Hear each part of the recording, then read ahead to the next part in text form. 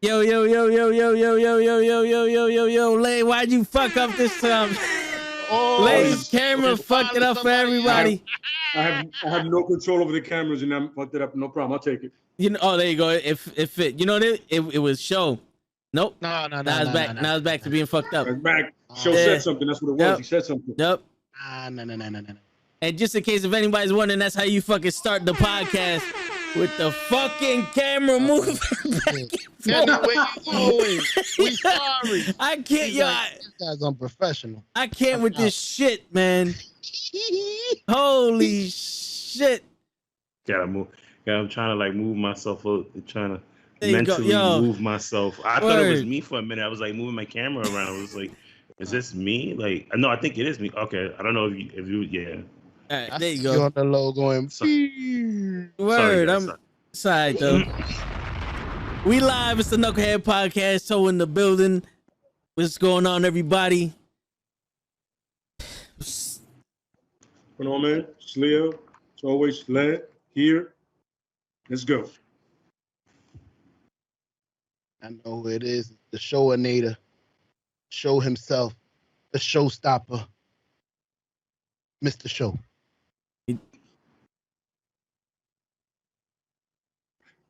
And you wanna? I thought show was still going. Though. Yeah. So I thought it was a pause. I thought so too. Like, you know, He's the Apollo Creed of the fucking. and I got pointed at. So, you know, I'm going from the comments to the screen today, and then back to the comments later on tonight, depending on how long you guys stay on tonight. All right. So we got our boy Kenny from the podcast. Me, Kenny, and Gigi were at the AEW Dynamite event with our boy Matt Awesome. He's in the chat. What's going on? Yo, it was one hell of a fucking show. I don't know if you caught it on TV, guys, or anything like that, but to me, it felt like a WrestleMania moment. You know what I'm saying? And yo, it's weird because I didn't start that way before we got in the building. Mm-hmm. When we're driving, first off, GPS sucks. I don't know who made Queens, but yo, you should really consider shooting yourself in the face. Cause yo, it was like on my GPS, it was a veer right. Mm-hmm. In reality, it was get off the exit. Yep. We're going with the flow of the street, and it would just stay on the right. So I'm like, all right, I'm going right. And then it recalculated. I missed exit 14. I'm like, why wouldn't you just get off exit 14? What's going on, Harris? Beer, right? Harris is in the building. Is it the extra right? Though? Yeah, I got hit with the chancleta last night. Yo, there was I'm speaking to my lawyer about that. Yo, for real. There was a few abuelas that were mad at me yesterday. I still feel that shit. Smacked me right on their ass. Perfect. Word. But yeah, man, yo, I'm driving up. You know, there's a long ass line trying to get in the parking lot. You see everybody walking from the parking lot into the show. And I'm not gonna lie, I was like, this feels a little racist, but I'm gonna let it rock. I'm gonna let it rock. I didn't see too many people that look like us, but you know that changed throughout the night. He was in the other parking lot. Oh yeah, see, you was in the good one. No, we always late, bro. We make it after the first match. That's true. No, we was on time. Yeah. I know. Black people ain't on time. What's wrong with y'all? We'll get that out. People showed out. Like they actually, you know what? Surprisingly enough, like you know how like the first match, people will go and be late and they'll miss it. Like there was a lot of people who like came to the show and was actually on time, and it was a good thing they did Dark Elevation. Because if not, I think they definitely would have probably missed the opening match. Yo, a lot of people missed that opening match in my section. Is that yeah? that food line, bro? We got there at 6:15, and my brother was like, "Yo, I gotta get something to eat," because we didn't eat nothing all day. He gets online at 6:50. He calls me up. He's like, "Yo, this line hasn't moved. I'm right at the door from where the steps were." Oh hell no! And then we got up. You know, he came back. He's like, "Yo, fuck it." And then Dark started.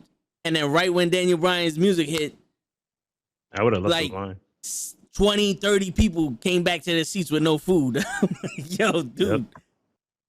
Did y'all not expect to be serving food tonight? Like, what's going on here? I don't think that they were ready for that. Like, they knew like how many tickets were actually sold, but they weren't expecting that a lot of wrestling fans was gonna eat.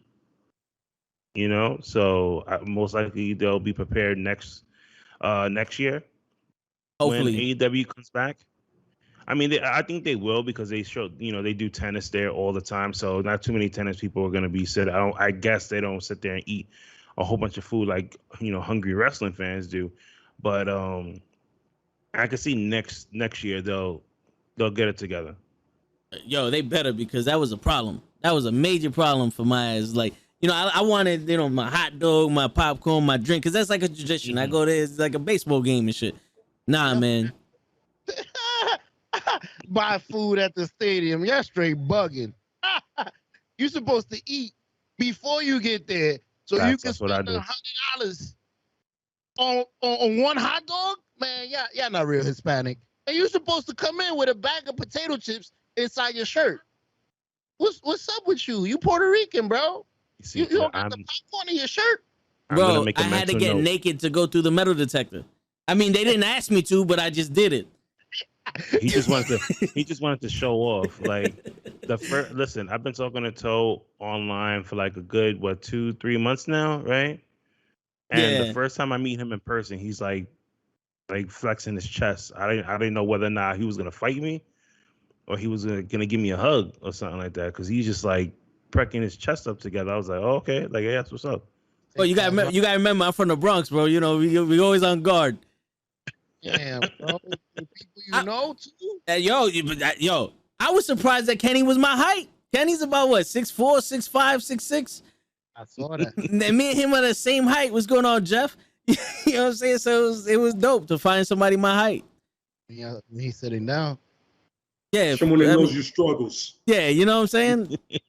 I saw the pictures. You and Gigi down here. Well, or Kenny up here trying to duck down my neck. Well, that was because of Matt. Matt also wanted me to slouch so that way he does, he looks like the rest out of the group. That's what it was. Yeah. I was like, you know what, you my boy. We went to high school together.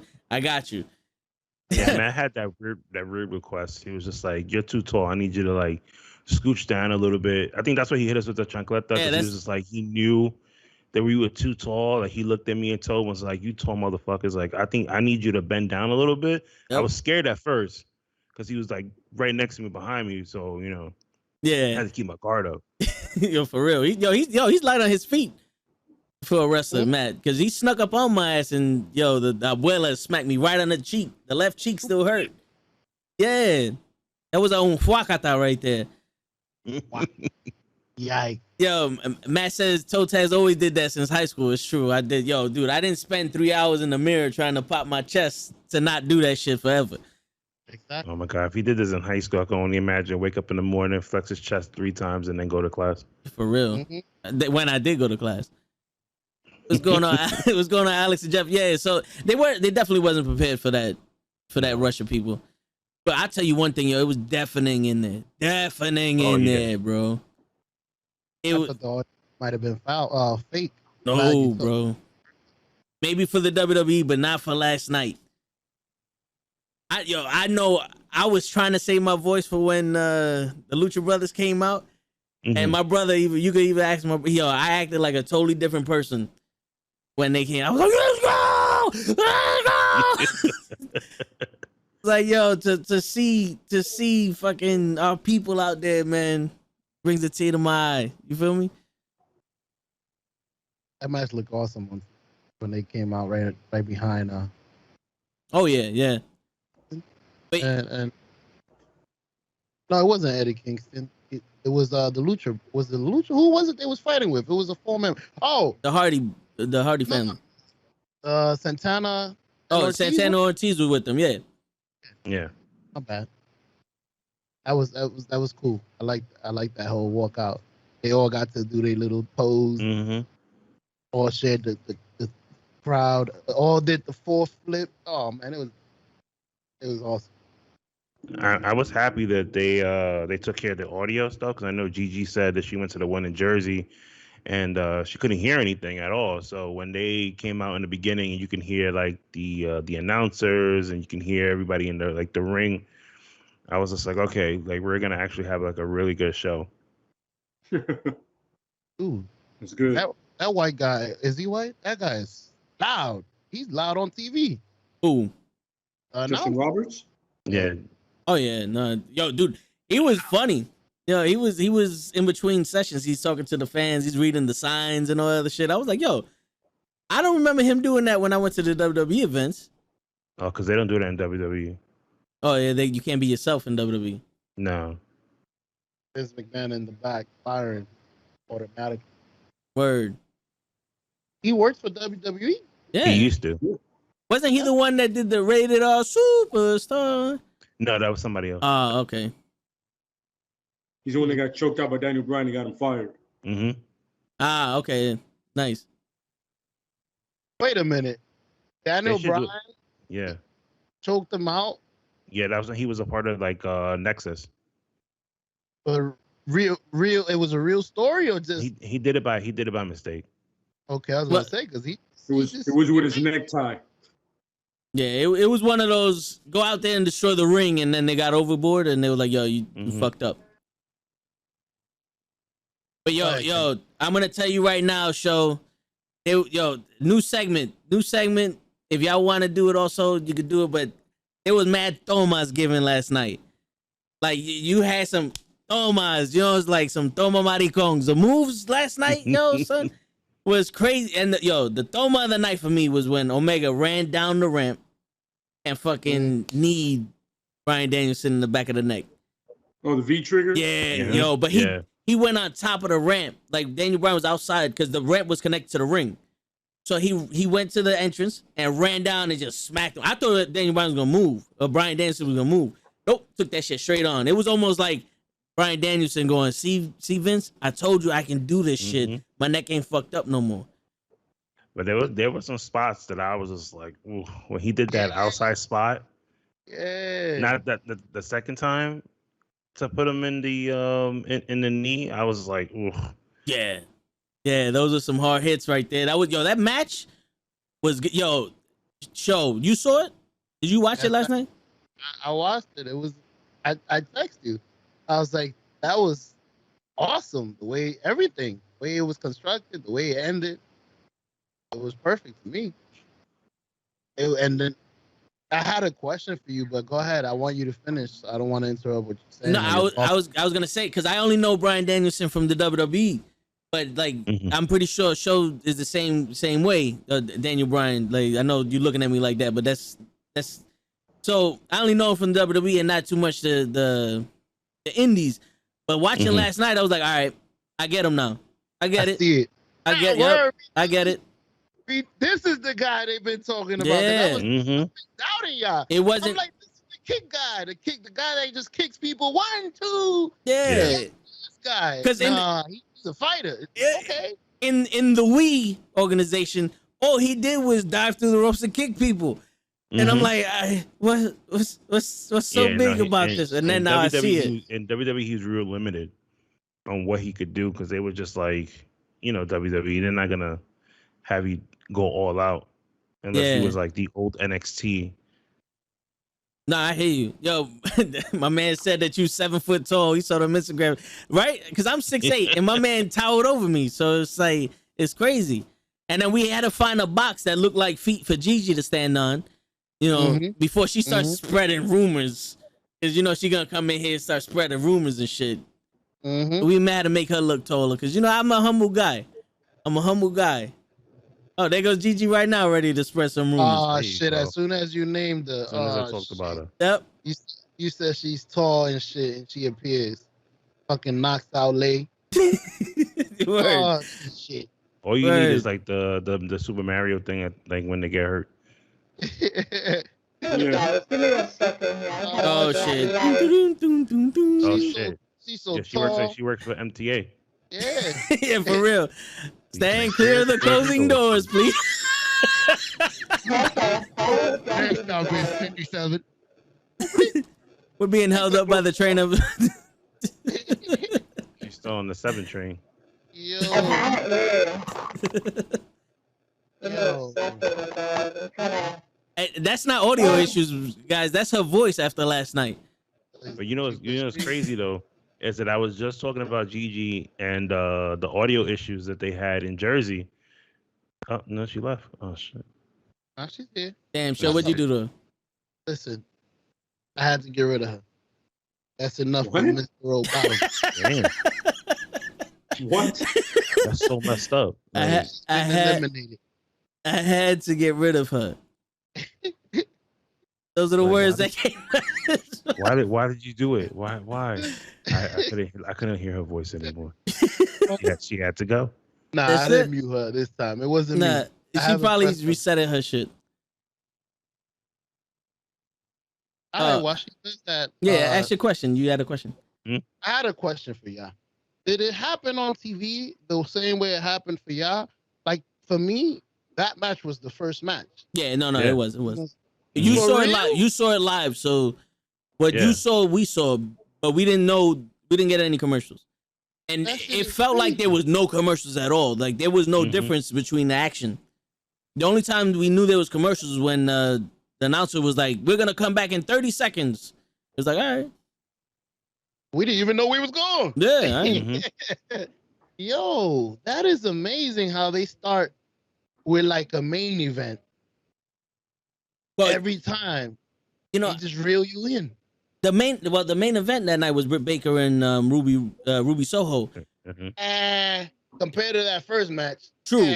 True, but you know, I was telling my brothers like the WWE has women wrestling and AEW has wrestling, because there was there was no real difference between the female wrestling and the men's wrestling. I'm back. Yo, somebody's damn, stealing you your got- car, Gigi. Yeah, for real. Yo, I don't know why you all got we so heard smooth. all I heard was, yo, I was just speaking to Gigi about the audio, and then all of a sudden my shit just bloop, bloop. y'all jinxed me. I don't know what She happened. took the audio from Jersey and brought it to the Bronx. Mm-hmm. Yeah, word. Nah, chill. Nah, that audio in the Bronx, in Queens was absolutely epic compared to what it was in Oh, Jersey, no, but we're not gonna get into that. That's Not what I was. Portland and That's what I Jersey. was saying. You Yo. don't say Jersey when you talk about Newark. You say Newark. And Yo. that doesn't associate with Oh, Fuck Jersey. Newark. Jersey is trash all around, okay? From the top to the bottom. All right. There go All all your Jersey trash. fans now. They're all left. They Yeah, understand. problem. That's not my problem. I'm okay with that. I'm okay with that. I ain't gonna lose sleep. This is an announcement to all the Jersey fans for the Nukkle Hedd Podcast. If you guys want to leave, I have a show on Wednesdays. You guys could check out. You know, I love Jersey. Jersey's the best. But before you leave, and if you understand what I'm saying, I'm going to speak really slow.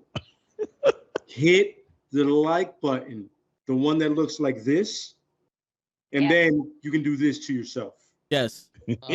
And And for all you fat, out of shape sweat hogs. Oh my god. All right, Promo Kurt. class 101. Word. Damn, you sounded like Big Papa Pump.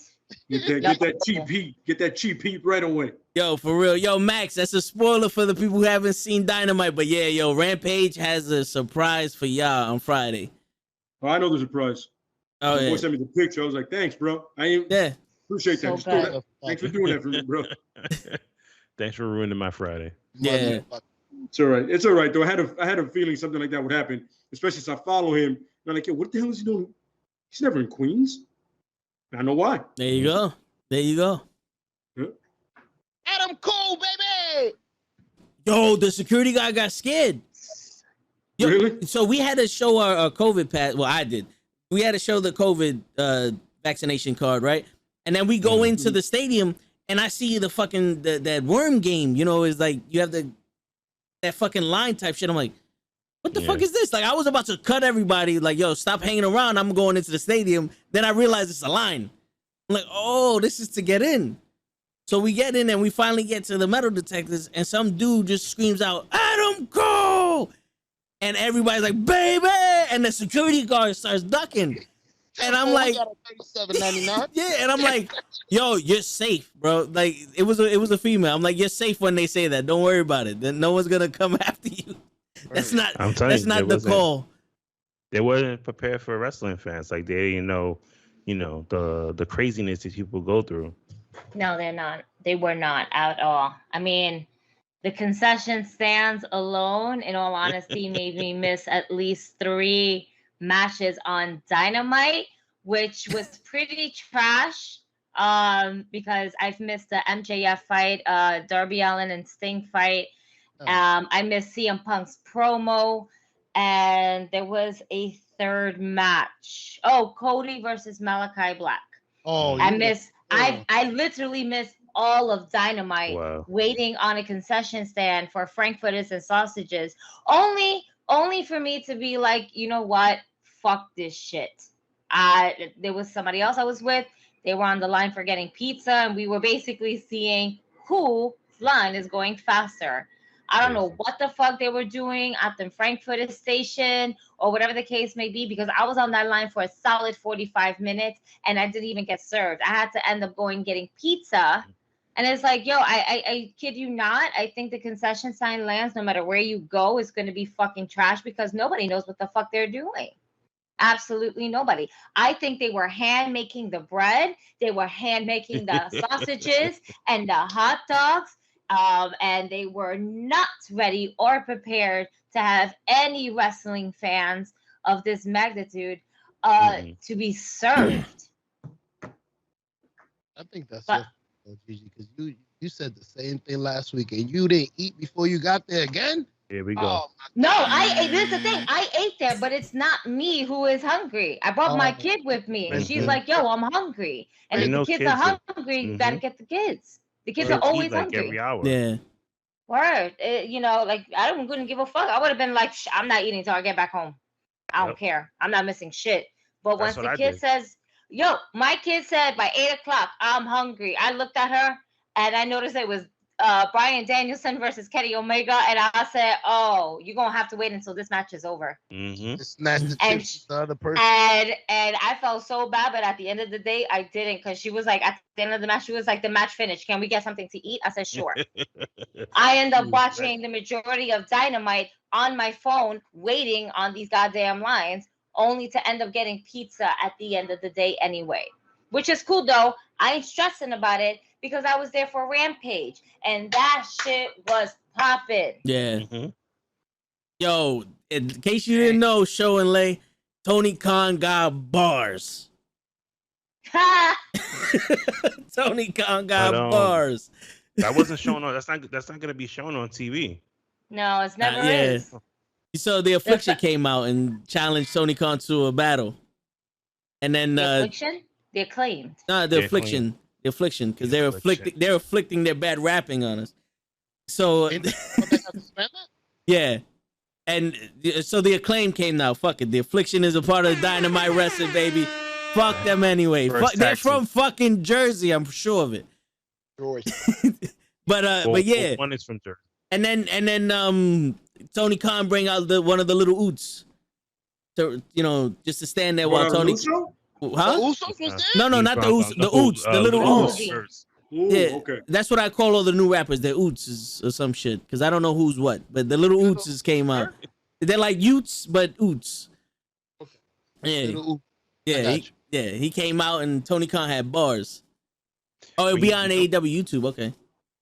But you know what was crazy to me is that he brung out Little Uzi Verse or whatever his name is. I didn't know who he was, because I had to ask somebody that was there with me, like, who is this guy?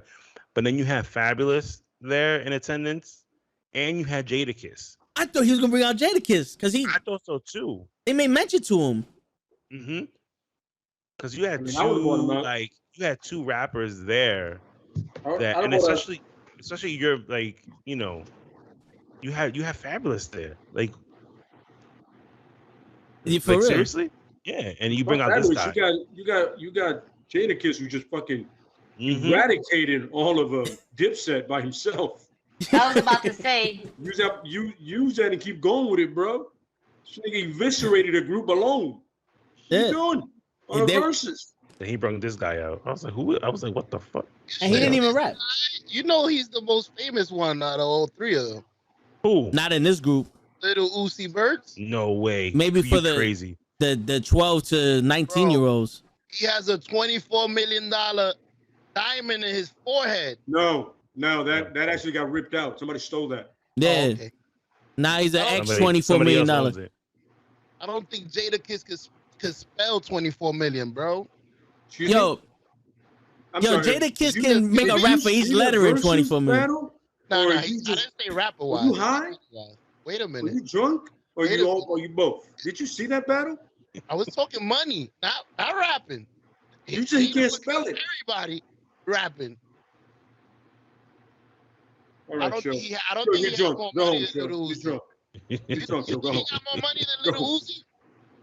Who spent 24 million on a diamond that goes on his forehead? Yo, And they got Show, stolen. And Show. who's the crazy one? to be honest with you, Show, having money in this era means jack shit. Because that motherfucker back in the day wouldn't have survived with any of the bars that he's spitting. And I don't even listen to his fucking music. Back in the day, you had to have talent to be someone. Now you just Now you just need a phone. If you can find enough people to suck your dick, you got money. That's what it is. This ain't one of the guys that got lucky. No, like I'm telling you, if I was out in the street begging people to suck the wrestling podcast dick, we'll have about 30, 40,000 people watching us right now. Wait a minute. If you was sucking dick, what? Wait a minute. Wait a minute. I'm in the wrong podcast. That's the only part you caught of that whole thing, Show? Yeah, you only caught my mama's titties. That's the only thing he understood. Yeah. He said all that, Show caught that part. Yeah. Went with it. My mama's titties. What the fuck? But word. That's all I needed to hear. You see, Kenny, he about to leave. You see, we got visitors, bro. You can't be sucking dick for money. Yo. I mean, that's what they be doing nowadays, but you know. That's the only part you heard, brother. I'm sorry, Kenny. Well, you see how he does movie reviews. So it's not. I'm not shocked that all he heard was my mama's titties. Listen. If it's not a black daughter, apparently it's sucking dick. So I don't know. Word. It's one of the two. I still remember that because he thought all the black girls were the same.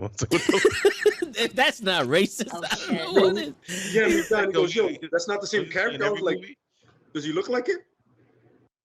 Does he look like Will Smith at all? That was hilarious. Yeah. I thought they just swapped out the person. My bad. All right. Go ahead. But continue. Yeah, yo, Kenny got news. We totally glossed over that. What's going on here, Kenny? Drop some funk bombs on us. Word. So Adam Cole's been making the rounds as far as just doing interviews, being the new guy. And he dropped some information saying that WWE was actually in talks with Britt Baker at the time before her contract was up. So they thought, because remember they had the whole mix-up where they thought that his contract was going to be up like later on in the year, come next year. So they thought that both of theirs were going to be up at the same time. So they were going to try and talk to her and talk to him at the same time to try and bring her over to NXT. But then that would have been a waste. Yeah, she signed her contract early. I think like right before she became champ. She had signed a new deal. Ooh. That's what they were trying to do. That's some shit. Thank God she signed that contract early, because if they would have gotten, WWE would have gotten their hands on Britt Baker, her career basically would have been exactly how Chelsea Green's career would have been like when it was in NXT and then got the call up and everything like that. They should have just let Chelsea just run her wild ass self as the hot ass mess that she is, because that was that's what stuck out of everything else. Her character that we all end up knowing and loving, and we realized that was her own thing. It literally was like, yep, nope, we're scratching that. That's not happening. That's off the table. We need you to be not anything but a hot mess. Exactly. And what did it do for her? Not a damn thing. And they would have done the same thing with Britt Baker had she signed with WWE going to NXT, especially this new NXT 2.0. Oh my God! Imagine what they would have did with her. Oh yeah, that's facts. By the way, has anybody heard Braun Breaker speak? Yeah, he sounds like his uncle. He sounds exactly like who? Yep. Like Rick. Yeah. Sounds like Rick. Exactly. I mean, to the point where you're like, yo, this is Rick when he was 20. Absolutely. I was like, when we started talking, I was like, I'm sorry, are they dubbing him with his father? Nope. Because it's the raspiness, everything he's saying. I'm like, his promos are a little sharper than his father's, by the way. Yeah. So they hooked him up with that because he can articulate way better. But I was like, holy shit, it's him. And you name him Braun Breaker instead of Rex Steiner? You're stupid. By the way, Breaker with 2 Ks because that's cool. Yeah. The third one is silent. The third one is really silent. Yeah. That's the one that WWE never kicks in, but that's the one they run with. Yeah, that's. And let's put I hit up my boy. I go, yo, you watching this? He goes, hey, my man, it's Rick Steiner. It's Rick Steiner. It's literally. I was like, oh shit, it's Rick Steiner. He's like, yep. And then they pose exactly like the Steiner brothers, him and Ciampa. And to put the cherry on top, because we're WWE, not only is the new NXT logo going to be all this colorful shit, but you know what? Let's make his attire the exact same shit. Mm-hmm. Oh, that was my next point. That was my next point. Let's make him a tie-dye idiot. He's the logo. Mm-hmm. Yeah, he's legit the logo. So he's going to be the one that's going to be carrying the company. Oh yeah. Get ready for that guy to be the Brock or the Triple H of that shit. He's going to have the run of that place. Oh, yo, for real. Yo, him and Wagner. I forgot the guy's Von Wagner. You know the sloppy edge. That guy, sloppy edge and test. Yeah, that guy. Diablo. Am I the only one that appreciates that they gave him that name? What name? Oh, because you want to break all your bronze. Yes, you're the only person that appreciated it because you're a fool. No. I'm smart because when he goes to AEW, how you smart? Real name. Rex Steiner. He could use Rex Steiner when he goes to AEW. Pay attention. Rex Steiner. Say Rex Steiner. Rex Steiner. Almost Rick Steiner. You understand? That's what I said. When he gets to AEW, he could use that name. He's not going to go to AEW, No, bro. he can't use that name because it's already been copyrighted by WWE. That was his name before they changed. For no reason? Yeah, they copyright the names before they give anybody a name. They always do that. Oh, God. You're smart. It's called business company. Yeah. Giving infringement. It's called we will sue your ass if you take it. Yeah. Speaking. Like, I don't know his actual real first name, but it's better than Braun Breaker most likely. Yo, haven't you wanted to break all your Braun? Like all the Braun you owned. Didn't you want to break it? Is. I don't know either, but apparently it's something you got to break. I know who back there said, whoa, before you go out there. Braun Breaker. He was thinking, why? What are you doing? This whole week I did promos as Rex Steiner. What are you doing? He could be the NXT's Drax. They made him to kill Braun Strowman, but they didn't realize they got rid of Braun Strowman already. No, I don't. No. We figured it out, baby. We figured it out. Kenny, thanks for that. Kenny's the mastermind behind that. Whoa! I didn't even say that. I was waiting until they finished so I could just get my next piece of news. But yeah, I'm sorry. Go ahead. I'm sorry. Go ahead, Kenny. That just upsets me. I'm sorry. Go ahead. And not for nothing, my imagination ran wild the minute you said Adam Cole, so I'm kind of disappointed in the news you said. But go ahead, keep going. Oh, Jesus Christ! I'll tell you why, but go ahead. Okay. Damn. So come June 5th, right? No, January 5th. Sorry about that. Dynamite is being changed to TBS, and Rampage is gonna stay on TNT. Trash. Nice. Yeah. I find that to be trash. I don't find it to be nice. I would rather Dynamite stay on TNT and Rampage go to TBS, to be quite honest with you. Well, you know what it is? They don't give sports on TBS like that. And especially with the NBA season coming up, it's better, and because they have a lot of games on during the weekday, so it's better for Dynamite to be on TBS so we can continuously run. Like at most, you might get some baseball games in the summer, maybe a couple. That's it, yeah. That's playoffs, and that's rare. But honestly, it's the best thing to still be seen and not being Not like, you know, what happened in the other NBA season, they got bumped off a lot. You know, they were like on Thursdays or Mondays. You're like, what the fuck? Dynamite's not consistent, but now it can be. You know, it literally, it may suck for the people that are used to it, but it's smart on their part because at least you know it's a fixed day that I can see it, and there's a fixed channel. The schedule doesn't change. No, yeah. I'm just hoping with this change that they're gonna have that they keep the TNT title just for Rampage. I think that's like I think that's like the best thing they should do. Like that title should not go to Dynamite. Agreed. You should just leave Miro on Rampage. That should be his show. He should be destroying people until Sammy Guevara beat him for it. No, until like you find somebody else, because like for Sammy Guevara to beat Miro, like you have to have some type of help. I'm sorry, I love Sammy Guevara, but I don't think that he can outpower this guy right now. Like, yeah, it's gonna be a little unbelievable, unless it's a crazy ass match and something happens for him to beat Miro right now. It has to be like a street match. Yeah, yeah. Or he has to go after the neck. Yes. I love that storyline. It's your fucking neck. Eddie Kingston was strong enough. Oh, he could have been. Eddie Kingston? Yeah. And something that I read, when I saw and read, is that they're going to make a TBS title for the women. Jesus Christ. Kind of like, you know, a secondary title for the women, which I am not mad at. I'm not either. But, you know. I'm still waiting for the Trios Championship, by the way. Yeah. Oh, I had enough of the women. Just keep Britt Baker, and we good. So Britt Baker doesn't get to wrestle anybody. Just come out DMD and go back. Is that what you're saying? Is that what you're saying? Is that what you're saying? Good old show enough. She wrestled Stapleton or whatever. She wrestled. I want her to lose, is what I mean, to somebody. Like I don't feel like she should be. Who do you want to lose to? The last girl she fought was pretty good. Or Thunder Rosa. I like Thunder Rosa. But the last girl, I think her name is Stapleton. What up, Ricky? She did. Oh, that was Statlander? Awesome. You talking about Statlander? Statlander. Yeah, Statlander.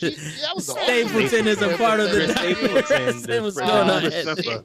Shit, we did it again. Yes, Stapleton is a part. I'm like, who the fuck is Chris? We signed somebody else. I'm sorry, I didn't catch that. Yeah, we signed. Isn't in Neandering? I didn't catch anything coherent. What did he say? Chris Stapleton is the new Diamond Wrestling women's. Oh, man. Our roster is almost as bloated as AEW and WWE's. Put together. Word. We're going to need like 8 shows. Word. Holy shit, Stapleton. Yeah. 2 on Sundays. The way AEW is going, right? They trying to, like you said, they trying to make another women's title. Yeah. For I guess for TBS standpoint, and then you have like Dark and Dark Elevation. Like they should have, not for nothing, they should have titles for Dark Elevation, and they should do it like the way Impact does, where you have the X division, and you could do the option C to challenge the champion. So imagine now you're on Dark; they're all developmental guys, because you don't know who they really are unless you follow the indies. Let them win a title. Now you're their champion. You can either sit there on Dark and keep defending it, or you do the option C where you say, you know what, now I want to challenge a Kenny Omega or a Miro at a pay-per-view. And if you win, you leave Dark and move on to Rampage or Dynamite. Yeah. That's dope. I feel like they should do that option thing with that, and even the Impact title. You know what I mean? But the Impact, you can do that with Miro, with maybe the person on Dark, maybe Kenny, because if you do it, you should, because they've been. I mean, Christian Cage is on their pay-per-view, for the love of God, coming up. Yeah. You know what I'm saying? I feel you should do it with both companies, and that's a great point. I was thinking the same thing. Dark should have their own titles, because like if you're gonna treat it like his own show, you got to give it his own titles, tag team, whatever, and you can do the same thing with tag teams. They're like, yo, we want to challenge the Lucha Brothers. As soon as they win it, cool. You want to challenge Miro? Fantastic. Something like that. You know what I mean? Just it'll keep it fresh, and it'll make Dark way more important. both Elevation and the regular Dark. You know what I mean? And it would make perfect sense. That's a great idea, Kenny. I'm not gonna lie to you. And I like the Impact thing would be dope because you can have Rick Swann, who pretty much got excommunicado from everybody for kidnapping, but he's still a talent. And then Moose can come, which is well deserved on Moose's part and overdue, which would be dope. Hold on, wait. Rick Swann kidnapped somebody? I thought he was sexual harassment. Yeah, Rogers was kidnapping. Oh, his wife, yeah. His wife, yeah. He kidnapped his wife? So kind of like held her. I guess it will. So it's not what really a husband does. Just like held her there. Like, okay, so what happened? So the story that they reported was that they got into an argument after a show that they both did. So right? it shows they're both wrestlers, right? Okay. So they got into an argument. She tried to leave. He held her against her will and held her in a room for like a number, like couple of hours or whatever. And then when she finally got away, she ran to the police and filed a police report, and they arrested him. Right. And then but the thing about it is that she dropped the charges and they let him go. They still got him fired though from WWE. And then he got fired from WWE. That's the reason why he got let go. Well, they were looking for any excuse. And it was crazy about this because now both of them are on Impact. I thought it was something worse than that. No. It's like domestic. The thing is, the charge is going to be kidnapping no matter what. Because that's the only charge they have. That's the only charge they could call it. But it wasn't like legit kidnapped another human being and locked them away. It was like, I'm selling his wife. We're gonna figure this shit out here and now. It wasn't R. Kelly shit. No, none of that. There was no girl under the ring waiting for him. That's my wife. I told her not to go nowhere. That's not kidnapping. I got it. Oh, the whole Rick Swann thing. Yeah. She already knew she wasn't. Word. I got you, Ricky. Yo, hold up. Before we do that, Ricky, Kenny, you retweeted Eric Bischoff's text. You wanna say that text? I mean that tweet. Oh, what he was saying about Vince McMahon, that he never does anything until like there's heat under him, and that show last night should light a fire under Vince McMahon's ass, which I think is true, because you think about it. Okay, so like the smaller towns, Vince is not gonna worry about. They're little small cities, small towns that they go to entertain the fans. But like now you're getting hit in one of like your major cities. This is New York. Everybody knows when you come to New York for a wrestling show, like we're going to go all out. Yeah. You seen it last night where you bumped into like 1 million people. Anybody who had like a podcast or social media presence, they were all there last night. Which is crazy enough. Like I kept bumping into so many people that I was just like, damn, who's not here?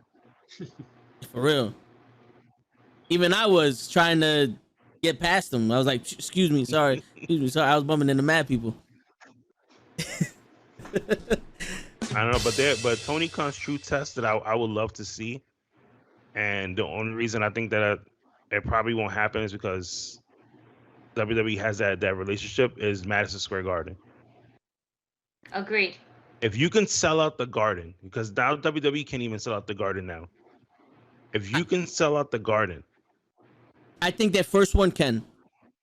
I think that first show can sell out the Garden. Right now, I think so.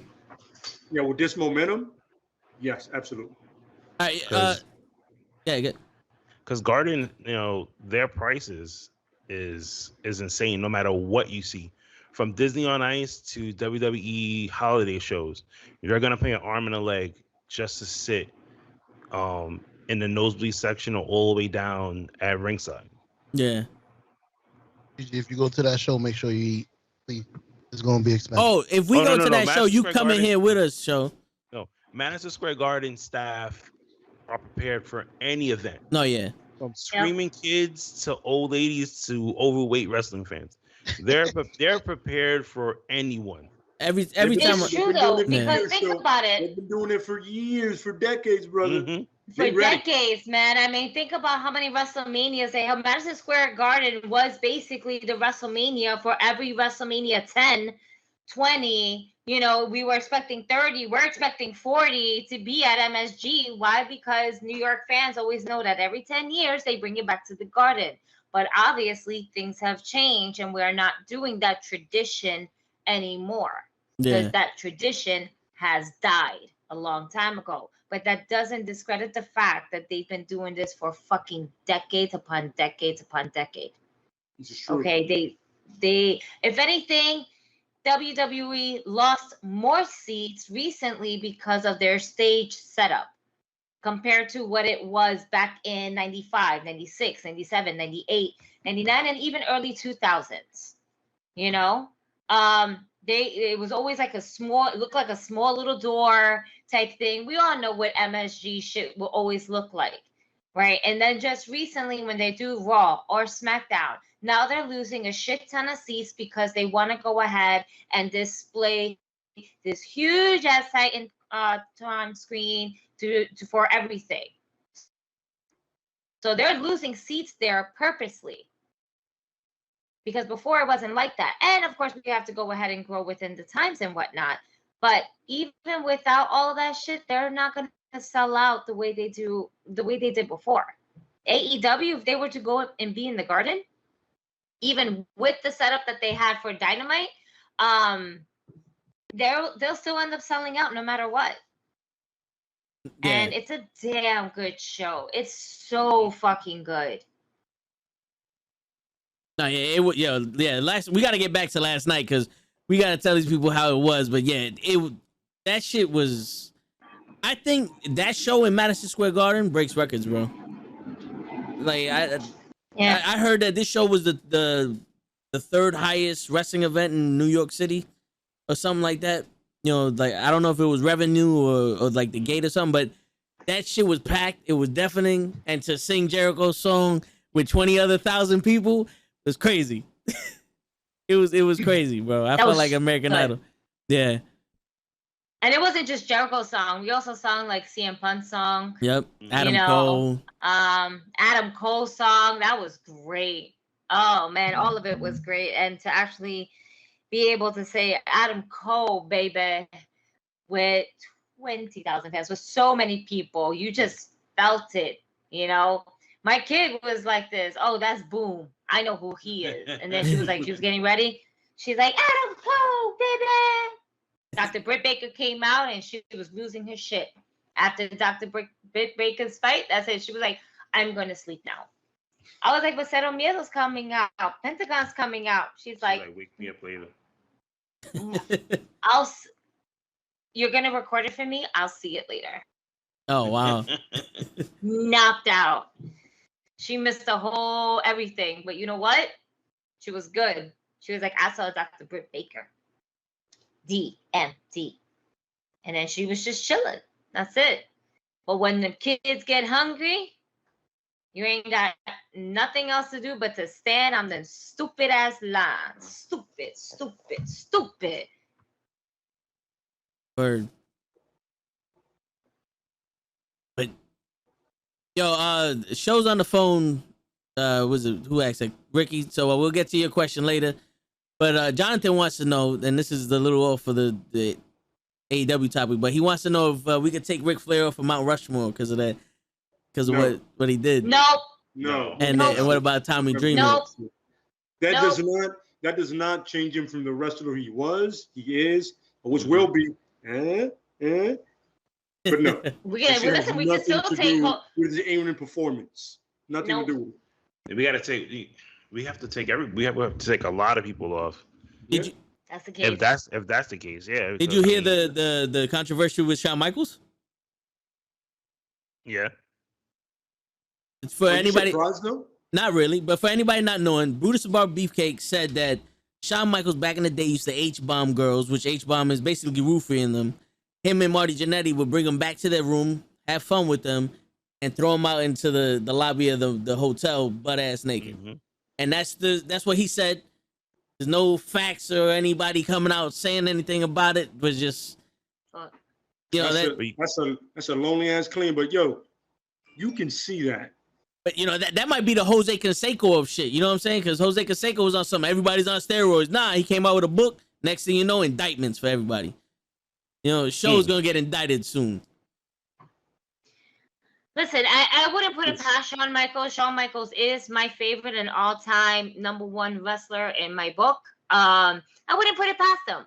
He was a Heartbreak Kid. He was a legit bad boy. Nobody really fucking liked him back in the day because he was such a snob and everything like that. You know, him and Marty Jannetty, I wouldn't put it past him either, especially knowing all the recent events that's been happening with this man's life. Like, for real. He went through the window and so did his career. Okay? And his life and everything. Everything was thrown out of that barbershop window. Okay? And not for nothing, Brutus the Barber Beefcake took a long time to get to the Hall of Fame. Why? Because he was always on pills and alcohol and he was becoming a reject. I believe that because of so many stories like that's been popping up within the recent years, that Brutus the Barber Beefcake wants some type of limelight on him, because there hasn't been any much of a limelight on him since the Hall of Fame induction.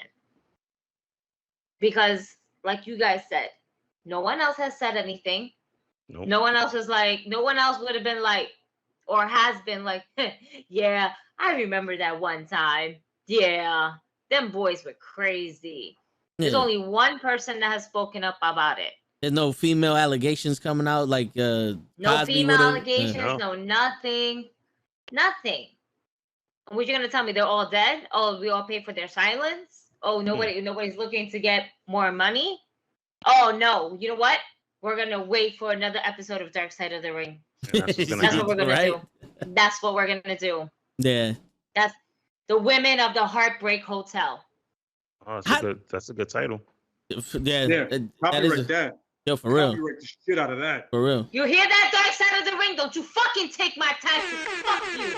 Fucking bitch. But I love your show. Please continue on, but don't fucking do this shit dirty to my boy Shawn Michaels. I'm gonna come for y'all. Word. Y'all already got Ric Flair all fucked up. But viejo.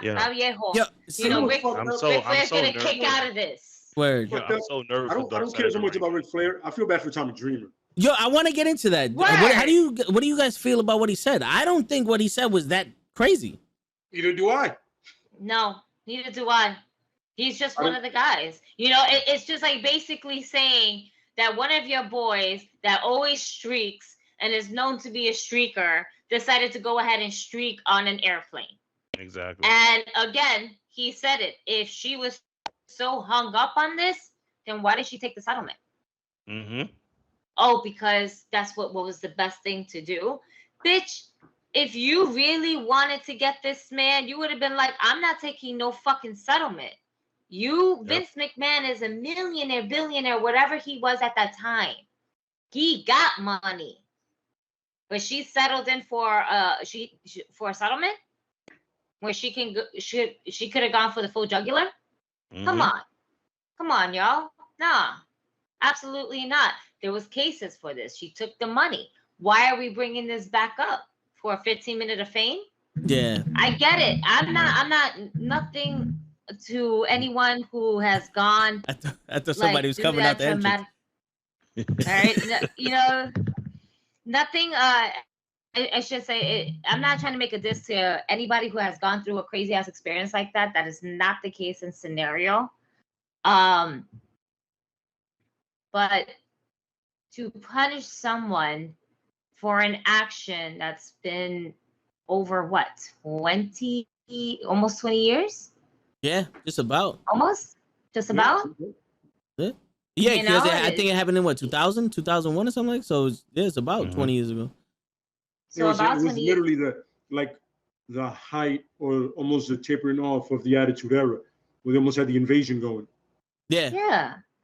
You know, to bring water underneath the bridge during so long, either A, you're just really looking for some type of attention to come towards you, another paycheck, so to speak, because you know during that interview, she probably also got paid. Yeah. In some sort of way, in some sort of fashion. She ain't gonna give this shit information for free. And somebody gonna give her money. For real. I mean, and to be honest with you, they could have just left it at, my man just went down the hole, shaking his ding-a-ling like a helicopter, and that could have been it. Then you throw this in there, and it's like, yo, it's fucked up. They dig for that story. Yeah, it's fucked up But then again, that 20 years ago, you took a settlement. Why are we talking about this? Like, it's already been handled. You know, it's not like it wasn't handled. Like the Owen Hart shit with his wife and all that. That's still not handled. But this was handled. You got the settlement. You made your peace. You forgave him or whatever. It's been blah, blah, blah. Why are we talking about this? So he can get the court of public opinion? It's a traumatic experience that it will always live for me forever. I bet it will. But now you're painting this legend into the biggest prick in the whole wide world. And where he's just like, come and touch my dick. Come touch my dick that I'm swinging like a helicopter. You know? And Goldust was the one that stopped it. Yeah. That's hilarious. I'm sorry. Yo, the biggest dick should be painted is Shawn Michaels. Compared to the two things that happened, what's crazy is that he wasn't. Yeah. Think about it.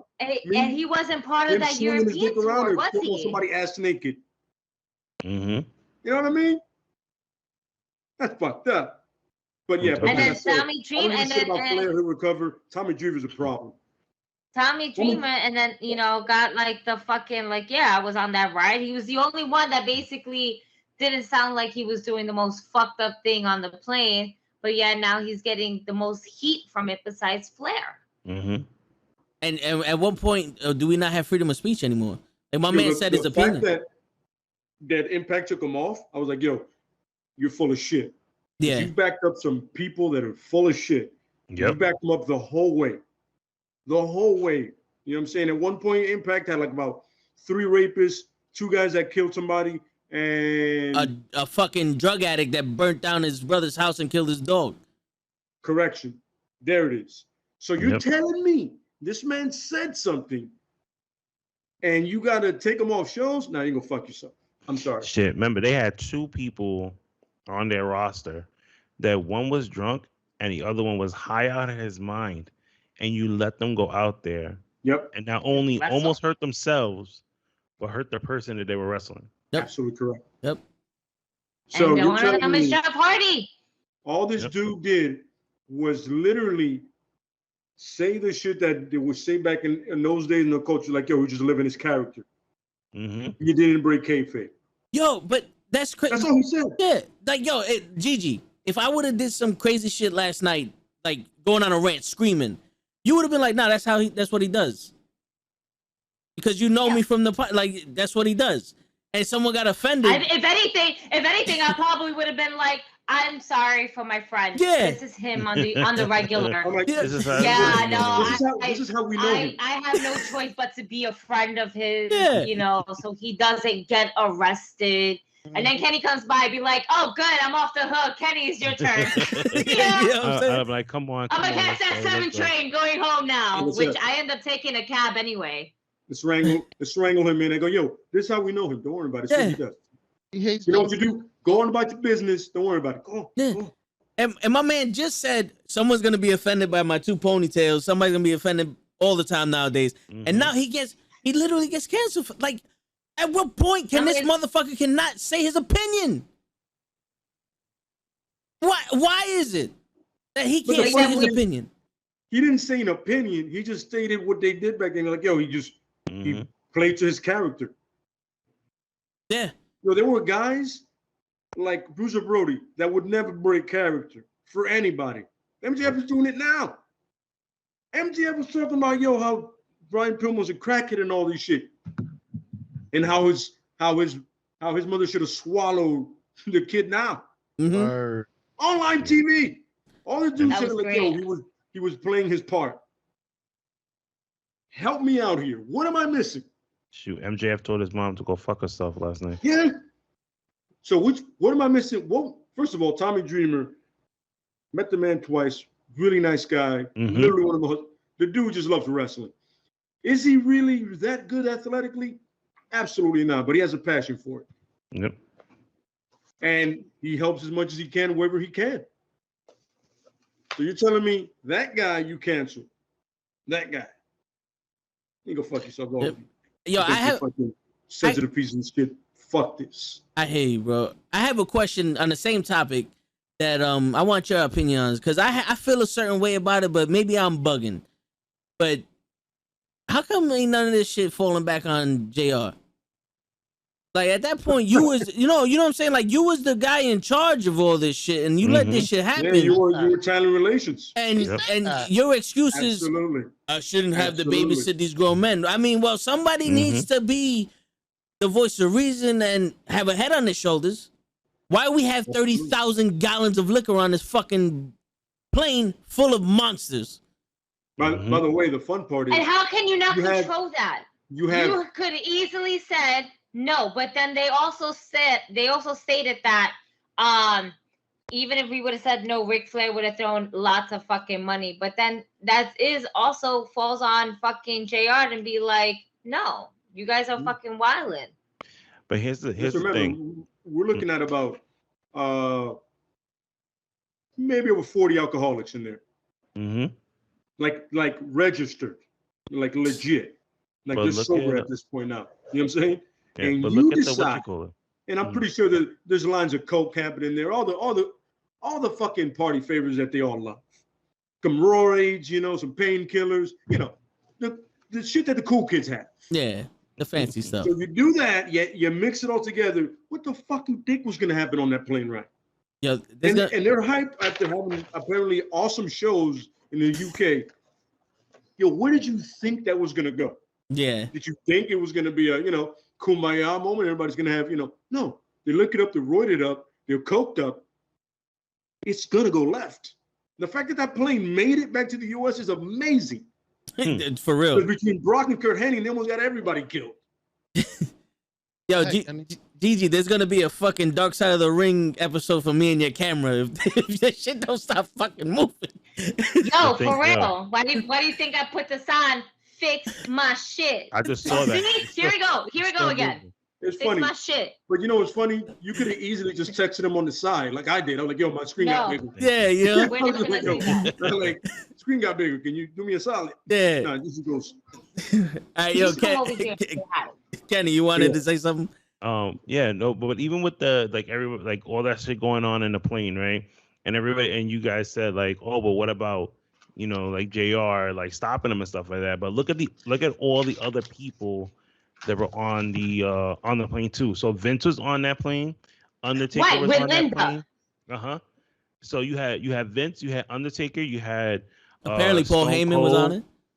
Yeah, and I think there was some other big name guys. So if you go back to like all these documentaries that they do, or the way a lot of these like the older like legends talk, and they say like, oh, people respected Undertaker, people respected Stone Cold. So like when they would talk about stuff, you would listen. So you're telling me like all these guys were there and your boss, and nobody went back there and said, hey, tell them to cut that shit out. It had to be JR to go back there and be like, hey guys, can you cut it out? Like that made no sense to me. Especially the Undertaker being on this flight and everyone saying that they respected him and he was the locker room leader for the whole entire Attitude Era. What? But where the hell was he throughout this whole entire fight? Sleeping. Was he sleeping? Most likely. Or we're gonna get another Dark Side of the Ring part 2 of the plane ride, and we're gonna get other stories. Because they're not going to do another one. They're not going to do a part 2. Because crazy thing about it is this one. As many viewers as they got, they'll do another one. Yeah, they're going to get views. I wouldn't talk. I wouldn't sign up to talk. Y'all going to blackmail me. Hell no. I ain't going to say shit. Dark Side of the Ring had 2 flight attendants in this story, right? Only one of them was speaking. Yeah, only one was speaking. The other one decided not to. She did like her claim, off the air and stuff like that. But when WWE did the cartoon version of the plane ride from hell, there was 6 stewardess on this flight. Where the hell is the other 4? Bird. With they Vince didn't say McMahon. Negative. Why was he only going after this? I'm not gonna say, I don't want to disrespect her, but she ain't look like the best looking one. So she's the only one complaining. What? I saw the other ones. I saw one of the other ones, I think it was. Yo, I'm like, you telling me he only went after this one? Everyone gets a ticket on Space Mountain. Everybody gets a ticket on Space Mountain. Here's my thing, right? This is a part that I think is very entertaining. Nobody on that ride, like Kenny said, goes, yo, Rick, put that shit away, man. Nobody needs to see that shit. We're half naked all the time. I don't need to see you completely naked. Yeah, exactly. They all loved it, apparently. They all loved it. I swear to God, no, I'd have been like, yo, you either put that shit away, I'm gonna kick you in the nads, son. Put that shit away, man. I understand you're the nature boy. I don't need to see you naturally at all. That shit away, son. You're the nature boy. We don't need to see you. No, I don't. Your whole we don't need to see little Nate. I don't need to see that side of you, brother. Put that shit away, or we're gonna have a problem. Don't worry about Henning and Brock putting this plane in the ocean. That's why you can't have real people from New York like that would have been on that plane, because they would have been like, yo, Rick, put your shit away. I'm gonna nut check you. What's a nut check? Pop! Nut check. Put that shit away, son. Put it away, son. You won't have problems, brother. Shit, we can handle crazy people on the train. I'm gonna show you what a real hurt lock is. Stop that shit. For real. Nobody wants to see your dick, especially the lady. For real. And I would have got canceled for saying that. You know what's crazy? The worst shit that happened tonight that should have gotten some people canceled is you cut my fucking ponytail off and you placed it on my door.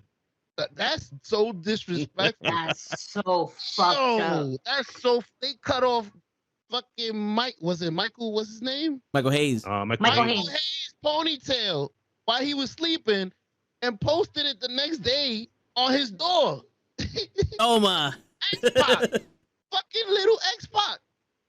You gotta be shitting me. That was the worst shit of the day. He should have been the one saying I took a settlement. Yo. And they had to pay me. Let's forget about the fact that they roofied motherfuckers on the plane. Scott Hall needed to be fucking wheelchaired off the plane. That's how bad he got roofied. That's bad. Yeah. Like you almost killed him. Nah, he thought that Kurt Hennig was the one that H-bombed him on the plane. And he was already dealing with so much other drug shit in general. Like he was popping pills, drinking nonstop, that man legit just fucking blacked out. Yeah, and then they fired him. Thing. Yeah, they did fire Hennig. They fired Hennig too. They fired Scott Hall for that. Scott Hall. And that was the saddest part. That's why, what was it? What was the ref that was speaking? I was going to say Earl Hebner, but it's not Earl Hebner. It's the guy that got Mike fired. Chioda. Yeah, Mike Chioda. Mike Chioda was like, we all, they said, you leave WWE, but you don't really leave WWE. They always bring you back. Mm-hmm. So we always thought Kurt was going to come back, but sadly, we end up losing him before he even got a chance to redeem himself. So imagine all of that shit where Kurt Hennig was up here, right? He got into an altercation with fucking Brock Lesnar out of all people, a young Brock Lesnar. Vince wasn't going to let go of the fresh meat of Brock Lesnar, knowing the money he saw in him. That wasn't Brock's fault, though. He fucking slapped the shit out of him on his head with fucking, what was it with? The shaving cream. Yeah. Come on. Lay with an elbow somebody. Oh, if he I would have shit out. Make no mistake, son. Somebody is leaving. Somebody's getting off that plane on a stretcher, son. That's not happening, brother. I am sorry. I didn't get involved in this shit to be disrespected like that. You want to hate somebody? Find a dude like the Miz, bitch ass nigga. I will murder somebody on that plane. I go, yo, there's gonna be dead bodies alone right home. Somebody's gonna die on this plane. Right. Period. And I heard he's been he was doing that for longer than that one day. He kept fucking with Brock. Brock just popped. Like, what's good with you? Yo, guys, real quick. Kenny said he's about to leave. You gotta go to work, Kenny. Or? I gotta go talk about wrestling figures now. Oh shit, he got a real job, everybody. We apologize. No. Actually, I was supposed to do an interview like earlier. And then the guy, something happened, and he just hit me right now, like a few minutes ago, and was just like, "Hey, can you do it now?" And I was just like, "Yeah, I got to do it before I got to go to work anyway." So, but you'll enjoy it though. You can look. I think it's coming out tomorrow. I'm talking about John Cena. I'm not even joking. So Kenny's gone, everybody. Joe's gonna be there. Yeah. Matter of fact, Kenny, you don't gotta leave. We're about to boot you. Yo, yeah. Get him the fuck out of here. So get the hang. Gigi, thank you so much for having me on here. Absolutely. Anytime, Kenny. Anytime. It was great to see you last night. Great to not have my fucking my action figure that I won from you. I'm still waiting. It's coming. I'm just gonna mail it to you at this point. That's fantastic. Stop being a bitch. For real. Just in case, Oh, look at that. Damn. Guys, thank you so much for having me on. Yo, appreciate you being here, brother. Word, Kenny. The news, man. Always great time to have you here, my man. Word. Yo, and I thought you was gonna have Adam Cole on your fucking show. That's why I got disappointed, but he left already. Oh shit. Yo, leave his picture up there, frozen. Nah, because then my shit's gonna get fucked up throughout the whole time. We can't have that. Hopefully, it gets better. Hopefully. I'm just saying. Hopefully. Listen, all right. We having malfunction. Don't worry, we'll take that out and edits, post edit. We'll take out all the bad frames. Yo, Psycho Sid, it's live, bro. This is live TV. There ain't no post edits. Oh shit. Sonny said boot the show too while you at it. Yo, you had a lot of people disappointed last night, show. What happened? What I do? Sonny wanted to see you. Yeah. Sonny was like, where's show at? It's not what you did. It's what you didn't do. You didn't show your ass up. Word. That's what happened. And you know what's funny? And you know what's funny? With your cowboy hat. The conversation was sensational and intellectual. Oh, yeah. And yo, 20,000 people were screaming, where's Leia and show? And I couldn't give him an answer. So, I was like, yo, fuck y'all. And that was it. Then they started the show. Like, where they at? Where they at? And we're just like, we don't know. Oh, we don't know. But you can go fuck yourself. The funny thing is, told you, and I told me I couldn't make it. I had to work. I don't know about show. I know his excuse. Nah, yeah. I gave an excuse a week ago. I can't make it because it's in fucking New York, and New York want to enforce that they need to see their fucking vaccination card. So I needed to get vaccinated before I went there, and I didn't. Actually, you really didn't, to be quite honest with you, because the way they were checking the cards, nigga, you could have went in with an index card. I know that. You would have been like, I got it. Legit. I just went one of these. I was like, here it goes. All right, yeah, go in. Oh, okay. Okay. That's how we do things in here. I could have borrowed somebody's shit instead of getting shot up at. Like this fucking school Metro cards, yo, swipe and pass it back to me. Bloop. You probably would have gotten away with it too. Yeah, kind of like that. It wasn't one of those for meddling children. Oh shit. But Toke said he got searched. I don't know if it's his neck or something. They pull him to they checked the bags and stuff like that, but they didn't. I mean, that's just me. They don't. I had to get naked to get through the metal detector. I mean, they didn't ask me to, but I had to. They did it anyways. Did they get a cavity shirt? They put the glove on you and told you to bend over and cough? I just opened up my robe and started swinging it. Here's my card. I tattooed it to my penis. You want to see the vaccine? Well, tell him I'm vaccinated. I see the boss said it. I'm vaccinated. In order to see it, you got to helicopter it to the left. Yeah, you know? Letters come out. Did the Last Dragon shit with it. Off the railing. Oh, yeah. Can it leave for 2 seconds? It gets off the railing. Yo, now. Did you shake the shaving cream on top of that? Was like, oh, yeah, of course. You been crazy? Of course, shit. That's why I'm freshly shaved. I shaved before whatever shaving cream I had left over. Shooting it out my face. Oh man, hot mess. But yeah, hot man. Mess, Chelsea Green. But yo, the stadium, besides the food shit, the seats are not made for adults. The seats were not made for adults. I don't know who this stadium was for. All right. It's between us four and everybody else watching and people watching before. I think this shit was made for white people.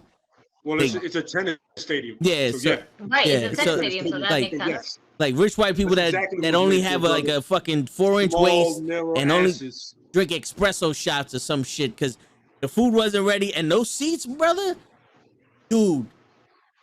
It was a normal guy sitting next to my brother, and by normal I mean like 5'5", 120 pounds. He looked like Yokozuna in that little ass seat. Damn. Yeah, I don't know, because I was up in the upper deck, bro. I ain't even gonna lie. I was in the rafters looking for Sting and shit. But them seats was like fucking elementary school shits, bro. I was like, what the fuck? I didn't have a problem. I mean, mine wasn't too small. I don't think, and the person that I was with was like, yo, these shits are fucking no. We was just more complaining about how it smelled like sweaty balls and ass and no deodorant. That's what it smelled like, only to realize it was actually a fucking female that smelled like sweaty balls and ass. Which also, by the way, the dumbest shit happened while we were watching Rampage. My daughter's passed out next to me, and the people that were next to her, per se, they already left the show. So we had some extra seats and whatnot. So I had her, lay her feet up there. So that way she's kind of rested, not sitting, but kind of like have her feet up. She was Gucci. And then this random fat white lady decides to go ahead and, she looks at my daughter. Everybody's looking at my child. Because they're like, oh, she's so cute. She's sleeping. Oh, my gosh, she's so adorable. Ah. Cool. That's great. Sure. Great. Is that one of the wrestlers' kids? And I'm just looking at her like, excuse me? Like, this is my kid. This is my kid. No, isn't it one of the... How come she's not down there? And I'm looking at her because I'm like, I honestly... at first did not understand her questions because she was just yelling and she was drunk, so she was slurring and I couldn't understand shit that she was saying. Plus, it was massively loud there throughout the whole entire time. And then I got confirmation of what the fuck she asked me, and I'm thinking to myself, yeah, sure, this is gonna be a wrestler's kid. That's why they're sitting in section 130, 127, whatever the case may be. All right, because she's sitting up here instead of being on the floor, or more importantly, being backstage waiting for her papa. Like, what the fuck makes you think that my child is going to be a wrestler's child? Like, what's wrong with people? No, she is just a child who is sleeping, who is watching wrestling, and guess what? Is a fan. She does not need to be a wrestler's daughter. And then she was like, oh my God, she just looks like one of the wrestler's daughters that I see on Instagram. And I'm thinking to myself, also, all Latin kids look the same to you. Yeah, that sounded racist to me. This is Roman Reigns. All Latino kids sound the same. Because my kid got braids and she looks just like her mama. Right? Yeah, because I'm sitting up here with the person that I'm with. And because this is one of my kids. So he's gonna put one of my kids up here. Yeah. You stupid bitch. Like, don't ever. Don't press me. If you see me in the streets, you see me with my kid, hey, Gigi, I see you. You're on your IG page. I'm a good fan. Cool. Keep it moving. All right, but don't be stupid enough to be like, oh my God, she just looks like one of the other daughters, and oh my God, I was just wondering why she was up here and not down there. Bitch, because she's with me. Bitch, because she is not a wrestler's daughter. All right. Not all Latino kids look the same. We are not all the same. All right. So take your fat white ass drinking White Claws, bitch, up out of my face because we ain't got time for this shit. Word. All the black kids in the movies were the same. And for that woman, this is a message from Gigi. Go suck a dick, suck a dick, suck a motherfucking dick, suck a dick, suck a huge or small. You gotta play the game, Gigi. Hell yeah, this is a wrestler's daughter. Can we sit down there with you? Yeah, come down. Okay. Nah, man. Nah, because she was one of the few folks that smelled like sweaty balls and ass. That's why I ain't trying to fucking affiliate myself with somebody that smells like sweaty balls and ass. What? I'm up here. They're down here. I cannot stoop down to their level and smell like sweaty balls and ass. Fuck out of here. She didn't fit in her seat. All right? She tried to sit in her seat and then her partner seat next to her. She couldn't fit. She was squeezed up in that bitch, and we had to fucking get like Crisco oil to go and slip her right out, you know? For real. CM Punk's daughter, go get me 2 beers. Okay. Got him. Come on, you gotta play the game. Yeah, word.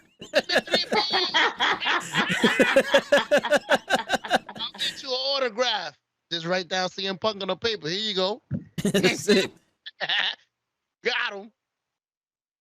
Yo, I forgot. I had a question for you guys about that plane ride. Did anybody else get fired except for Kurt Hennig? A couple people I heard. And Scott Hall? That's crazy. Scott Hall didn't get fired immediately after that. I think they were trying to get him into rehab because they realized his addiction was crazy, but I think he rejected rehab and then he got fired. That's right. Do you think that firing caused? Because I heard he died right, like recently after that. You think he might have survived if he would have never gotten fired, Kurt Hennig?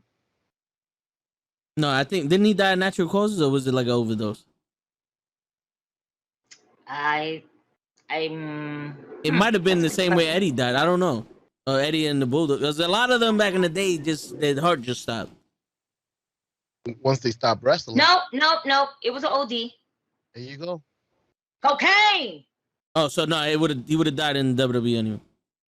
The cocaine intoxication was to be the cause of his death.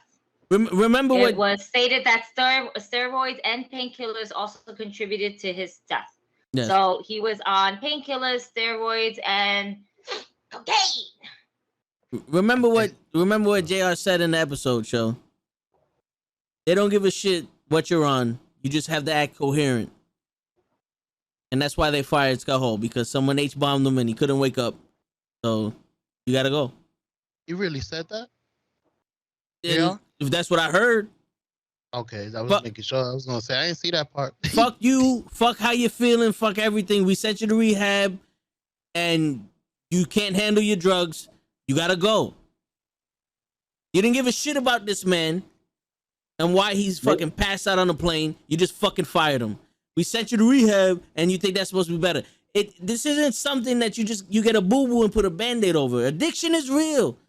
And I'm not yelling at you, Shaw. I'm yelling at the motherfuckers that don't fucking appreciate the shit. Shaw, he's yelling at you. Don't let him lie to you like that. No. I'm yelling. You know he's lying to you. No, it's my fault. No, now I'm yelling at you, Shaw.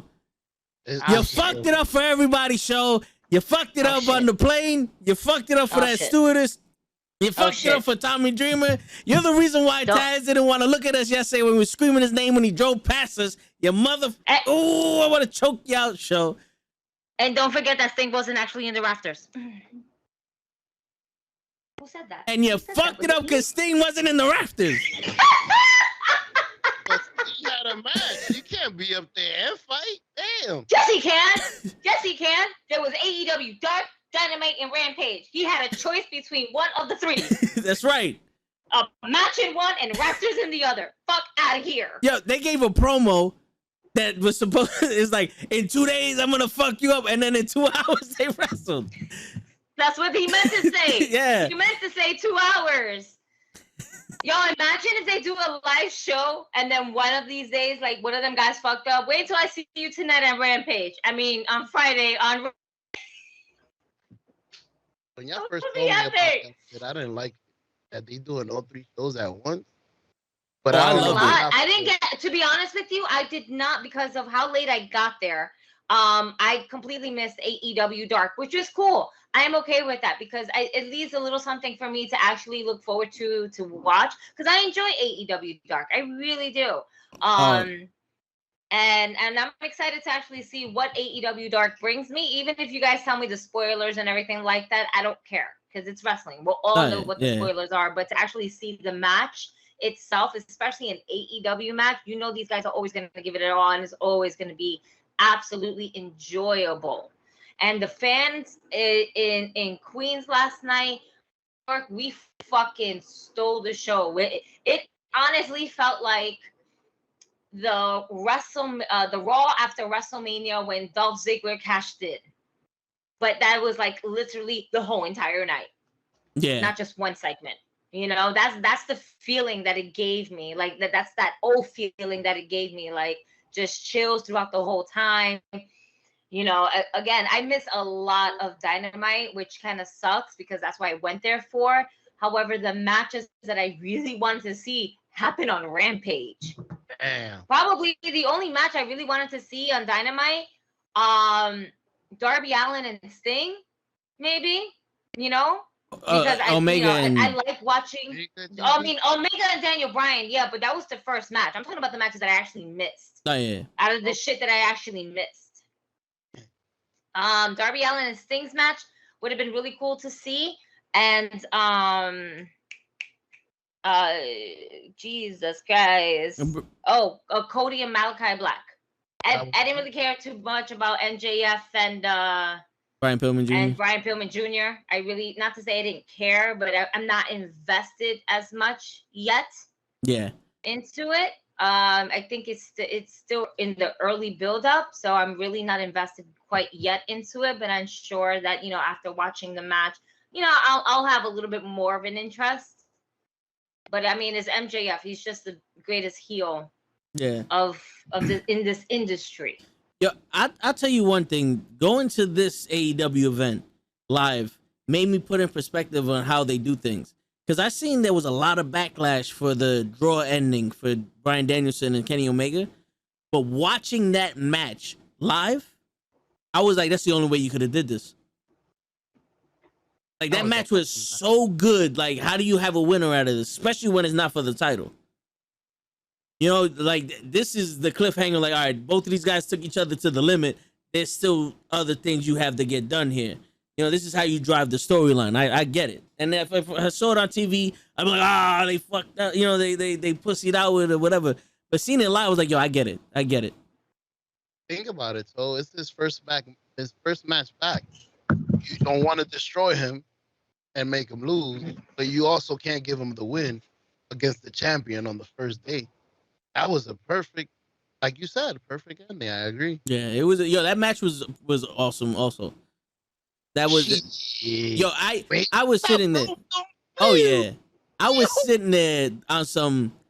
This is wrestling. Like there was legitimately 2 or 3 times where I almost shedded a tear just sitting there watching the match, not making a sound, listening to everybody, and just watching it. And I'm like, yo, this is what I grew up watching. You know what I'm saying? Like this is wrestling. This is wrestling. And then to see 20,000 people go crazy multiple times at the night. Because when I went to the Christmas shows in the WWE, there's only John Cena comes out, someone goes through a table, and when Cody Rhodes backflipped off the cage, those are the only times people went crazy. Other times it was like the people who came here to see this specific wrestler cheered for them. Here, everyone in the arena cheered for everybody in that ring. There was a girl that Thunder Rosa wrestled on Dark that no one knew. But she turned around and was like, come on. And everybody went crazy for her. It was just one of those things. Yo, shit. Okay. I was jumping at home watching that fucking. I could only imagine how you guys. I was, woo! The kicks, the chops, the storytelling, everything was perfect. That reminded me of an old school Bret Hart match where he's trying to work your leg to go into his finisher, and it's just perfect. He was working on his, I think it was the shoulder for his finisher. This guy kept hitting him on the neck like, I know your neck is soft. Yeah. So I'm gonna keep breaking your neck on every move I do is gonna be the snap suplex on the ramp. Wow! I was like, oh, he's gonna kill him. Oh no, he did. I know he didn't hit it the way he usually hits it because he usually lands you on your neck. But I think he was taking extra care of Danielson because he didn't. That snap suplex and the one from the top rope, he overflipped them on purpose. I don't know if you noticed. Oh, I saw that. Yeah. Because he backflipped himself. Yeah. Yeah, yo, Byron wants to know, do you guys think WWE got some problems now that they have some real competition? Now, do you think WWE is kind of worried, or do you think they don't care? Lay? Well, they do have a legit problem. Let's not be foolish or ignorant. They do have a problem. Do they care? You know, Vince is arrogant enough not to care because he's been successful for so long. and he will literally put out shit shows that are not cohesive, because he's like, they always watch us, but they legit have a problem and they need to be worried because AEW's for real and they're really young. Yeah, I would agree with that. They do have a problem just because they're getting the wrestling fan market. And that's the most loyal fan base you can have. Because even when the WWE during the PG era and the whole shit with like Doink the Clown, they had nothing but those characters. The loyal fans, the loyal fans stood there. Like, we all remember Shawn Michaels being champion. That's when it was the lowest ratings. But when the Attitude Era peaked up and it got popular and all that, when it came back down, we're still here. Those loyal wrestling fans that AEW's catching now, that's gonna be with them forever. Once they switch and they realize WWE's not what they want anymore, it's gonna be very hard to get their fan base back, because, like, I would say 60% of the ticket sales are from loyal fans that try to make it out and then the 40% are nostalgical fans, the fans that just want to go see a wrestling event because they just got into it, or they want to go see that one specific person, or one of those things where yesterday the Asian wrestler, forgive me for not knowing his name, that teamed up with the Murder Hawk, his music hit, and at one point everyone started yelling Japanese lyrics to the song, and I'm like, yo, I don't know this song, but everybody was singing it. Those are the fans you're going to lose in WWE. When Drew McIntyre gets his old song back, no one's going to know that that's his old song. And like, oh, they changed the song, because there's not going to be any loyal fans there. I disagree with both of you. I don't know what the fuck Vince McMahon is up to, because I've seen him under stress before, and I feel like he works best when he's at his stress. Well, his most stressful, because he's trying to figure out how to outlast the other company. But this time around, it seems like he's giving the other company all his chips. All the contracts are coming up. He's not signing nobody. He's not even trying. Oh, you had a contract coming up next week? Oh, my bad. I forgot. Then they show up in AEW a week later. Like, you never did that before, bro. Like, what's going on with you? What are you up to? And I feel like he's up to something behind the scenes that we don't know about. Maybe because he unloaded all his stocks. He's not signing none of his good players. He's letting go of good players, knowing they're going to end up over there with the other team. I don't know if Tony Khan is paying this man to give up his company. No, something big is going to come up. He's either going to sell it. He's going to do something, because he's been managing terribly. And then the one guy that's actually doing a good job for him in NXT, he's like, nah, you're doing too good. I need you to move so me and this doofus face can fuck that up too. Let's put some fucking pink on it. Let's fuck everything up. So that's how I feel. He's doing it on purpose. I feel you, but one of the things that you got to realize, Show, is that who's he getting rid of? Ruby Soho, who looks completely different from a normal diva, the quintessential WWE women's wrestler. Aleister Black, Adam Cole, Daniel Bryan. They didn't want to get rid of, but he just left. Moxley. None of these guys fit the mold of what Vince McMahon's quintessential wrestler looks like. You know what I'm saying? Like, Braun Strowman would have, but I think Braun Strowman, I don't know what was with him. Like, maybe he didn't, know the rules on how to talk and not say belt instead of for, like, he wanted a title match instead of for a title of opportunity or some shit like that. He sneezed in front of him or something. But Braun Strowman is really the only one that fits the mold of Vince McMahon that got signed out. And Bronson Reed, which I was surprised Bronson Reed got. But a lot of these guys are little wrestlers to Vince. And he's that bodybuilder, 400-pound megastar, Hulk Hogan looking. Ron Breaker, that's right. That's what they look for there. So I think he's getting more. What the hell? That just sounds so good. GG poured a drink for everybody. Word. Yo, that sounded like a sound effect. Well, go ahead. No, but yeah. So that's what I think. I think it's one of those. He's doing a purge of everything that Triple H did to get back to his style of WWE, because he saw that the WWE was turning too much into an indie show with NXT, because NXT was pretty much all the indie guys coming in to try out for the main roster. And when they got to the main roster, instantly they were like, I don't like the way this guy looks. I will not forgive the WWE for what they did to Tyler Breeze. Tyler Breeze was a megastar in NXT, and as soon as he comes up to Raw, they fucked him over. So, you know what I'm saying? Oh, the best part is that they paired him up with Fandango, thinking it was going to be a shit show, and they made the best out of that. Oh, yeah. I fucking love Breezango. That shit was fire. And the fact that they became the fashion police and they had their own bullshit-ass skits, yeah, for shits and gigs. But you know what? They took something and they ran with it. Very much like how New Day was.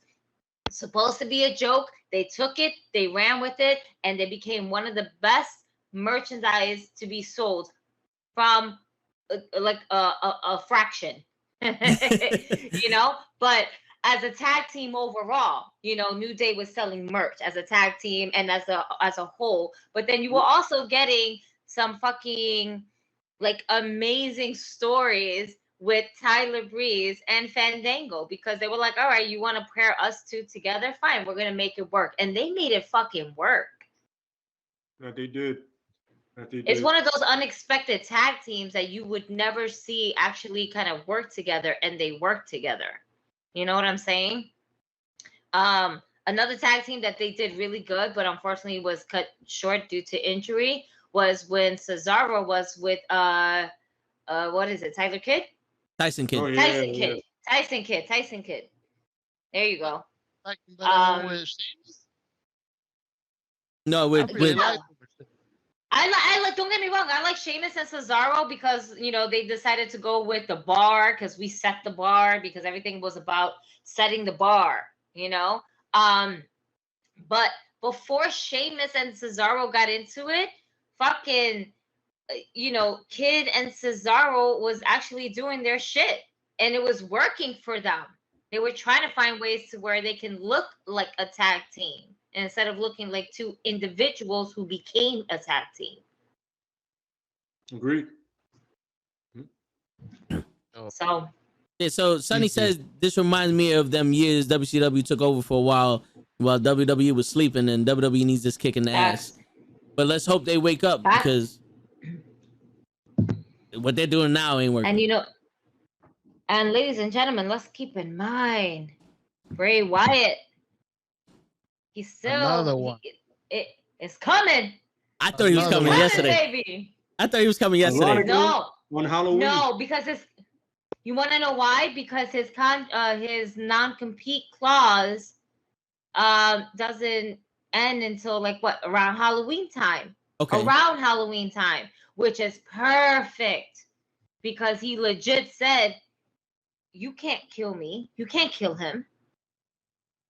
This is a character that he came up with himself. Yeah, the WWE owns the name The Fiend, but you don't own the person.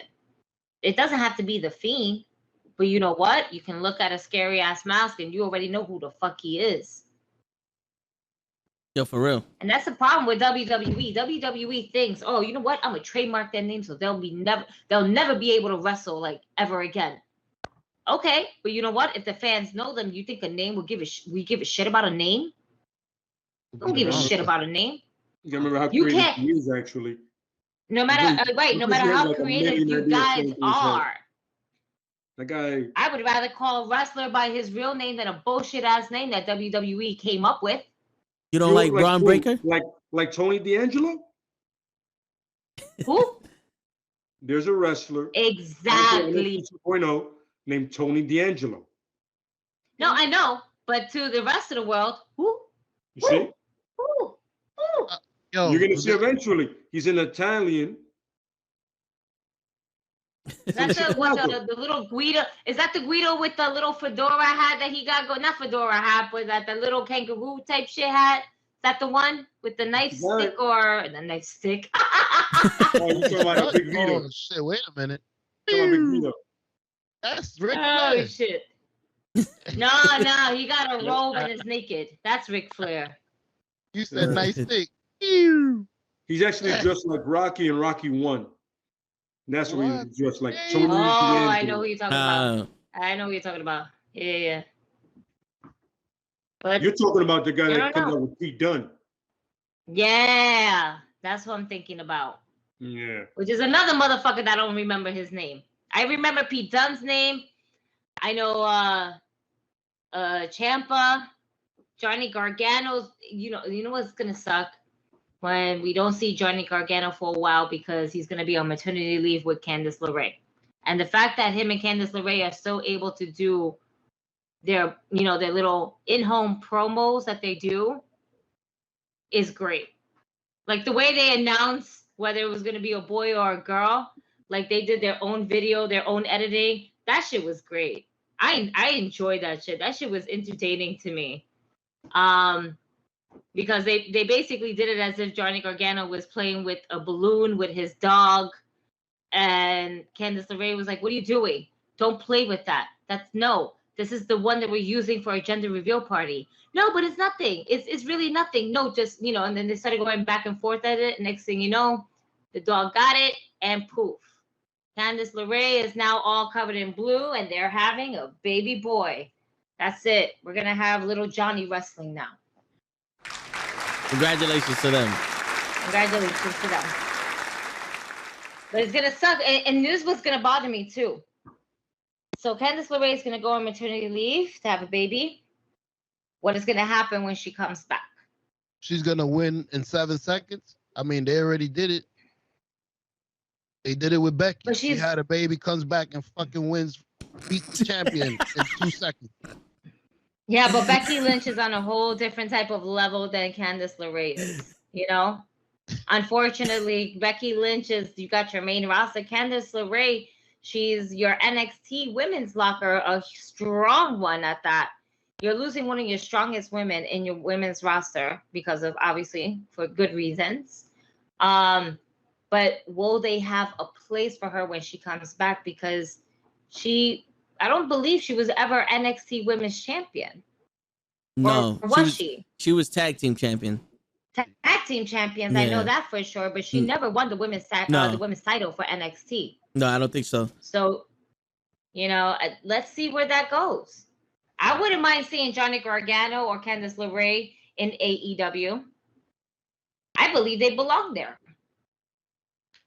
I think Candice LeRae would do amazing things for that women's roster in AEW. Also, there was a couple things I want to talk about from last night's AEW event. Like Inner Circle. Where the fuck were you guys? Where were you? For real. What happened? What happened? I that was from Rampage. Santana and Ortiz had a match. I get it. I understand that Sammy Guevara also had his own thing going. But y'all niggas had Jericho and Jake Hager getting their ass handed to them. And not once we saw anybody from the Inner Circle coming in, chiming in to save their boy. They just let them two guys just die. They died in the ring. Yeah, they died. real. They kicked their ass. They died. Yeah. And that wasn't the only one. We also had Dark Order, Anna Jay, and get her ass handed to her by Penelope Ford and Z Bunny. Not to get it confused with Bad Bunny. All right, just saying the Bunny. Brass Nuts again is the real winner because that's what we're doing now, which is cool. I love it. I love the angle. But then again, you have these two girls beating on one shorty that everybody knows who's BFFs with. All right, your BFFs with Ty Conti. All right, and your ass is getting handed to you for a good solid 2 minutes, and then your homegirl decides to show up. How come she didn't show up when the bunny showed up? Like, what happened? I was thinking that to myself. Where you at? Yeah. I was like, where the fuck you at? And then her music hits, and I'm like, oh, you mad late. She dead already. She gone. She dead. Yeah. She died. She went. That's it. No, it's like the whole thing. And the best part is that then the Dark Order decides to all come in. As if we're gonna have like a shit ton of guys beating on these girls. You have the whole entire Dark Order there. Like, we don't need all y'all. What's going on? Y'all need at least one more female. And the fact that we saw Chris Statlander in there as well with Orange Cassidy, that was cool. I was like, oh man, I'm here and I'm there at the same time. I don't know how this happens. It's amazing. That's magic, you know? But to have that dynamic, like, I was really wondering what happened. Like, what happened to the inner circle coming out no matter what, especially when them boys is getting beaten up. All right, and then the women's as well. Like, I was wondering what really happened to our friends here. Like, we ain't got no friends. There's no more friends. Yeah, I was saying that to myself also. When Lay, top team came out and fucked up Jericho and Hager. Yeah, like when you watch it, that's it. That face you have is what happened. And this is what she's talking about. There was no help for them. But there was no help for Jericho and Hager. That's what she's talking about. But crazy. Yeah, that is crazy. I don't want to tell you who comes out because there's one person, like two people that I was surprised. But you be happy. I said Bray Wyatt earlier. Oh yeah. Bray Wyatt came out with American Top Team and fucked up Jericho. Okay. Yep. So this isn't the movie podcast show. I expect you to pay attention. You know how many levels that shit don't make sense? I know. That's why I said it. I was like, but then again, it's you. My bad. It's me. You want me to make sense? Okay. I want you to make dollars for a show. I'm trying. All right, real quick. Sonny asked us. He goes, "What do you guys think is AEW's biggest weakness?" He thinks it's the women's division. They have too many blonde females. All of them look the same, and he can't tell who's who. I agree. I agree. I literally just wrote down. I agree. That's a great point. It's a great point. Gigi, you wasn't here when I said it. Almost got canceled. That they said they should make another title for the females. Like, hell nah. I want it. They should. But you should be canceled. You should be canceled. All right, listen. They're gonna make the TBS title for the women. I believe I said that earlier. Yes, you did. Show, I don't know if you were awake. No, I just repeated it. He wasn't. You said it. Yeah, but wait a minute. Ask your question. What's wrong with having a TV title for TBS for the women? Because that's more women wrestling. We get more matches like Thunder Rosa and Britt Baker, like that's Ruby, true. And we get more matches like that. These women can go in this company. I don't know about those blonde girls, but I know the girls that Let me tell you right now. Follow. The women that stand out the most in AEW. Obviously, you have your champion, Britt Baker, okay? We all know about her. You have Ruby Soho, because she's different. With this short red haircut, all these tattoos, literally almost covering her whole body except for her face. Different, all right? Thunder Rosa, because she's one of the toughest Mexican wrestlers out there, Mexican-American wrestlers out there, that one, has pretty short brown hair, and two, paints her face half of a living dead, okay? Like La Muerta, all right? And that's dope as shit, all right? But as Sonny said, the rest of them are blondes or dirty blondes. Penelope Ford, I can tell who she is for the simplicity that, her man Kips had that first kind of, I don't want to say first feud, but basically was the one to introduce Miro. I would love to see Kips and Penelope versus freaking CJ Perry, which is Lana and Miro.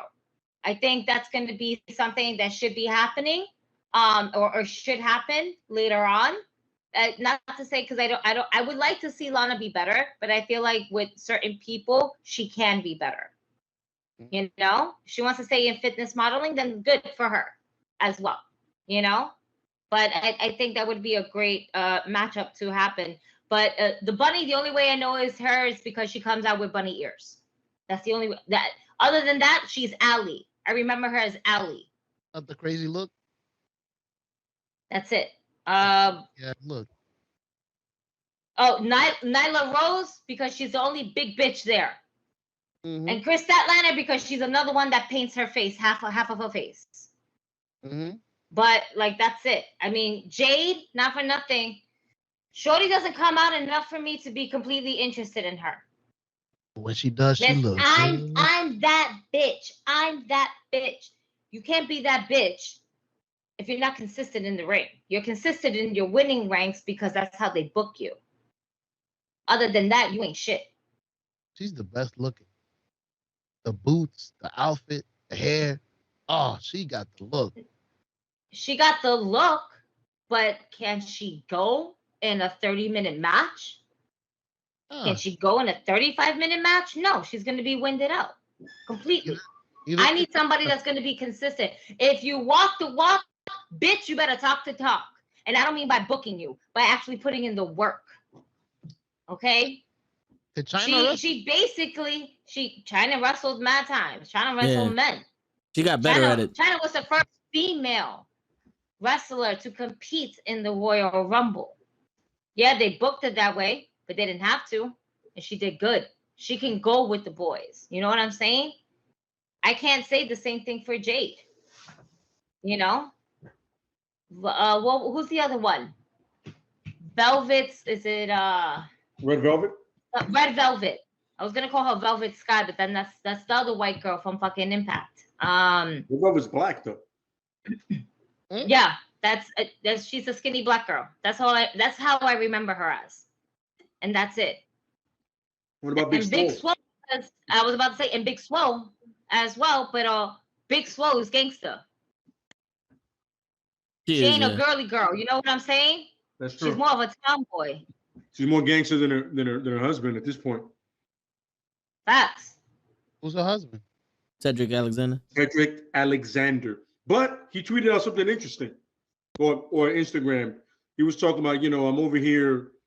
He was in MMA school, MMA class. He goes, I'm over here, putting the hurt, and it's a business that I do. And they were like in bold letters. Yeah, I get it. Yeah. I get it. Just throwing it out there, and then MVP was on that flight with Shelton. And Lashley was pissed, so you're like, maybe the Hurt Business versus a New Day? I was hoping that, but I believe that what they're going to do is they're going to bring in Keith Lee and make him part of the new Hurt Business.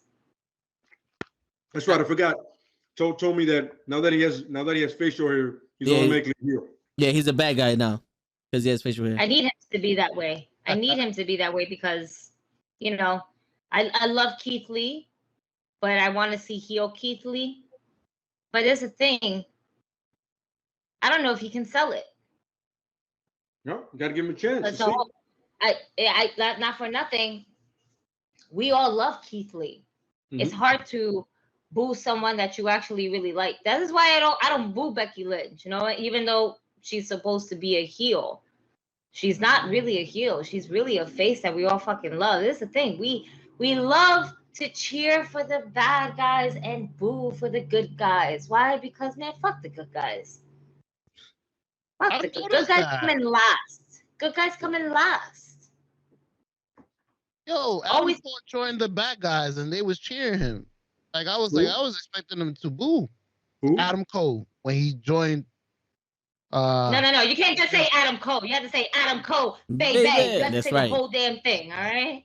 When he joined Omega, I thought he was going to be a bad guy. Well, I thought he was going to be booed. The next night, he got a fucking outstanding Raw. I'm sorry. Yeah, outstanding Raw. Yeah, he did. It was a great Raw. I meant. You know anything about Adam Cole and the Elite? Yeah, they used to be together before, but they. Okay, so now pay attention. Now put that together. Think about it. How are they going to boo that man if they know the history? Think about it.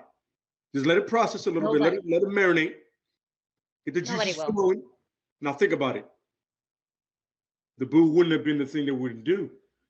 If he would have went against them, bigger pop. But the fact that he joined them, they were like, oh shit, the Elite is back. Bullet Club. Come on, man. And it's Adam Cole, baby. Hey. Boom. I mean, he's not going to get booed no matter where he goes. People just like Adam Cole because he can do two things. The man can talk, and here's a surprise, WWE. Wrestle. Be very carefully, Vince.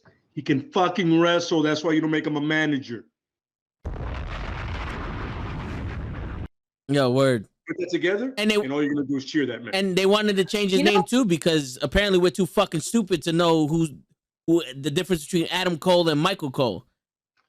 We're too fucking stupid to know. Yeah, want to change his name. Yeah, now it's insulting us. Fucking asshole. AEW wanted to change his name, or the WWE when they made the plans for him to manage Keith Lee as a bad guy. They wanted to change Adam Cole's name because they didn't want people thinking he was Michael Cole's son or something. What? I never associated. I'm a rookie. I never associated. Yeah. They don't even look alike. Stupid. No, for real. Yo, I got a few questions. Yeah, fire away, show. Can you? These are questions I wrote down while I was talking. Can you keep the name of your moves? Since you can't keep your name with Bray Wyatt, Sister Abigail? No, they're gonna have to call that something else. Sister Abigail's owned by WWE. Okay. Like when it comes to The Rock and like Stone Cold, those are all their names.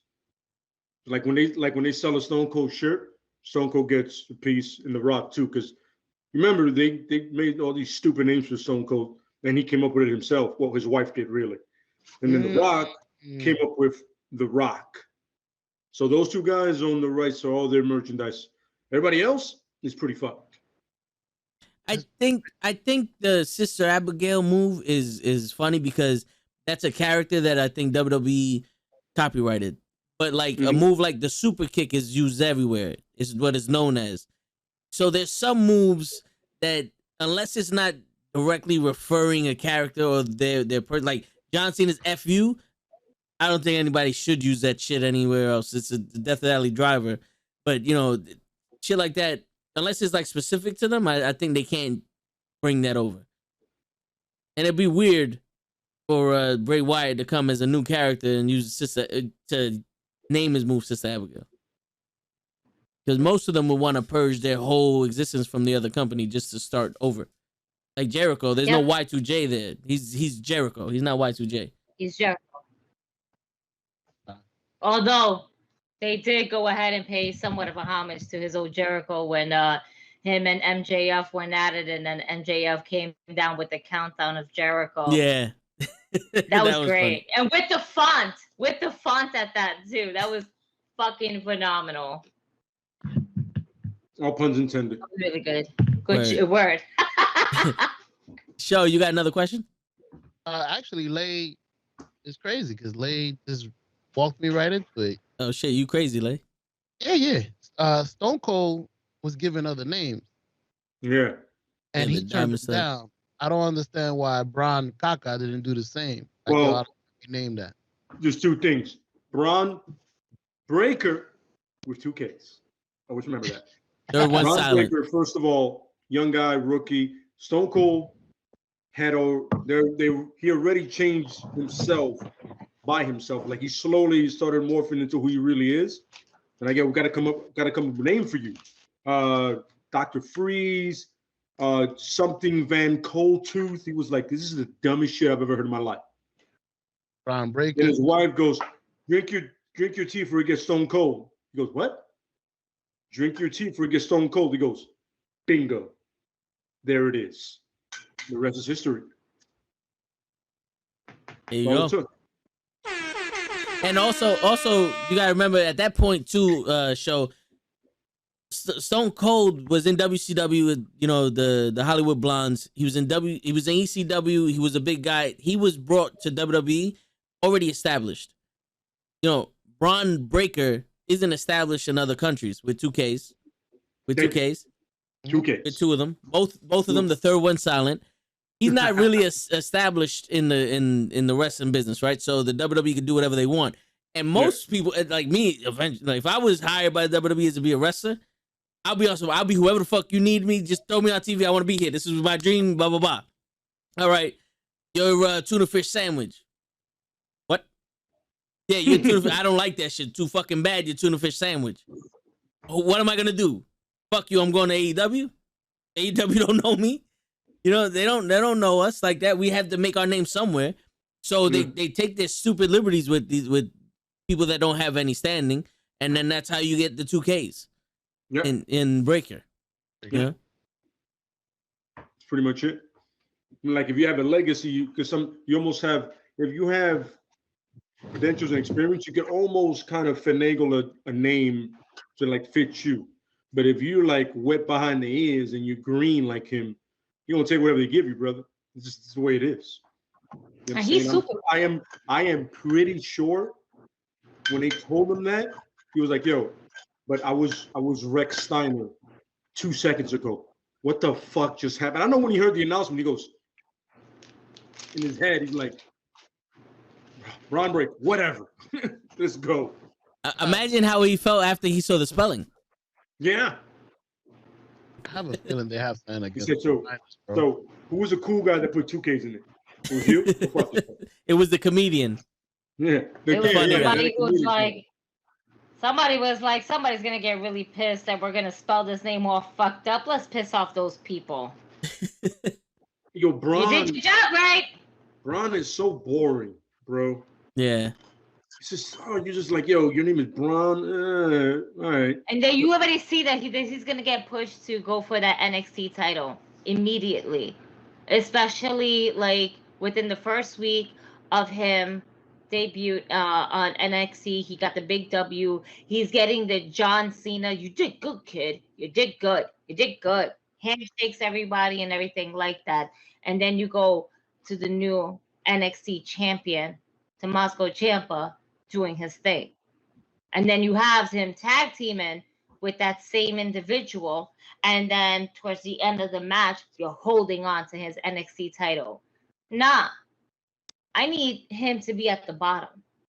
You started off at the bottom. Just because you had a really great, successful win, first 2 weeks win, does not make you championship quality. Does not make you a champion.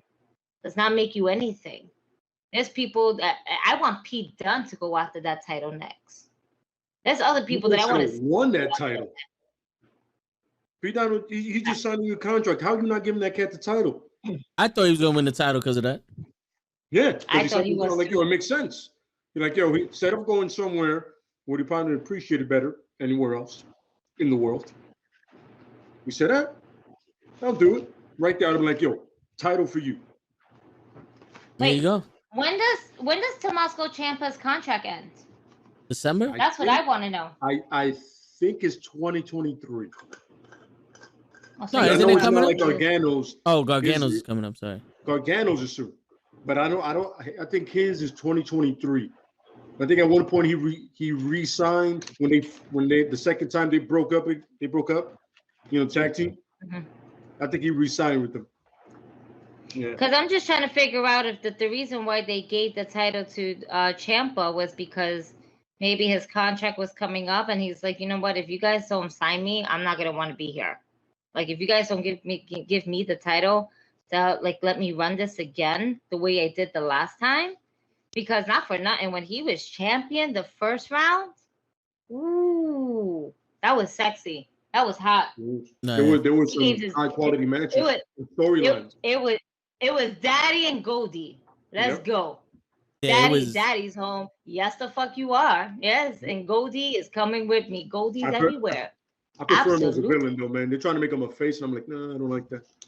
Nothing about Ciampa. Nothing about Ciampa says face. Word. Nothing about that dude says face. No, that's like turning the Miz into a face. You can't do it. It's just it's not doable. And the problem is, but Pete Dunne also can't be a face. Like he looks like he hates the world. You're like, Well, we don't really need face versus heel for them to. No, but for WWE logic, you definitely need face versus heel. Especially for NXT 2.0. Oh, yeah, the 2.0 with 2Ks. Upgrade. Joe, you got another question? Last one of the day. Gigi, I heard you mention Lana and her husband. How would you guys feel about a mixed belt? Mixed gender? Oh, mixed tag team titles? Mixed. Yeah. No, I'd rather have the trio titles, to be quite honest with you. I don't want no mixed tag team titles or everything like that, because then you have to find people with partners all the time. I mean, you can have Jungle Boy and Anna Jay. You can have CJ Perry and Miro. You can have Kips and Penelope Ford. But who else are you gonna have? Isn't Bad Bunny with There's nothing else. The Dark Order. Did you say Bad Bunny? Said Bad Bunny. The Bunny. Did I say Bad Bunny? I didn't say Bad Bunny. No. Show said it. He did. Oh, I was like, hold up. I know for a fact I didn't say that. Hold up. No, there's nothing. No, you can't put the bunny with somebody because she's not with anybody. Well, she's with the Butcher and the Blade. With the Blade? Or the bunny with the Butcher? Yeah. And you have it kind of makes itself. Cassidy and it's true, I guess. Statlander. But I think the WWE would benefit more from a. Isn't Sonny? Yeah, no, I don't. In the company too. Who? Sonny Kiss. Sonny? Yeah, Sonny. Right? Isn't her boyfriend in the two? I believe, like her actual boyfriend. Like his actual boyfriend. Kiss's actual boyfriend. Yeah, Kiss. Isn't he actually in the company? I don't know, but I don't think he's an active wrestler. Is he? I think he is. I don't know. I don't know. Might be wrong. But that would make it interesting if they go that route, which I hope they don't. I said earlier, just like you, I want the trios title. You have enough of them in that company.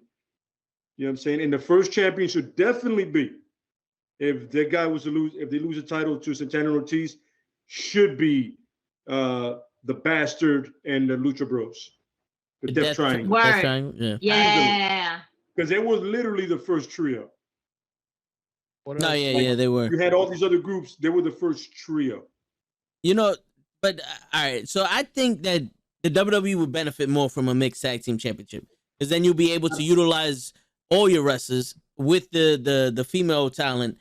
But didn't Japan have an intergender tag team title also? Because I know they had Kenny Omega with the first Riho. Was it Riho? I believe they did. They didn't last long because a lot of times New Japan doesn't have female wrestlers. They usually partner up with Shikara. They usually partner up with them because they have them is female wrestlers, period. I've never seen a Band-Aid so big. Yeah, man. Fucking show. But yeah, man, yeah. Usually they would get Shikara. Like they're females. Yeah. And if they do anything like that, and that's old New Japan. You know what I mean?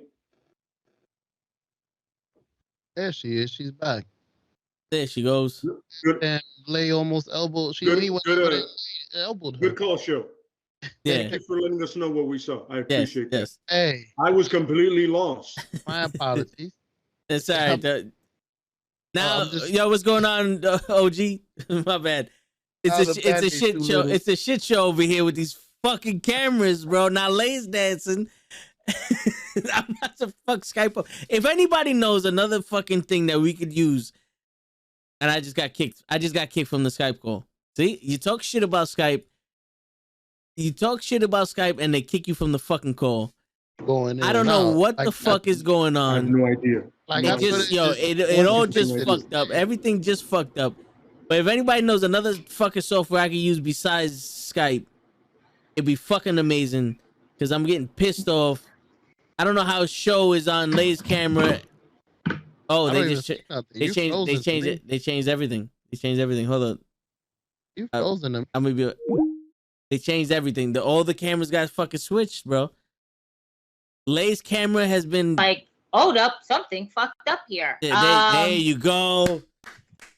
When it kicked me out the last time, it switched your cameras. So Lay was on Show's cam, Show was on Gigi and Lay's cam, and Gigi was missing, and now Lay's gone. Get off my camera. Oh shit, everybody's Thank you for coming to the podcast. It's been real, guys. It's Thursday. Yo, shit. He's back. I thought, let's say, fuck this shit. The producer. No, literally, I'm hearing you guys talk, but all I'm seeing is, I'm like, nobody's moving, only me. Yeah, that same thing happened to me. Well, how do you fix it? Oh shit! I got kicked again. I got kicked again, bro. Wow. Fire the producer. Who am I blaming? I don't know, but I just got kicked again. Shit, I told you. It's Toad's fault. You don't want control this shit. What's going on? I don't even know what's going on anymore. I don't either. Grid view. Let's I don't know. Together mode. I don't want to fuck up anything. So I feel like if I touch something, I'm gonna fuck up the whole thing for everybody. And I don't think I am, but I don't trust this shit. Together mode. Yeah, if you put, I don't want to go to together. I don't want to put together mode. Oh shit! Yeah, you fucked it up. Yeah, you fucked it up, everybody. Yeah, now we're in a fucking. Now we're in a blender saving lives. Why the fuck is MJF with you, show? With MJF behind me. How the fuck is MJF in my picture? How you did this, Gigi? And he don't look happy. I wouldn't be happy if I was MJF too. Due to New York State law, your shit said about Jersey was canceled. Fucking Kenny, bro. Fucking Kenny. What the fuck just happened? Because you was talking shit about Jersey show, they fucked us up they fucked us with the Skype. Mm-hmm. Blame it on Jersey. Holy you said something about shit. Skype and everything malfunctioned. Yo, bro, Skype kicked me. Yo, I would need another program. I can't do this shit no more. I need somewhere NDI so I can put your shit in there. We're about to go back to fucking Discord. The only problem is somebody could jump straight into the conversation in Discord. It's not like this where you get a fucking invite. That's the problem. Can you make like a private? I don't know what I'm. Is this working? Does this work? We can hear you. Can you hear us? I can hear you. It's not. You know what? I'm gonna text y'all motherfuckers on the group chat over here on Instagram because that shit is always working. I don't know. I'm trying to type chat here, and every time I type in a word and hit the space bar, my word fucking disappears. I can't fucking send a fucking message. This is bullshit. Right now, I just have you three motherfuckers on the screen. I can't see what's going on. I got the YouTube channel on my phone to see what the fuck everybody's saying. Oh, by the way, somebody says try Google Hangouts. Sure, whatever. Her keyboard's fucked up. Yeah, whatever. Fuck you, show. All right. Yo, Clover, I'll try that. You know what? I'm gonna just sit here, look pretty, and fucking drink my drink. That's what Lay's doing. Another loud one too. Also. I did that purposely, by the way. The Jameson works perfectly though. Oh man, what a fucking night, bro. I like it. This is what happens when you do a live show, folks. Yeah. Fuck ups throughout the whole thing. Hogan, I'm coming for you, nigga. Oh. Yo, this is literally the backstage. This is the writing booth of Raw. This is what happens. Just whatever we just did, throw it out there. Throw it on the line. See what sticks on the wall. Yo, for real. But the best part is that all this fucked up shit that's happening, and we're like, what the fuck? Vince is somewhere in the back. This is good shit. This is good shit. Put this shit on there. It's good shit. Yo, so Anthony says, so it seems like MVP had legit surgery on his knee also, but we will be back in a couple of weeks. I thought it was okay, Feb, what Randy Orton did to him on Monday Night Raw. Wish speedy recovery. Yeah, MVP. His knee's been fucked up for a minute. Yeah. Like I follow him, and he's been going down to the Performance Center, and he's been putting it off for so long that finally they were like, "Yo, you gotta do some shit about that." And he went to Alabama, as they all do, to that famous surgeon that hooks all of them up and got his shit right. Yep. But yo, I hate the fact that on Raw, on actual coherent television, they said that Randy Orton broke MVP's rib with the RKO, and I'm like, how? No, Sway? That's a rib on us. All right? Yeah, no. He ain't break a rib. That was a rib on us. That's what they meant to say. It's like, we need Kanye to be in those fucking meetings. Like, you ain't got the answers, Sway. Like, how, Sway? How did he break his fucking rib from an RKO? GG left. I didn't leave. I'm just turning off my camera for a moment. All right. So don't talk shit about Becky Lynch show, because he likes to take liberties when GG leaves. Listen, I'm here. All right.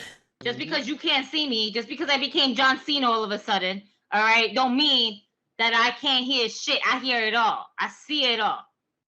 I'm an old school bruja somehow. In my ancestry, that's what they said. Ancestry.com done told me I'm a fucking bruja. All right? Got you. Having a baby gives you superpower. This bitch came in and killed the champ. Nah, me having a baby just gave me a little bit more patience to deal with little people. Except for me, apparently. What's going on? Nah. Yo, Lay, why is it the first thing I say to this nigga? Hold up. We gotta put the camera on me. No, I'm not. Wait, I gotta come back. I told you she was gonna lie. I told you she was gonna lie. Listen, why is it the first thing I fucking said was, oh my God, hey, holy shit, you're so short. Wow, how am I this taller than you? Of course I had to do that. If I didn't do that, you wouldn't know it was me. All right? No, but I shit you not, like, I was like, oh my God, I see him. Damn, that nigga's short. Wow. And it doesn't help. It doesn't help that the dude you bring to is like fucking 6'3". I'm like, of course I'm fucking short. What's up, man? How you doing, bro? So leave my man alone, right? And then Kenny comes and Kenny's fucking 8. No, fuck out of here. Because my kid is almost half your height. I give her about 3 more years before she surpasses you. Okay? Okay. Shit. As soon as she hits her growth spurt, I'm done. That ass late. The first thing I did say was, oh my God, it's so finally good to meet you. Damn, nigga, you short. How am I so tall than you? Wow. I thought I was short, but I'm a fucking giant compared to this guy. I hugged him. I was like, oh my God, pobrecito, you so short. It's okay, papi. It's okay. Dead ass. And then I really asked him, and you really think Sasha Banks wants you? Of course. And then I did the peck movement, and all the conversation stopped because it was like, I get it. Right. You know? Yo, I did not say that. But don't let him lie to you. Don't let him lie to you like that. I did not say that. I got my respect. You ain't get shit. I got my respect. Yo, before you started talking, before I heard you, there was some dude that just came up to me and my brother and was like, yo, in November, New Japan's gonna invade AEW. He had a Sub-Zero costume on with 2 belts. Like dead ass. He was one of those guys like, all right, brother. Keep doing your business. Yo, yeah. And then, he's talking and all I hear is, damn, you mad short. And I turned around, I was like, that gotta be Gigi. I was like, there go Gigi. And I was like, yo, my brother, I got us to go. I was his lifesaver, okay? I was his lifesaver. You was. So you're welcome, okay? You're fucking welcome, because if not, he would have stayed talking to your ass for at least another 5 to 10 minutes. Yo, for real. That was great.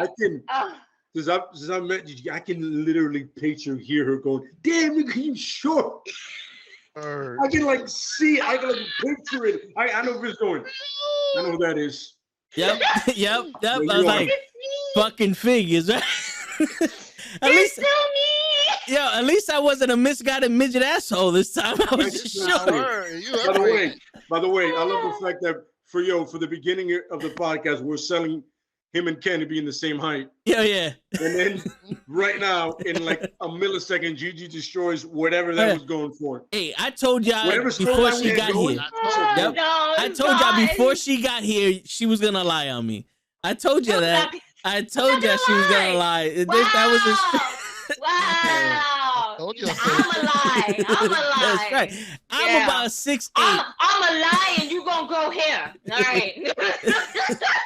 Hey, it's possible. I'm about 6'8". Kenny's about 6'4", 6'5". Everyone saw the pictures. I put the pictures out there. My man, you probably 6+8. Shut the fuck up. 6'8", all right. Yo, shout out to Matt Awesome for scrouching down. Because he's a good friend. Yo, for real. Let me tell you right now. That shit had me dying. He legit came out of nowhere like an RKO and fucking hit toe with the chancleta. And all you heard was, ah! Yeah, yo. And then Kenny was like, is that the chancleta? And I was dead. My daughter didn't know what the fuck was going on. Like, what happened? I was like, he just smacked him with the chancleta. I got hit and I was like, who the fuck? I turn around, I see it's my boy, so I sold it. But in my head, instantly, I was, who the fuck just hit me? Yeah. I was like, oh, shit. Yo, that shit was great. So Kenny shit. Cole didn't even say hi to me. He just said, yo, why you so tall? Yo, for real. Yo, for real. He was like, damn. Is everybody fucking tall? Did I not get the memo that it was a tall crew? Is this what it is? It's the tall. I'm not part of the tall people club. Yeah. And I'm like, yo, you are unnecessarily tall, Kenny. You want to have a podcast and you're 6'4"? Like, y'all tall people get everything in life. And then, you know, when a normal heighted person with 2 Ks, this fucking guy. Yeah, with 2 Ks, a normal height. Yeah. You know, tries to make it in the world. I get to just giants. Fucking giants. Podcast shit. Y'all can play basketball, football. Y'all want to take our podcast? Damn. Yeah, man. What the fuck? See, I thought this was we were in the tennis spot yesterday, so we will be playing tennis, if anything. You know, I'm just saying. For real. My God. Kenny's 6'4", bro. Damn. I never. The funny thing is, through the camera, he doesn't. How tall are you, Blake? I'm 5'9". Okay. I'm 5'9". You're a little, you know. I'm normal height.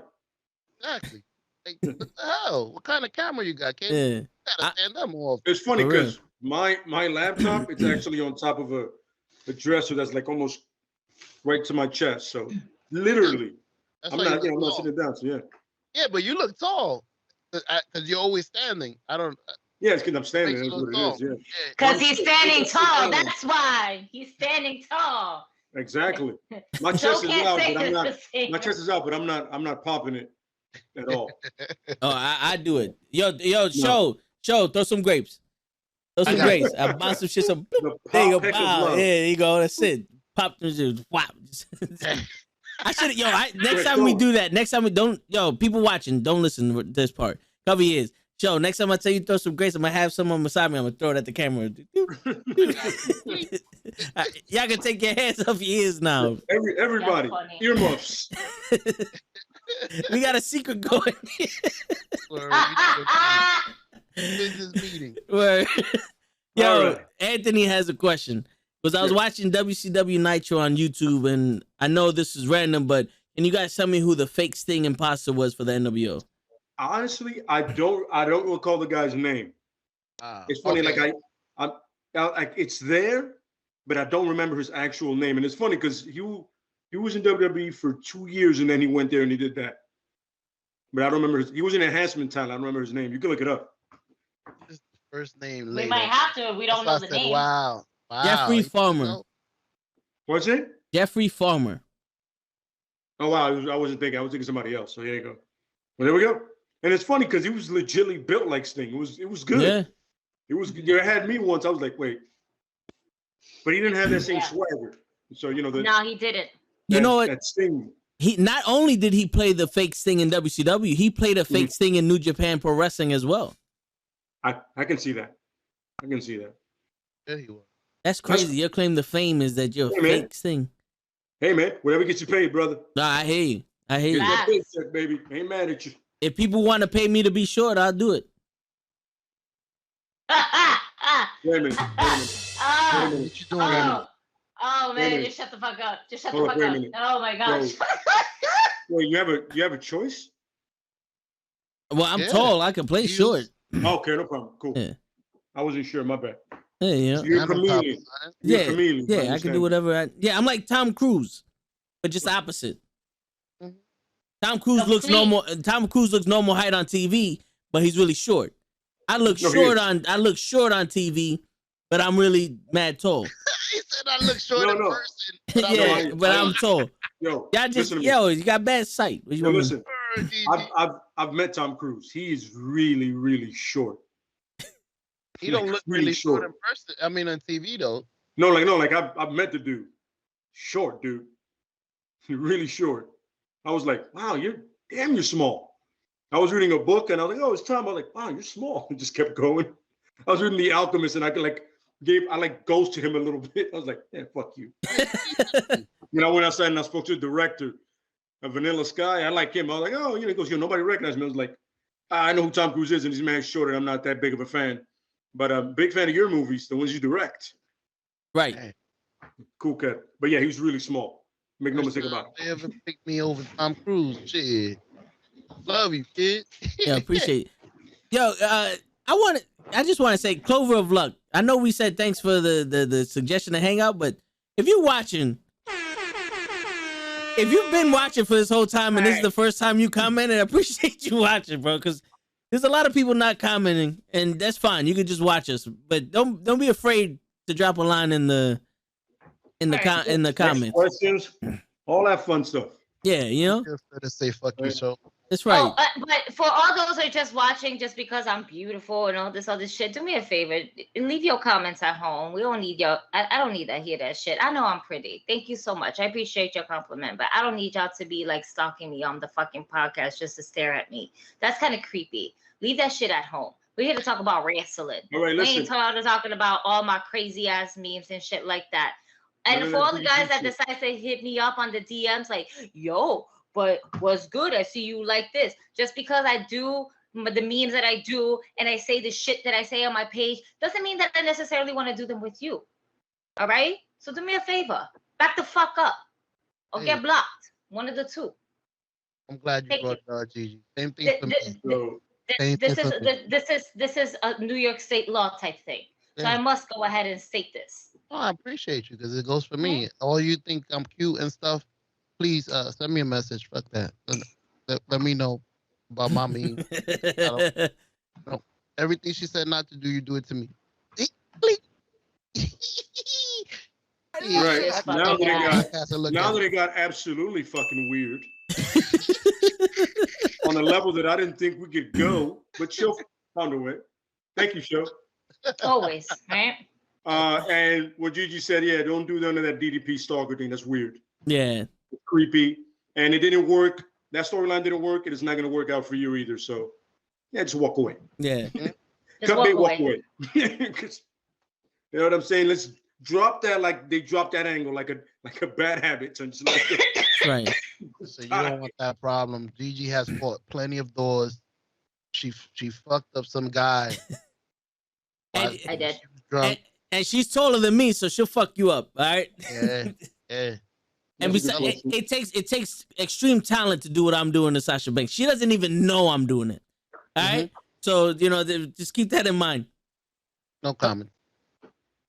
I plead the fifth on that. Nah, but for real though, let's keep it wrestling. Let's keep it civil, wrestling, not music. Not music. Yeah. That's Friday. Not about my beauty and my booty. All right. None of that that's shit. Right. That's right. So let's keep the R&B and booty stuff for Friday.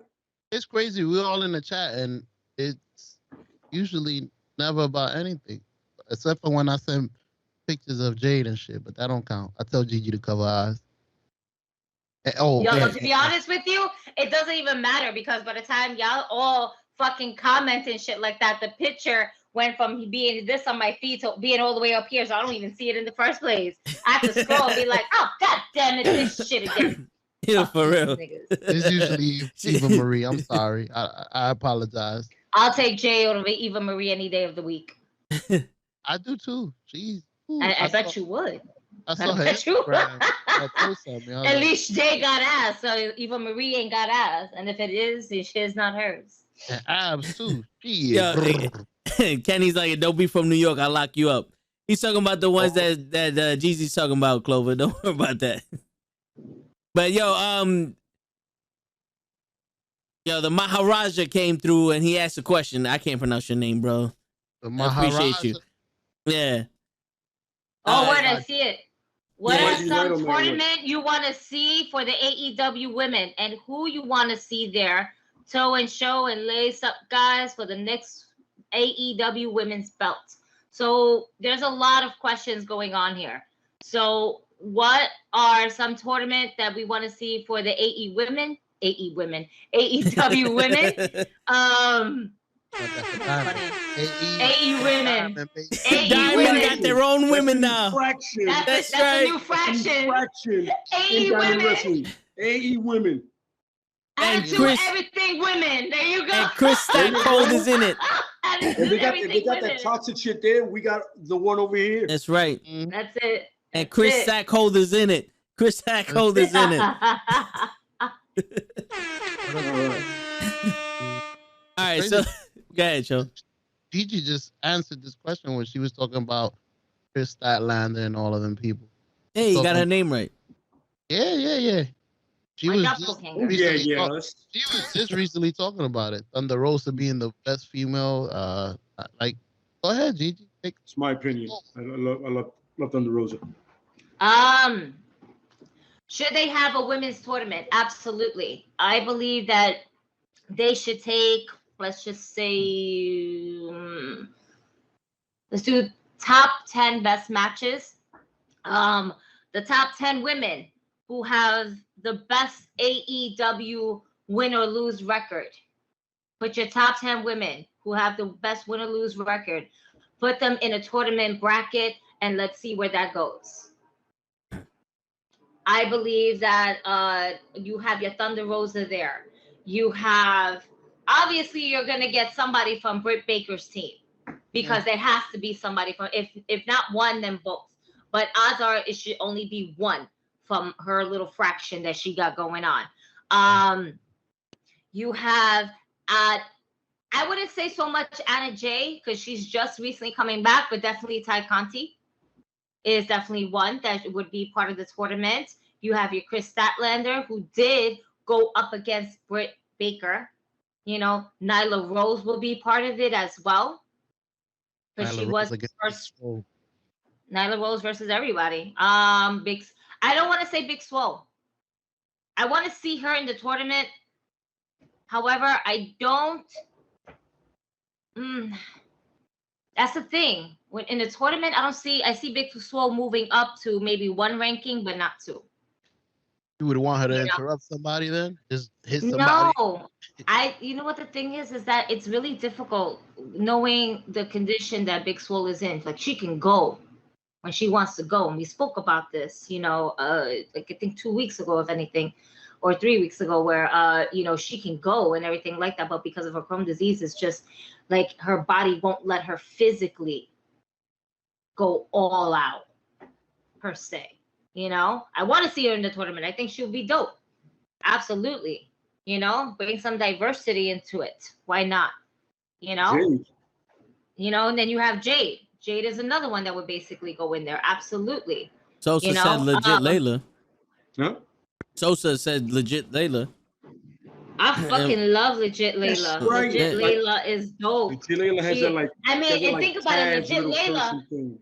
And legit Layla went up against homegirl in NWA. Camila? Yep. Camila, that's her name, right? Yep. So if she just went up for the title, I think, and I believe her win and loss record is actually pretty up there. She's one of those silent ones, She's dope. It set the tournament up. Why not? I mean, what else is Britt Baker we got besides Ruby Soho? What else? What are we gonna do after Ruby Soho? Yeah, absolutely. Mm-hmm. Are we going to continue a feud? Are we going to do a WWE feud where it's going to be a long feud? Or are we just going to go ahead and let other stars shine? You want to bring up your women's roster, then bring them the fuck up. The fact that they went ahead and ended a TV show, AEW Dynamite main event, was Dr. Britt Baker, DMD versus Ruby Soho. They weren't the ones who closed the complete show. But the fact that they gave them a main event, and one night you get technically 3 main events. One for AEW Dark, one for Dynamite, one for Rampage. The fans don't lose, and the wrestlers don't lose, because at the end of the day, they were still part of something that is called a main event. It's great, but I can see it happen. Thunder Rosa. It's funny if they do... If they make that title for the women, like the TBS one, you make the tournament for that. You know what I mean? If you make that title, like, the equivalent of the TNT title, I would say do a tournament for that. And like Kenny said, his idea is great. You can do the option C. If you have that title, you can either challenge somebody for it or just keep defending it wherever you're at. That's essentially an IC title for the women. No, yeah. And then you keep that title for as long as you can on that one show. One show, right? But then the best part, man, the shit out of that title. Just leave it. Then that once in a blue moon, out of nowhere, whoever is AEW Women Champion at that time basically talks this shit. I'm the baddest bitch. I'm that bitch. I'm a something bitch. You have that person who thinks nobody can fucking touch me. Nobody can touch me. Suck my dick. And then you have the TBS Women's Champion come out. You know what? I wouldn't mind testing who's better because I know I'm better, pretty much. And then you set that title. Could be title for title, but it also could be just this champion versus this champion for bragging rights. I feel like you need with that woman and that man, you need to make them that RVDS kind of deal. You know when RVD was a TV champion? You know what I mean? And because you defended every show, and the champion doesn't really, though. But when you defend it every night, kind of like Benoit had the IC title, you defend it every show, it legitimizes whoever has it, but you have to get a workhorse that has some charisma, but just wrestles better than anybody else. So you might need a Thunder Rosa. You might need somebody like that. You know what I mean? Like, they're ready to go every night. Every Friday, they're ready to go. Or, no, wait a minute. Every Friday, they're ready to go Wednesday. But every Friday and Wednesday. And they're, like you said, their reign is like damn near a year. You know what I'm saying? But they put it on quality matches every Wednesday or Friday. You know what I mean? Man. I feel like that's what you need. You need like an RVD, Chris Benoit-esque kind of deal. Like a workhorse, but that's little charisma. Just a little bit. Yeah. But everybody enjoys them wrestling. And whenever they have a match, everybody's like, yo, I got to watch this match because they're dope. So something like that. And adding to what Gigi said. Everything she said, but just add that ring to it. I can see that. Yo, you all right, Leia? Your eyes all fucked up. Man, I don't know what it your is, forehead's still fucked up. I'm blaming show. Yeah, it shows hat. Why me? It shows hat. Shows hat is fucking up Lay's eyes. It's not my show. I'm late. It shows hat that's fucking up Lay's eyes. That's what it is. I can't believe he's still wearing that damn thing. He never took it off. How are you not hot? Like, I've been staring at this caution cone that you've been having on your head. You have and I no don't idea understand. how often I've been wanting to ask him, like, my man, how are you not tripping, sweating balls right now, son? Word. Hey, the producer of the show asked me specifically to wear this hat for the remainder of the year. So and you agree to it? I'm here. So we listen to him? You agree to it? He's from the Bronx. So now, because apparently, do you see how tall he is? That power. I saw in the pictures. I mean, nigga. I'm sure that's dangerous. Yo, you know what? No. He may he be short. He be mighty. I guess you know. I guess. Nah, but all you gotta do is just leap over him. If that's it, you know, he comes in, just jump. That's it. We've seen it enough times. You got it. You got this. You got this. What's that Uncle Vinny guy told? Who? My Uncle Vinny. My cousin Vinny. My cousin Vinny. Joe The Pesci. movie. No, but I've seen my Uncle Vinny too. That's in Diamond. Yeah, that's in the Diamond movie. He was definitely talking about my cousin Vinny. Let's do that. That's the first movie. My Uncle Vinny. That's the sequel. Oh no. Diamond Productions are making the sequel to My Cousin Vinny. My Uncle Vinny now. Worldwide, baby. Holy shit. But imagine that shit in Spanish. Tío Vinny. Es tío. You said uncle. Es tío. Es la primo anymore. Yo. This tío got a fat big belly too. Like he's a real tío. You know what I mean? Somehow the shirt never finds him. Oh shit. shirt. Oh man. Yo, see all that mess. When I was younger, I don't wear shirts. I don't like wearing shirts. I see. I heard your pecs was jumping for no reason. Always, boom, boom. always boom, bing, ding, ding, ding, boom, ding, ding. Yeah, that's a talk for Friday, Ricky. We got this. but yeah, I would like to see a women's tournament just because, like I said earlier, I don't know if Gigi was here, but WWE has women's wrestling and AEW just has wrestling. You know, they have more respect for their women talent than the WWE does visually. You know, I'm not saying behind the scenes, but when they give them enough time on the show, and we saw 3 or 4 women's wrestling matches, if I'm not mistaken, because Dark had one that you missed, Thunder Rosa.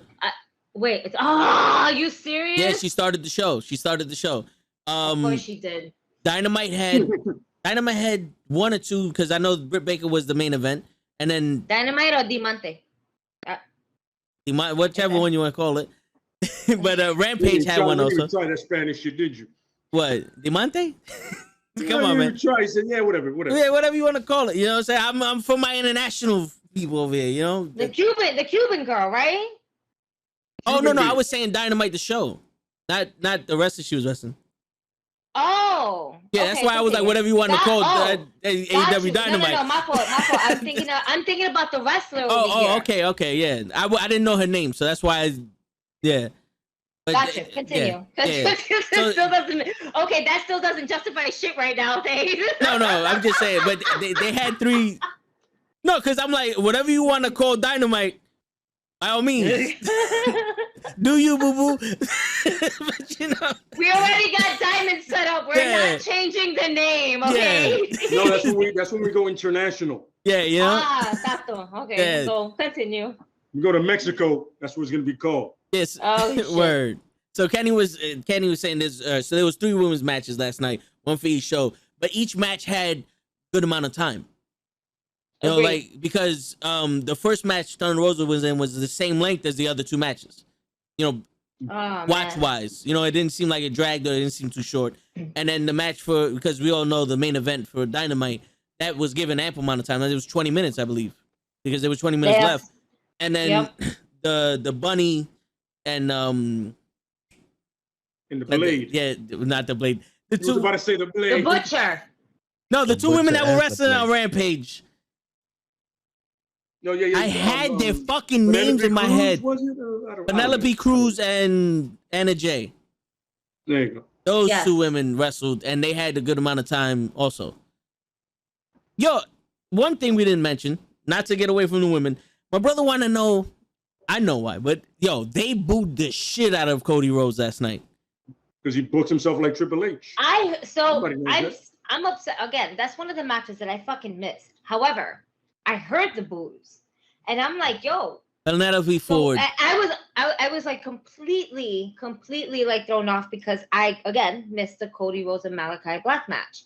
I didn't understand what was going on. All I heard was the crowd because the crowd was lit, and I was like, let me see what's going on. There's about like a minute or 2 delay, and all I'm seeing is the boos, but I see Cody Rhodes is more like kind of responding to them, more or less confused, I would say. So I'm like, okay. 2 and 2 together. That hate was strong. Oh yeah, that hate was strong. Yeah, you should watch it on TV because I did not hear it. Oh, like I texted you. I was like, yo, Cody Rhodes got a hell of a pop in the entrance. Yeah, he was like, nah, he got booed. I was like, what?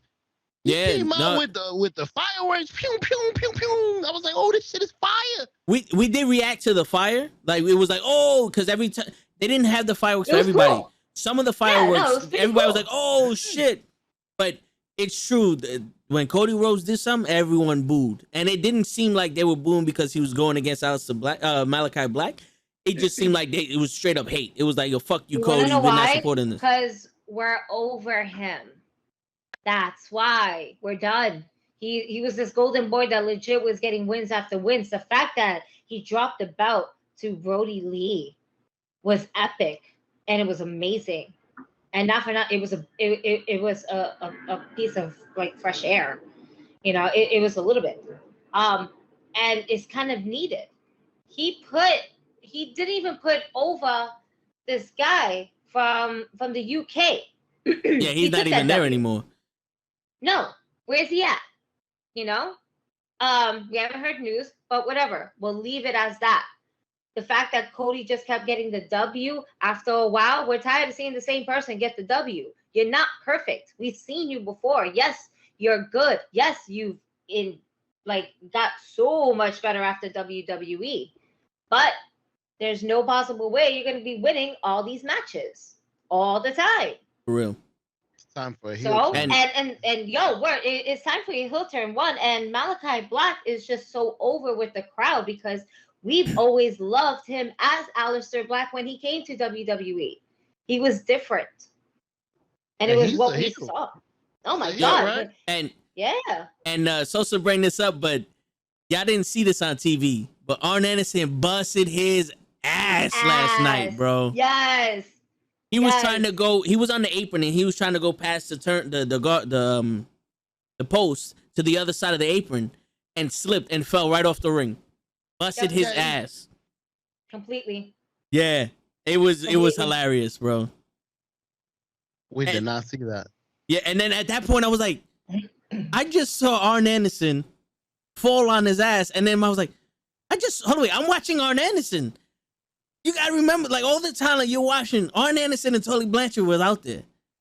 You know, the two members of the Four Horsemen. It's like, yo, we can see them in person, and the only thing he just busted his ass.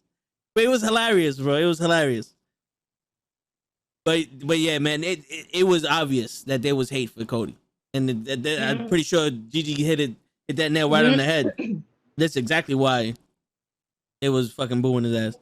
And they love Aleister Black. And it was, I don't know if you saw him, but I didn't see him when the lights turned off and he was sitting on the stage. I didn't see him walk out. I did. Oh, okay. Well, you could, like, from like where we was sitting at and everything like that. I could see, like, where I was sitting at, I can see the wrestlers coming up the stairs before they go through that little tunnel. Yeah, I can see them too. Cool. Yeah.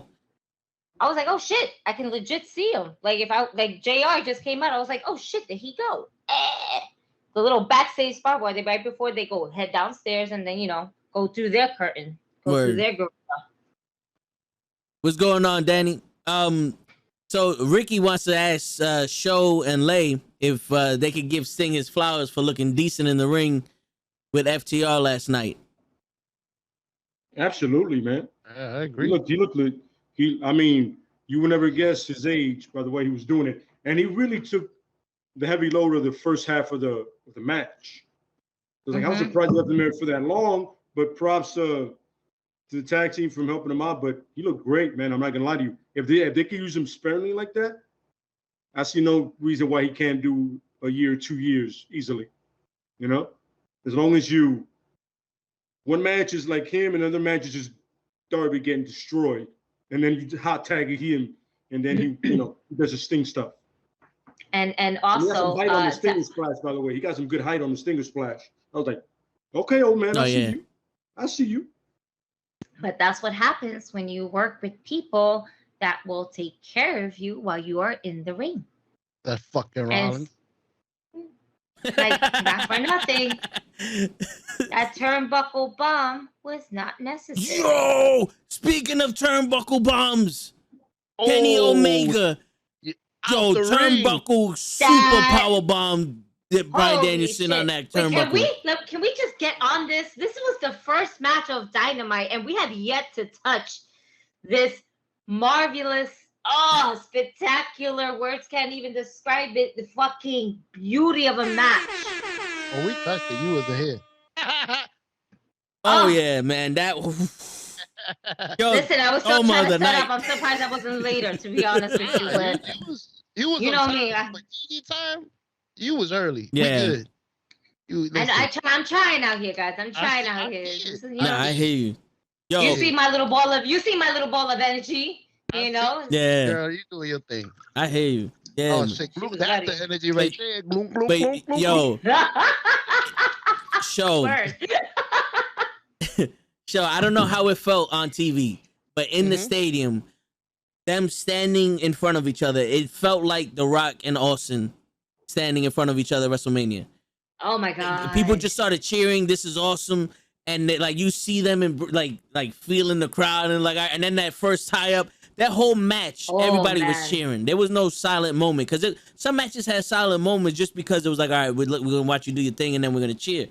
But yo, bro, hard hitting, bro. Like that match, like it was the first match of the night, and it just goes to show you how good the entire event was that we didn't even spoke about that yet.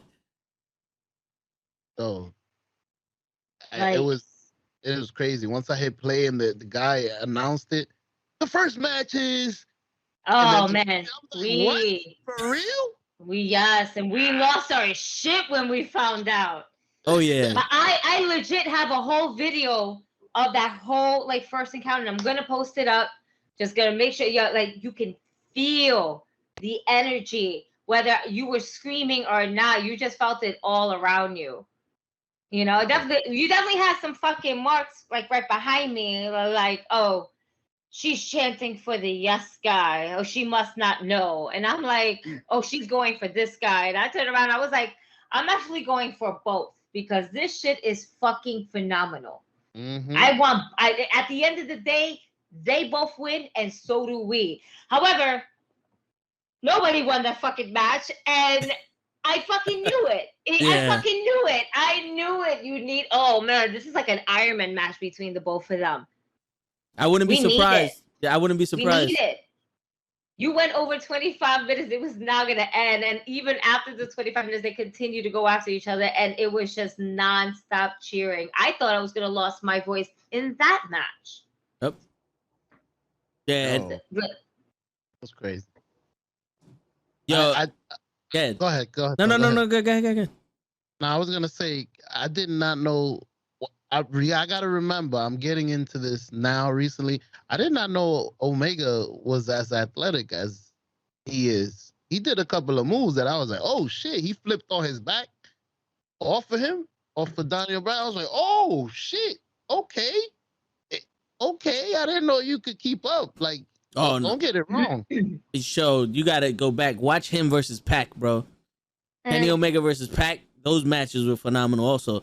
I'm not gonna lie, I wasn't rooting for. We're just gonna find these matches for you, and we're just gonna send them to you. Like, here's the YouTube link, bro. Watch this. Watch this. Too.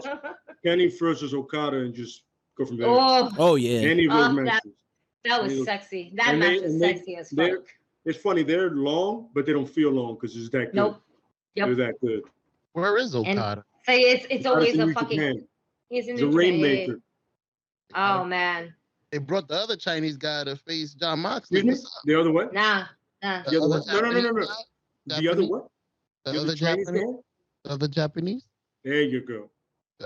But you have to understand, Okada's a completely different beast. Yeah. You got Okada's like, put like this. If I'm gonna compare Okada to anybody, at this point, their reigns are Cena. Oh, so to bring him over is going to be a big deal.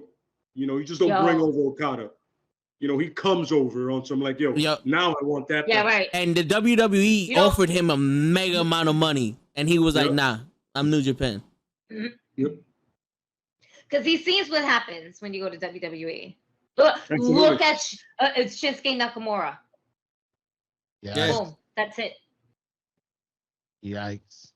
And even before Shinsuke. Yeah, no, Hideo. Hey, King Nakamura's all right. He's nothing like the King of Strong Style.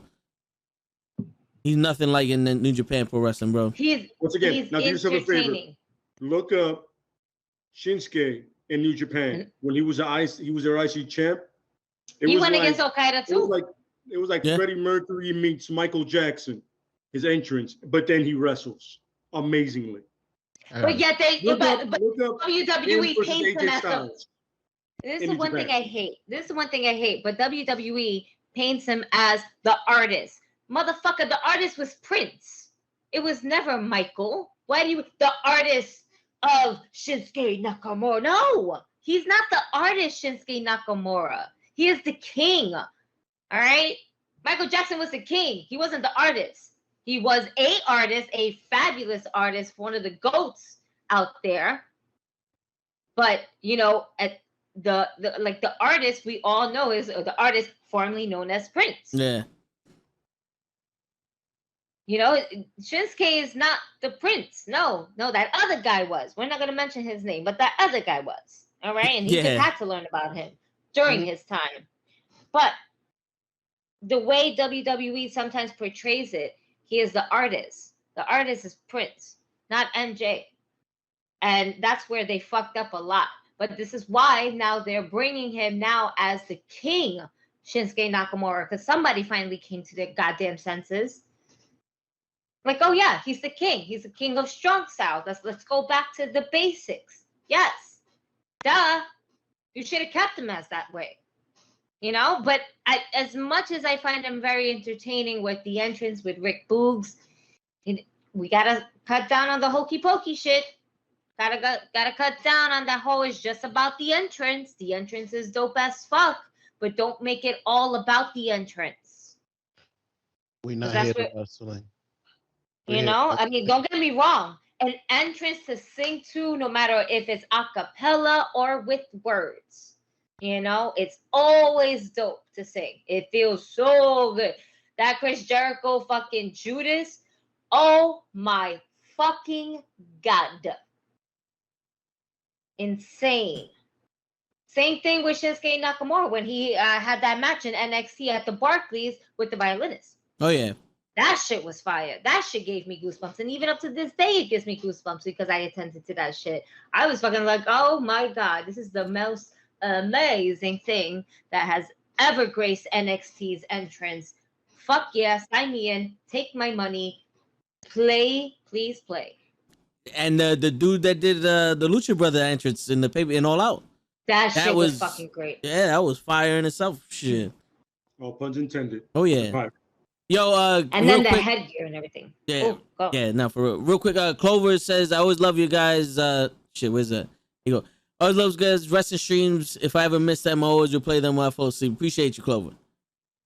We on Spotify. And the members from PA or the individuals from PA. Oh yeah, PA love is always fun. That's right.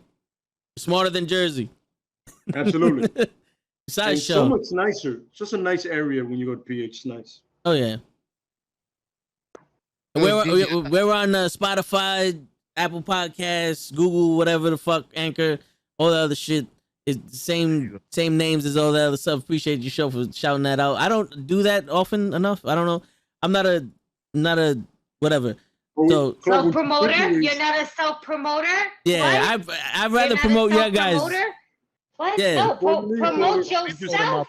Hell no. Press that button that looks like this. Before you press that button that looks like this. Yeah, and there's another one that says like you use the word like all the time in a sentence, or you like something, you should like this, and then hit that like button, or even that subscribe button. That's and if right. you're feeling generous, share it with somebody that's a wrestling fan. That's That's how you show Gigi you like her. You subscribe. The wrestling community. What? That's it. Word. That's it. That's how you show Gigi you like her. You don't tell her, you give a thumbs up, you subscribe. That's it. Word. Oh. And tell your friends and to tell your friends to tell their friends. Yeah. And everybody's socials in the description. Wait, no. Hold up. We can't all be friends. We'll be associates through social media, but friends is stretching. And this is a lot. It's a lot. We can try to be friends. We can be a community. There you go. We'll bring togetherness, but not physically, because that'd be too weak. Oh yeah, kissing fat babies. Like I said, let's not make it creepy. Let's not make it creepy. Let's not make it creepy. Yeah, but everybody's socials in the descriptions below, so there you go. Listen, throwing it out there. Share, we're just throwing it out there. No pressure. Yo, you know what? Comment about show's gear, my band-aid, school, whatever. How I'm freakishly tall. Exactly. Hulk Hogan. How Gigi gets stalked weirdly by weird people. Yeah. And that my kid is my kid is somebody's wrestler's kid. Yeah, sure. Yeah, there you go. Yeah. Apparently, Santana has another daughter he was not aware of. That's right. Oh, Ortiz, or you know what? Listen, They were all Latinos. It could have been any of the four. I'm just saying. Yeah. Mm-hmm. Or Sammy. Who knows? Yeah, Sammy was there too. No, it can't be Sammy. But you know what? They don't know. Because Sammy looks too white, so he might be like a white boy to them. Just think about it. That's Just throwing it out true. there, Yeah. Sammy, Damn. Sammy got Damn. that I'm saying Sammy right now, and all I'm Mexico thinking like about is what happened to Sammy. He's a soap opera Spanish. I love You're Sammy. not really one of us, but you are. Mm-hmm. But And you we are. appreciate it. I love that. You And do. we appreciate you. Word. And we appreciate you. Yo, Dustin Right. has a I question. You need to chill with Penta a little bit and throw out some Spanish. Give me a little Spanish. Word. Look, even Damian Priest throws out some Spanish here and there. Word. You'll mix it. And you know what? You gotta appreciate it from a body. It doesn't sound bad. I do. You know, and that's not a diss to our body people and everything like that. But look, I am a true body, and my Spanish is all fucked up. Anybody that's very close to me could tell you, Gigi, do me a favor. I love you, but your broken Spanish sometimes kills me. And yes, I understand that. All right, I'm just saying. Like, who was the fucking Eva? Was it Eva? Eve Torres? No, not Eve Torres. Maybe I got the wrong one. Who was that girl? Oh man, her name is escaping me, but I see her face. She was the Latina that was with the. She was the broken ass Latina that was with Carlito's cousins. Oh, the tag team. Remember the tag team Carlito's like cousins and shit? yeah, that wasn't Eve Torres? No, it wasn't even. No. The Primos. Oh my god. She was. Oh man, this is gonna fucking kill me. It wasn't Eve Torres. Nah, it definitely wasn't Eve, because Eve Torres was the brunette. The This girl Colognes. had black hair, and she got her ass seen and everything like that. And she tried to do it again. She was on Total. I remember her. That she got Rose or something. Rose not my Eunice. Oh fucking Rose Mendez. Mendez. Rose Mendez. Mendez. Yes. To see what happens when people like that. Rosa Mendez. I'm just saying. Yes. You know what I'm Rosa saying? Mendez. But remember, Rose Mendez. Y'all remember when she tried to speak Spanish to them all the time and how terrible that shit sounds? That's the shit I'm talking about. Do me a favor. Go back and watch that and look at Primo's face. He's on some word. He's like, yo, who the fuck is this shit? He's like, sounded like Toe. This is a fucking terrible Rosetta Stone. I don't speak Spanish, so. But you know what's funny? The only thing I know how to say is some disrespectful shit, and I don't speak Spanish. I don't even try. I don't even try. You make it look good though. Yeah. I put that deep accent on it. Go ahead, Lay. My bad.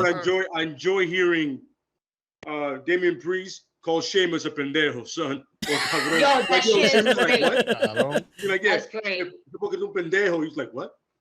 What do you call him? He's like, yeah, you have no idea. He's calling you a punk. He's calling you a coward, pretty much.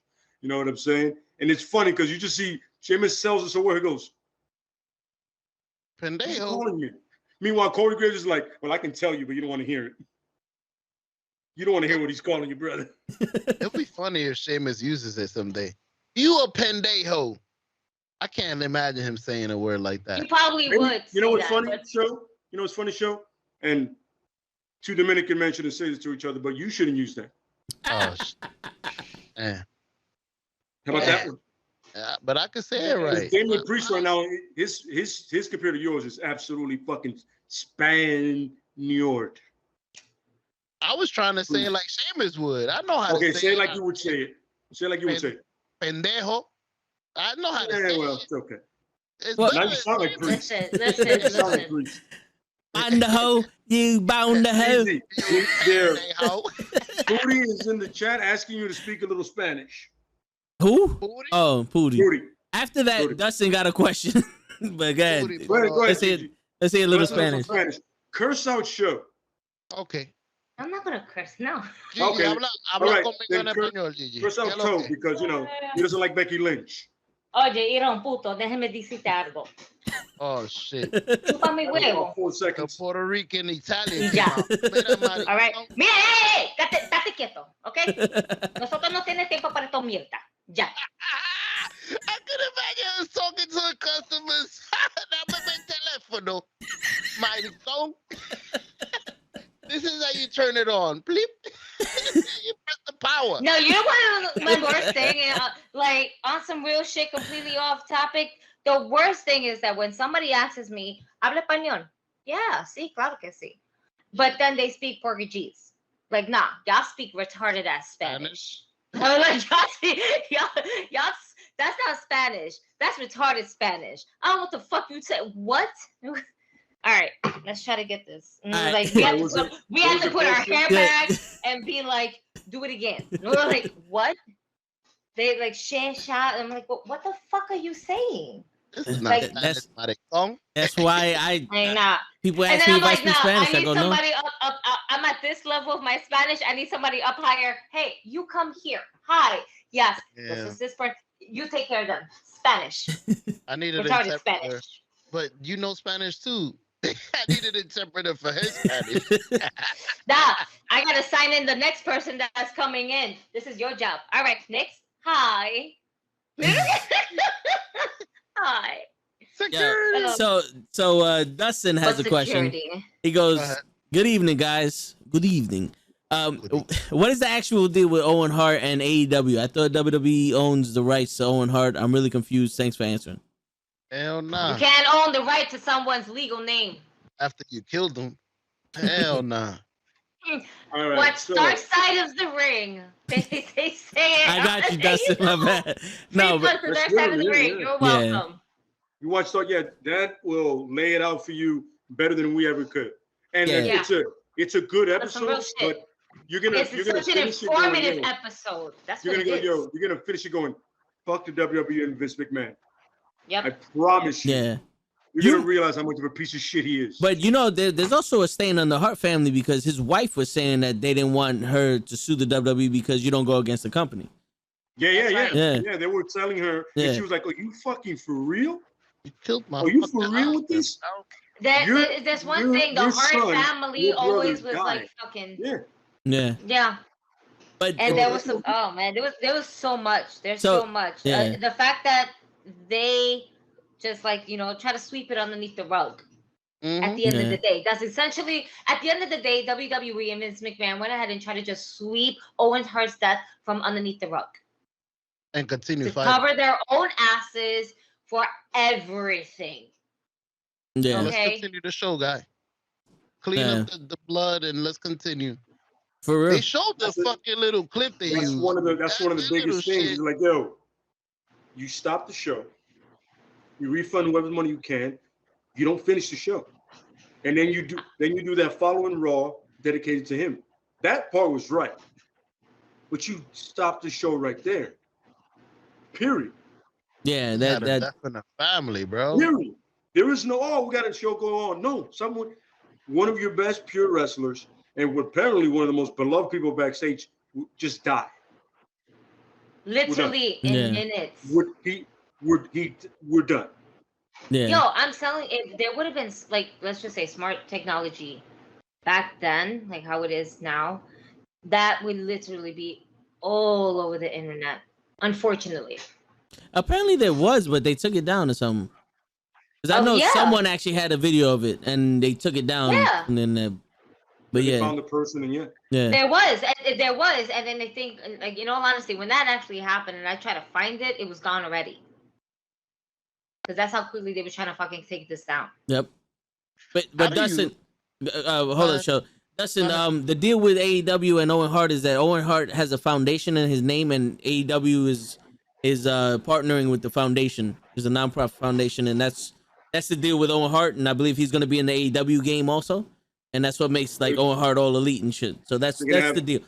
Specific Owen Hart merchandise. Yeah.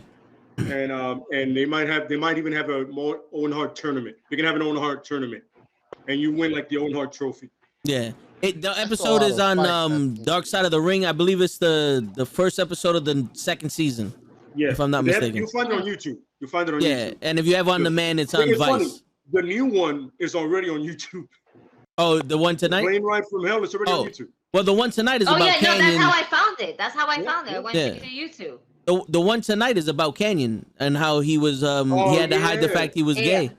Yeah. It was crazy. Nobody knew that the dude was gay. And it tormented him. Yeah, it tormented him that. By the way, one of the most innovative wrestlers ever. Oh yeah. When he said who's better than Canyon, really nobody. He came up with some sick ass moves, man.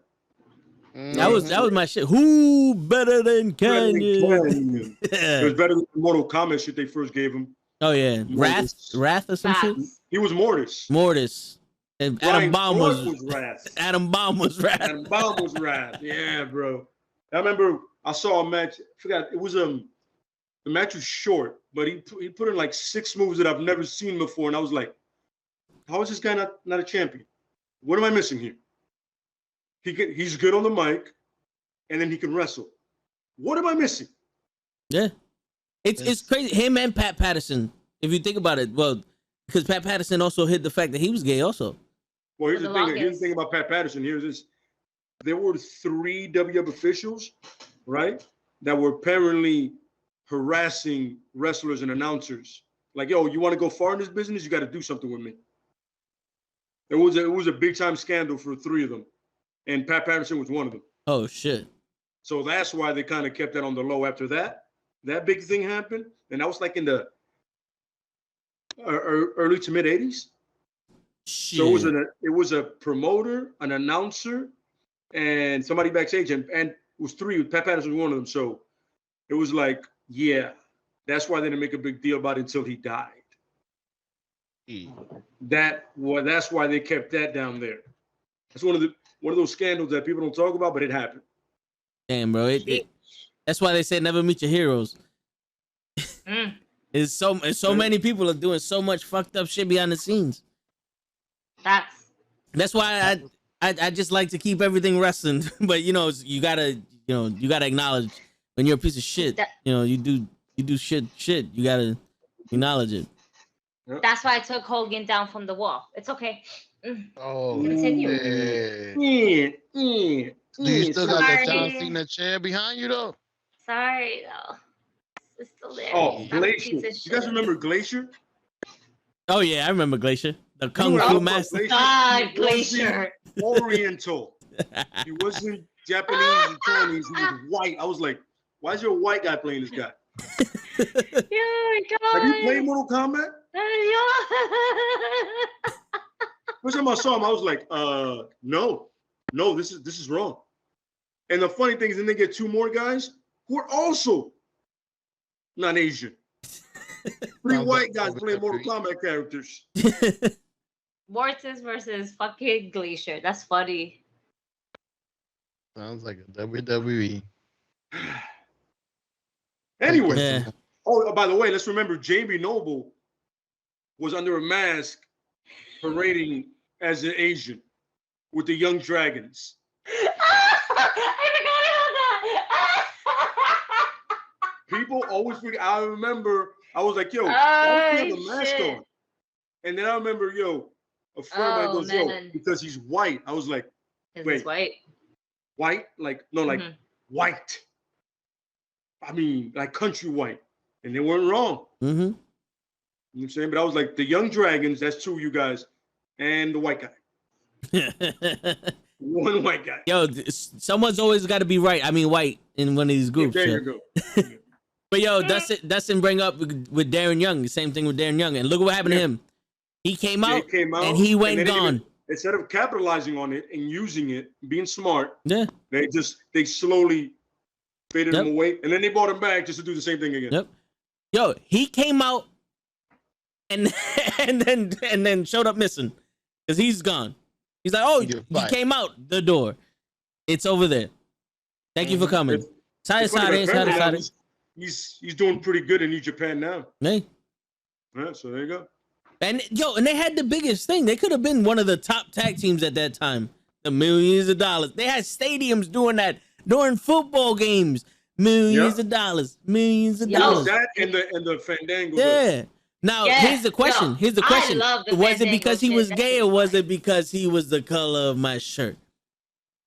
But have you realized this turns into Yep. That's funny.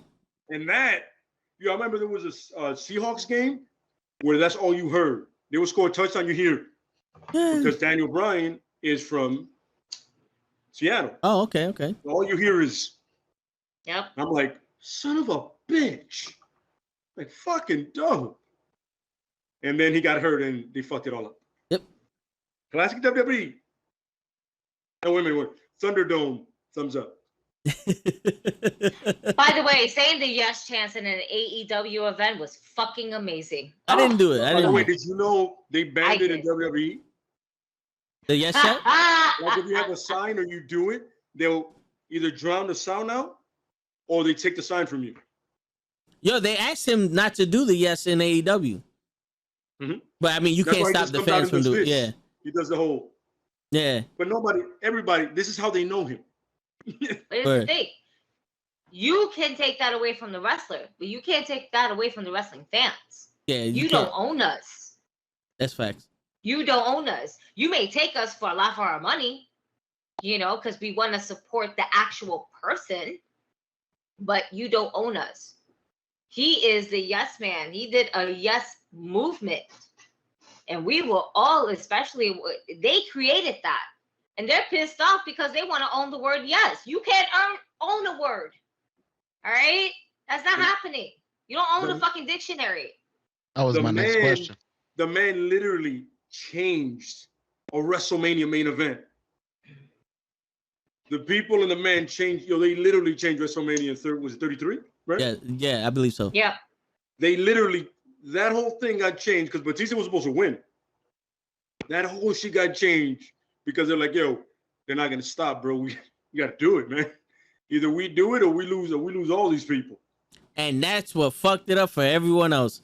Because the minute they did that, they said, yo, we can't do this shit again because these people enjoyed that shit. They liked it, and we can't give them what they want. So now when you cheer for Roman Reigns, suffering succotash, he gonna fuck up now.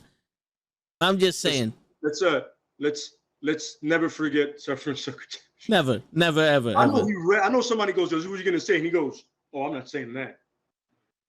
Nobody's gonna take me seriously after this. That's what we want. I can flip a car on somebody and kill him. Nobody's gonna be like, I'm gonna say this. I'm like, you gotta say it. Ah, shit. That's what we want. That's what the people wanna see. Nobody the blue-eyed Samoan saying suffering succotash. I would have been like, say it with me now. Yo, by the way, he's gonna puke. Props to the people in the ring with him for not laughing. I would have been able to. I done looked at him the way you look at show. Yeah, awesome. I'd have been awesome. Did you really say that? Yo, the time is up. I gotta go. Yeah, I'm out. I'm like, yo, I can't finish this promo. I'm out. Yeah. Just give me my belt. Yeah. I think it was Rollins, you got too. It. Yeah. Fucking Vince will probably be like, well, just think about it when you're out there. All right? And then just hit the music. Yeah. Just think about it. And then and as Vince is telling him to think about it, he's also giving him this Vince intimidating look. Like, think about it. You're telling me no, and I'm your boss. You want that title? Funny, I went back there like Brock and throw the title at Vince. Not even as Roman, as the guy in the ring with Roman. Like, yo, did you really put me out there with that shit? That's disrespectful, son. Word. You hear what he said? I'm supposed to stand there and respond to that? You fucking wildin', son. Throw the belt and go fuck yourself, son. I'm going to New Japan. Take it easy. Quit that day. I'm out. Hell yeah. But that's just me. I would have made a terrible, terrible WWE superstar. You know something? I think so too. After hearing all these stories of what happens back, I can't do that.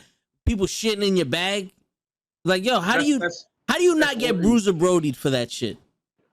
You know what I'm saying? Like, honestly, if I came in after whatever the fuck and someone shitted in my bag, bro, the bag's being lit on fire and someone's getting cut up. That's not a joke. It's a joke now that you're bleeding on the floor. That's hilarious. But you shitting in my bag, it's not a fucking joke, bro. I agree. It's not funny. It's not fucking funny. I don't get it.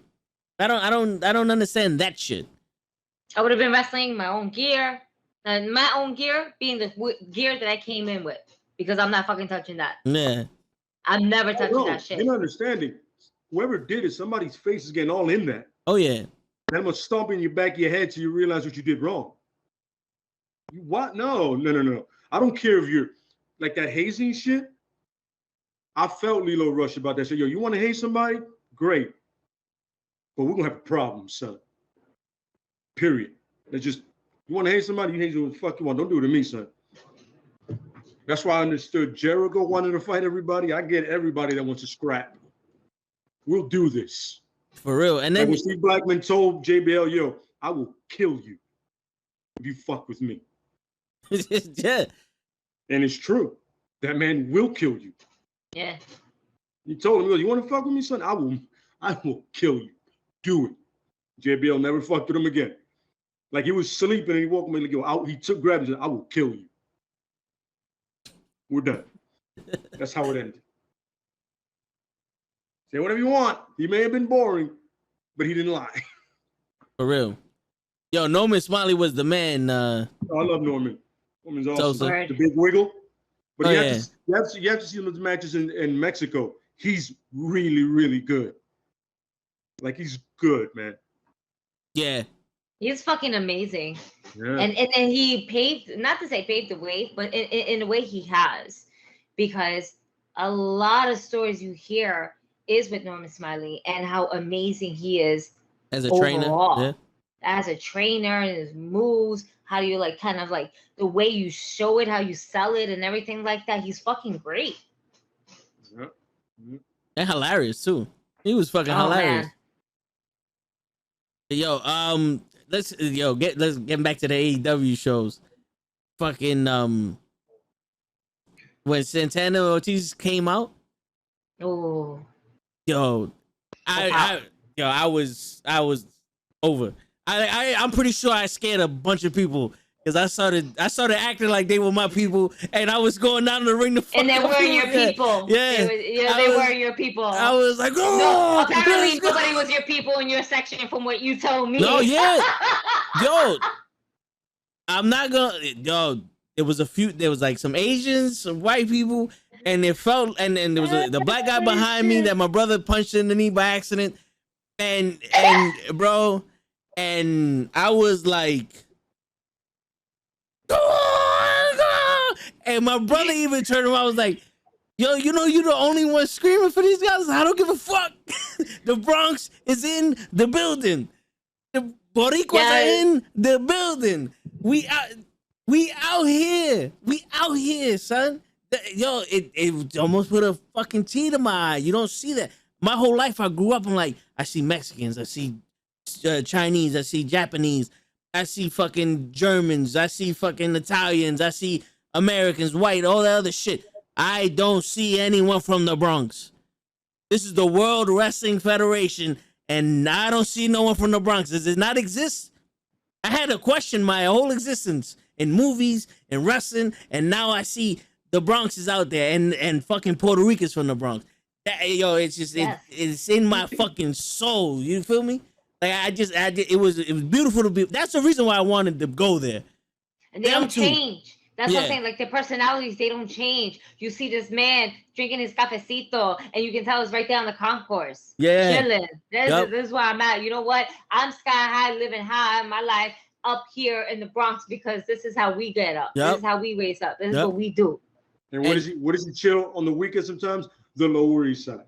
Oh yeah. Yep. He goes from Puerto Rico to Puerto Rico. Yeah. Word. Word.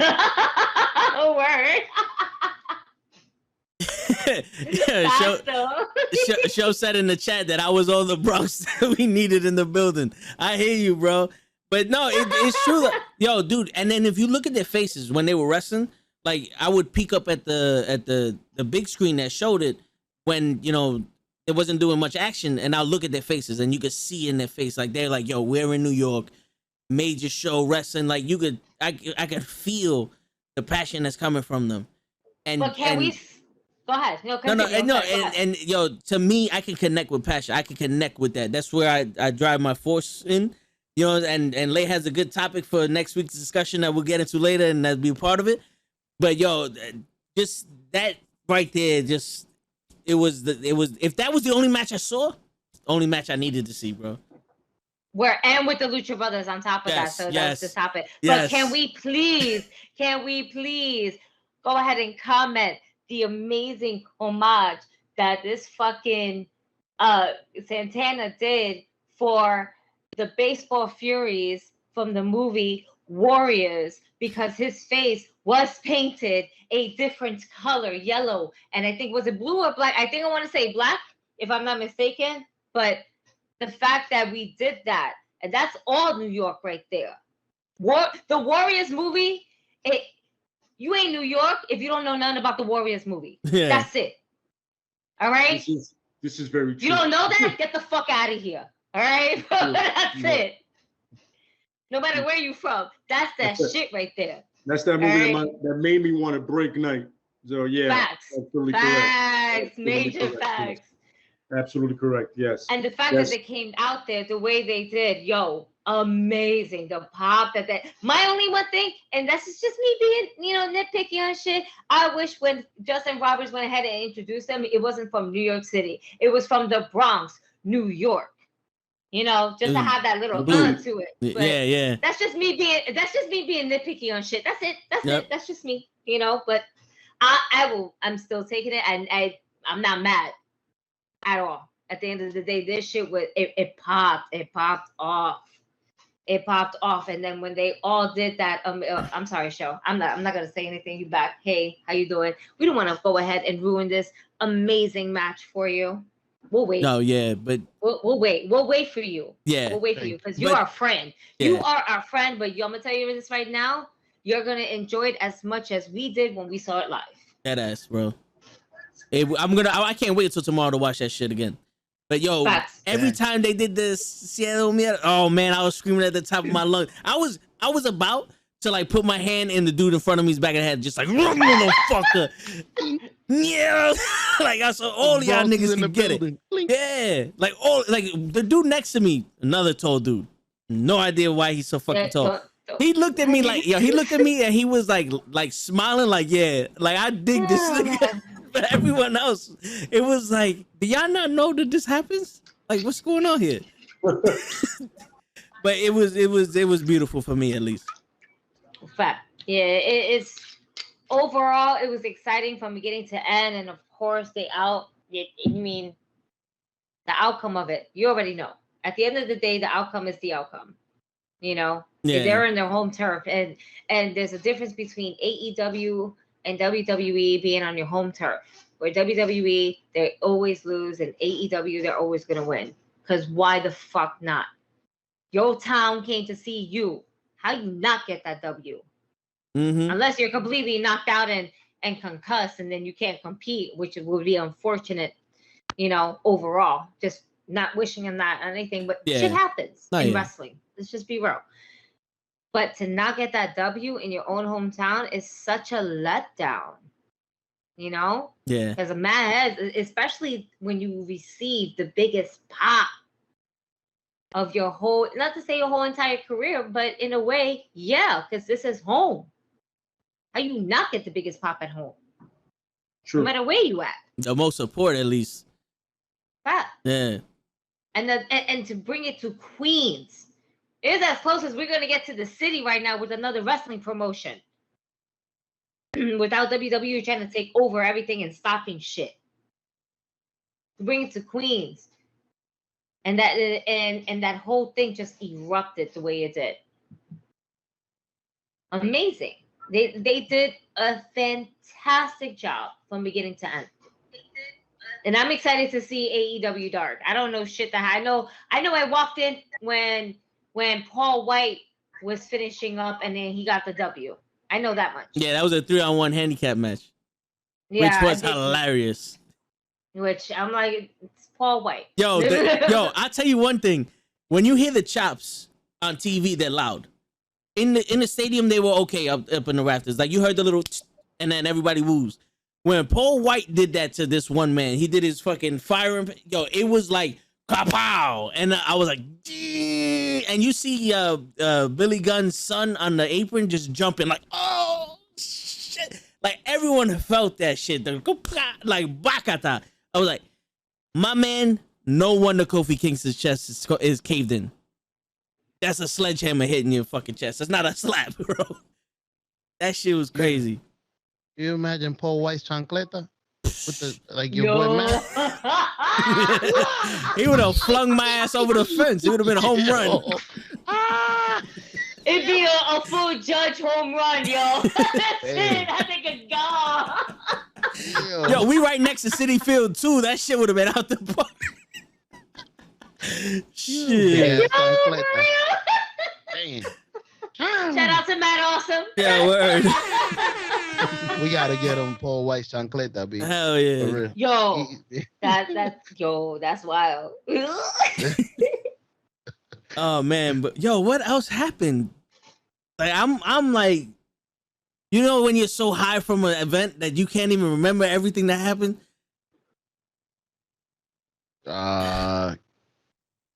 What's the coffin drop on the apron? Yo, that one was also, yeah. You heard the thump on it. Yo, you know, you didn't hear a lot, but when they slammed on that ring, yo, that shit was like, oh shit. Yeah, it made it seem like that shit hurt. It looked like it hurt. I think he missed. Usually you try to absorb some of your body on the other guy, but I think he missed to hit the whole apron. Clunk. But then he jumped into understand. He doesn't love himself, so that's a problem. Yeah, that's what I was. Me neither. He jumped into a fucking coffin backwards. Gloom. Well, yo, Sting did his thing in there. Yeah. Yo, FTR did some like old school wrestling shit where he had him in the abdominal stretch and Sting is distracting the ref and they just said fuck it and changed. And the ref's like, how'd you get in here? And my whole section's like, you didn't hear they tagged each other, ref. They tagged each other. I was like, that's some old school heel tag team wrestling. Yep. Get up in here.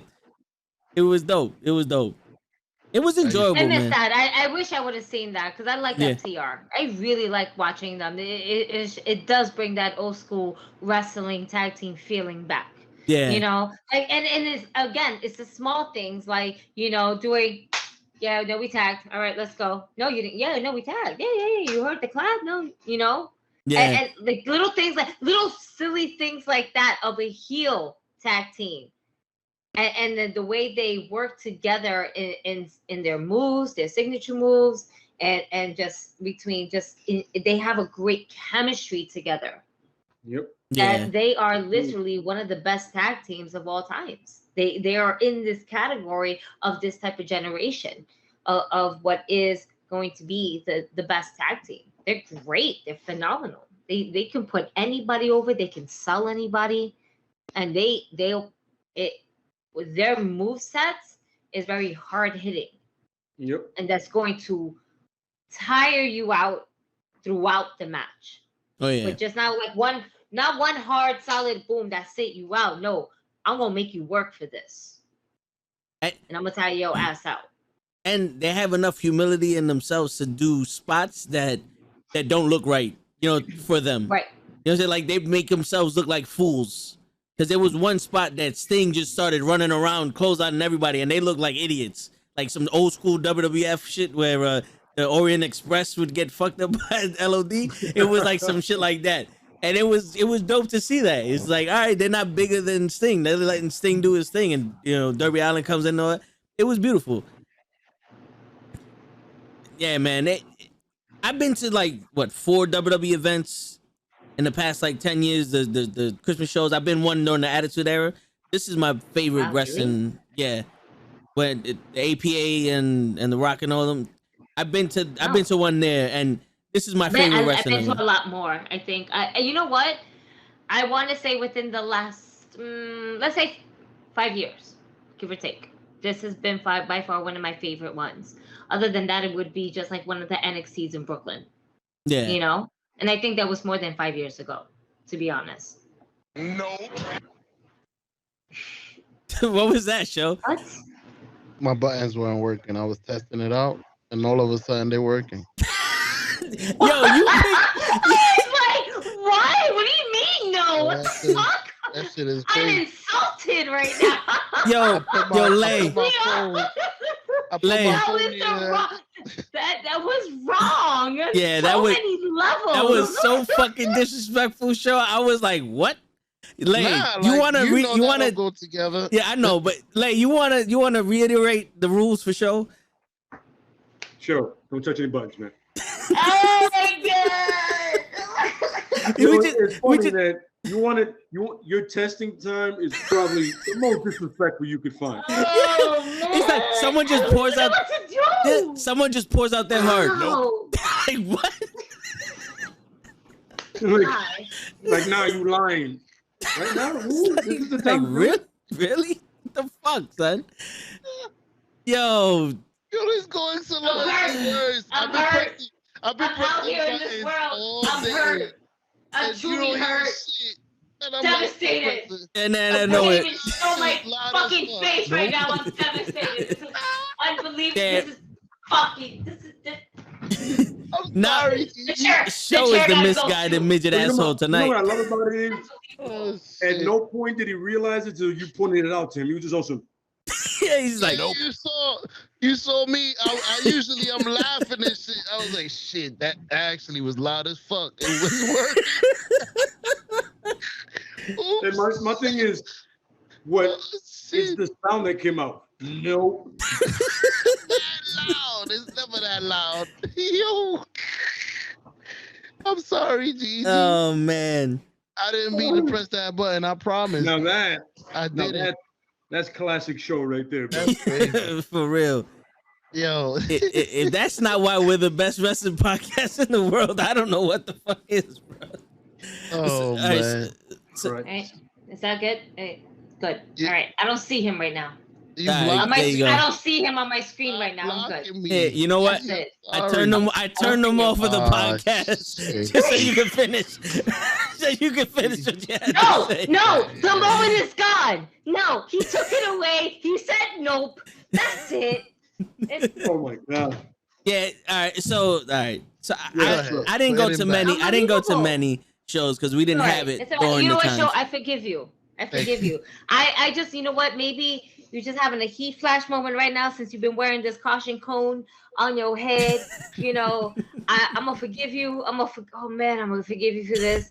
Oh, man. Yeah, show's about to get canceled, Kenny. I gotta write this down. Because Let me say you got canceled. Yeah. you got 339. you got a little soft spot right now here.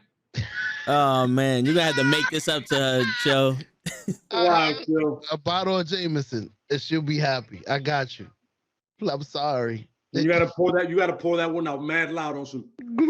Even the background is covering him up. Like the background is ashamed of him. Yo, what's the time? Wait, I'm getting 340. fucking Xavier Woods fucking shaming a fucking Miz with pancakes. Shame. Oh. Shame. Shame. Oh, no fucking pancakes. That's gonna be the beginning to the video. Man. I love I need it. this. My favorite Yo, show I in need the this world. whole clip. Nope. This whole clip, I need the whole thing. Like a Tribe Called Quest. I need the whole God. thing from Got beginning you. to No. end. This is the end. That's it. That We shit move was great. forward. Holy Unbelievable. shit, My man. favorite man. show in the world. We was You're a liar. You're a We- liar. my man, yo, we opened up our hearts to the shit. Nope. Like, what? Unbelievable. Damn, yo. Yo, the only You know thing what? worse would have been like, No, it's not the button to me. It's his non-reaction. Just Yeah, y'all could tell. Yo, Y'all could yeah. tell. It was- Yeah. it was like there was nothing Yeah, there. He was you just see like, him push the button too, because I'm looking at him Oh, and you man, see no. him move and he goes, nope. and he just, man. Oh shit. and I just see that hat look down, and like, Nah, see, yo, but he's y'all, not here reacting. y'all rubbing it in. I'm done. I don't think he heard it. He didn't hear it. He just said, Oh shit. That's exactly what I was thinking when I put my face down. Oh shit. Yo, he got the glasses and shit. So he's like, Oh shit. Vince McMahon not gonna like this. I'm gonna get fired today. Oh shit. I look like fucking Booker T. "Oh man, Oh, man. I'm coming for you, nigga. Oh shit. yeah, that would have been better. Yeah, that would have been a lot better. We need that button. We need that button. That's a button we need. Oh shit. Oh, My Yeah, man my said, fault, Gigi. I was testing my buttons in the middle of the show. Nah, I've been pressing the buttons, not doing that. So And the crazy shit is, you could have routed that to not come over the fucking chat and hear it yourself. Hold on. Speaking about the chat, y'all see this shit? I want to make sure that they see this shit. Everybody sees this. I'm here with the people as well. I'm here with y'all, but I'm here with the people because y'all see this? They see it. They canceled me. Look, Kenny said cancel show. They saw me. That's crazy. Show got canceled. Yeah, that's it. Wow. Yes, exactly. Wow. Yes. Damn. I need that button. Psych. Yo, I did that a couple times on the show.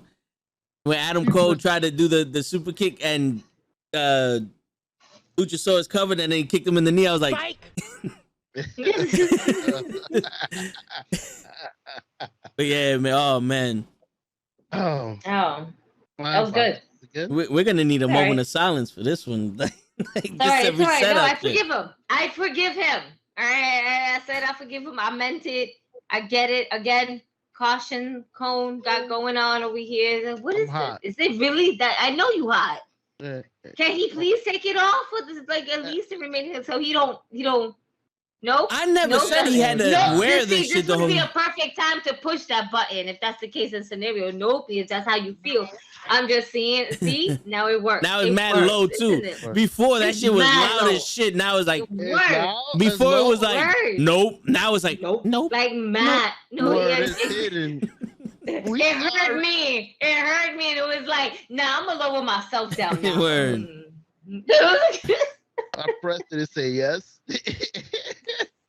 Oh shit. I won't do this again. No, ma'am, I was not gonna do this again. Oh man, fucking show. I was sorry. Is this a bad time for a question? That was some disrespectful shit right there, dog. And now he wants to ask a question. You can ask the question. I'm just not gonna answer it, but it's all right. No.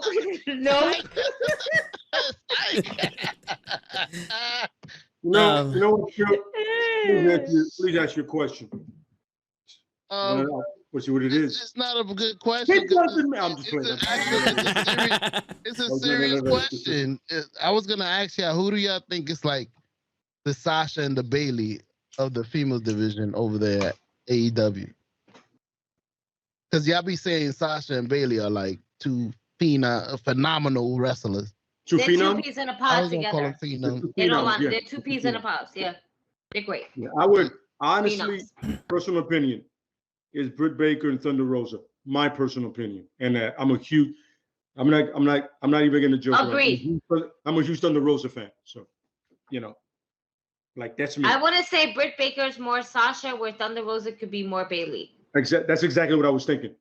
Like that exactly. I completely agree with you. If you had to pick two, the first and foremost, there won't be a Sasha Banks or another Bailey because they are their own individual people and everything like that. But if you want to put like feud, like style, whatever the case may be, or those two that would kind of elevate the women's division more in AEW, it would be those two.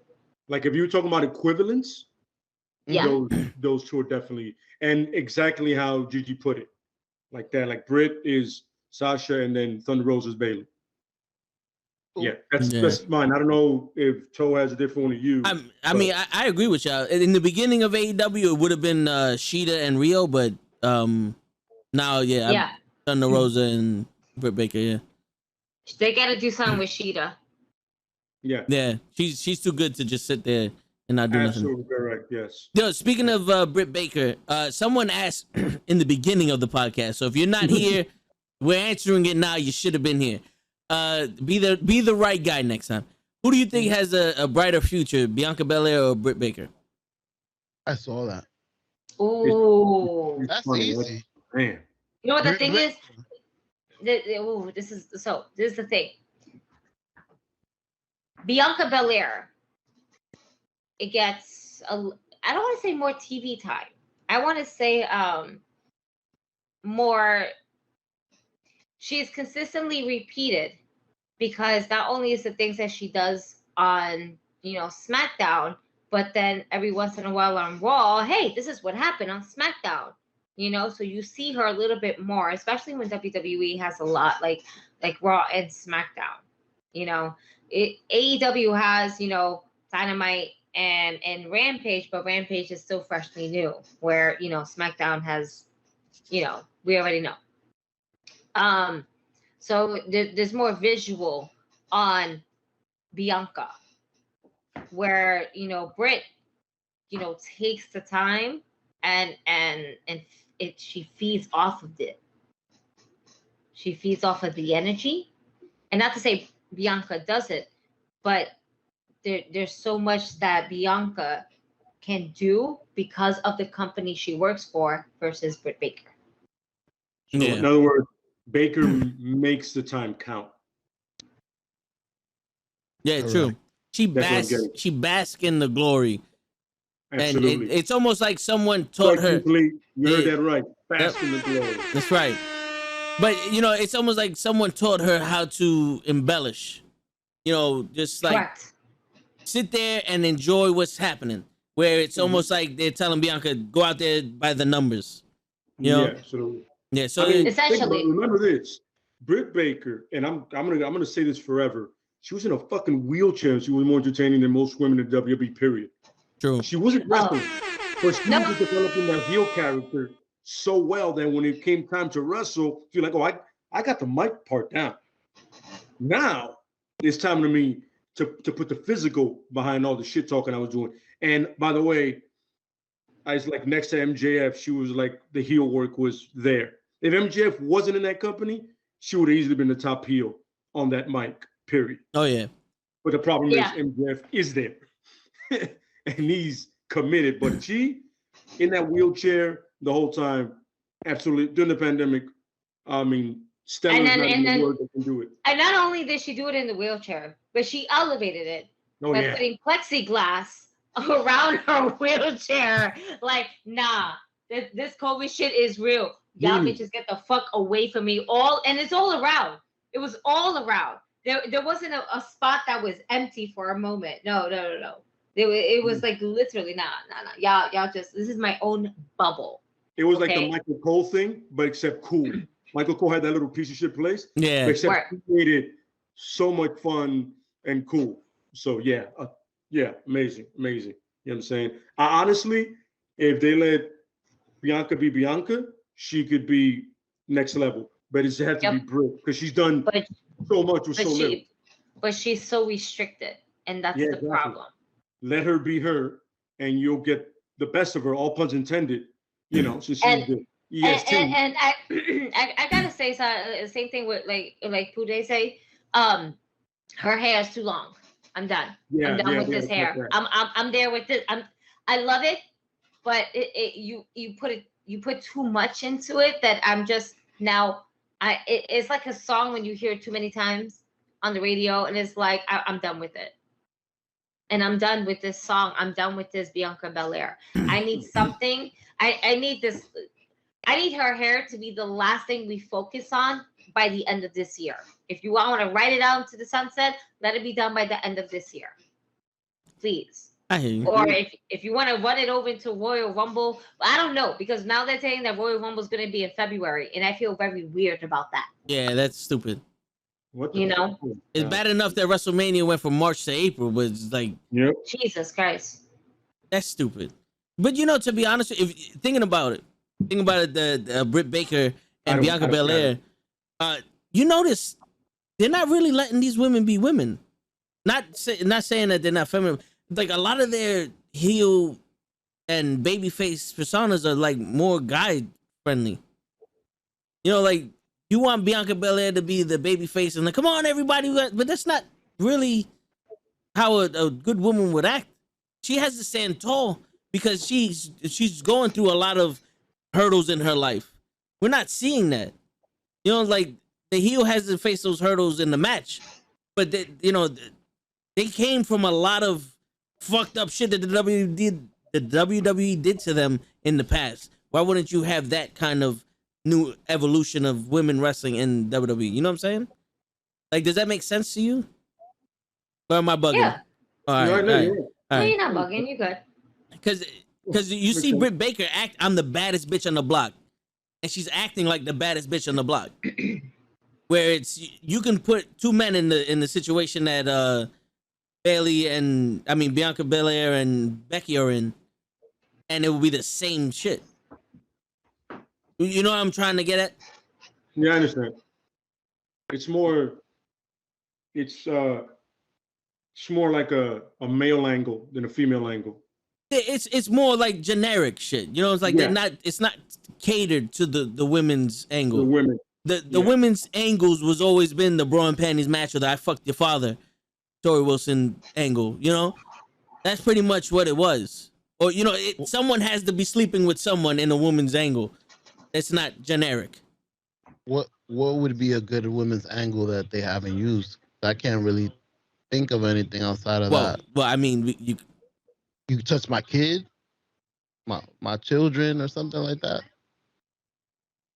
Well, the fact that Becky just comes in and takes her shit. Like, Bianca has not mentioned once that Becky just walked in there, got a title shot, and took her title. Vince McMahon told him not to. No. But fuck all that. Let's talk in reality. In reality, the biggest problem was Becky just walked in and got a title shot. She was screwed out of her match with Sasha Banks. Where is this at?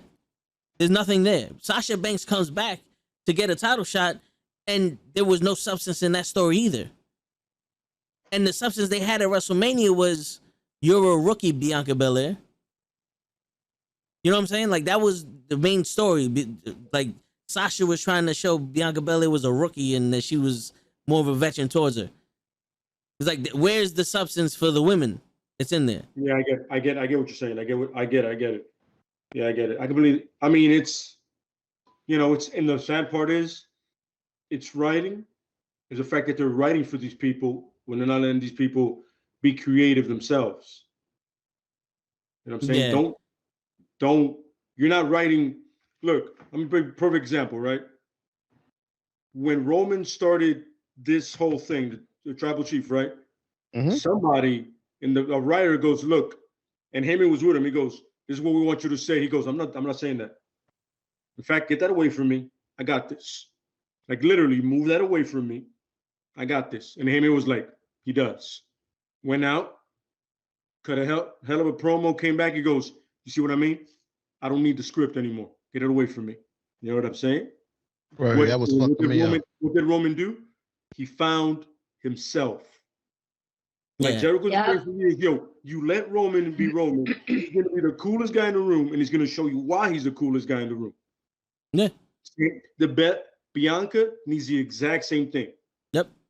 And let her show you why she is the way she named herself, the EST. Let her do it. And look at her with Montez Ford. You let Montez Ford on the mic, the charisma that comes out this guy is next level. Yeah. And that couple together can do that. So let them be that. You know who doesn't really have it like that? Like, he's a great talker, but like, he doesn't have that charisma or that bravado. Seth. Yeah. Seth isn't smooth. It's forced. No. But he's good on the mic, what he is. Yeah. But he doesn't have what Becky, Montez, or Bianca have. It's just natural. His is forced. Roman's natural. Big E, New Day, natural, except for Kofi, natural. You know what I mean? Yeah. Some people look, MVP, natural. It comes off. Bobby Lashley, that's why you have MVP. Yeah. You know what I mean? Look, even Angel Garza, natural. It's a natural thing. That's what you need. Let them be natural. Britt Baker, she did her thing naturally. Chris Jericho, MJF, you know what I'm saying? Punk, even Daniel Bryan, for the love of God. Kenny Omega, if he was to start being the cleaner from New Japan, he's smooth with it. Adam Cole. Yeah. Baby. Boom. You know what I'm saying? Let these people, let them show you the personality, and it can work out for the best. Look, I can't stand Edge or The Miz. but it comes off natural. Yeah. Can't deny talent, man, when they're good with it. Shinsuke, just let him be him. You know what I'm saying? Even Cesaro, if you let him be him, you'll come out smooth. The man can speak 6 different languages. He can cut a promo, 1 promo, 6 languages. I don't know how you're not using that. Same for Cesaro. Look, even Damian Priest, as much as he's like having his moments, you can tell he's naturally like that. Finn, same deal. When Finn became more Bullet Club than this smiling doofus, what happened? Yeah, his promos in NXT as the bad guy were phenomenal. Look, Pete Dunne, another one. But yo, going back to the women, you know how I feel about Naomi, but the shit they're doing with her now on SmackDown is stupid. Yeah. It's almost like we went back to the women having a 2-minute match and barely getting on the show. Essentially, it's exactly that. And it's fucked up and it's terrible because not for nothing, Naomi is one hell of an athlete. We spoke about her so many times on the pod where, you know, some of her moves is kind of dumb and shit like that. The rear end and everything, you know, using all of her assets. But what they're doing to her now is kind of trash. What is this really going to lead to? Are we going to get Sonya Deville back wrestling in the ring? And then her first match is going to be with Naomi?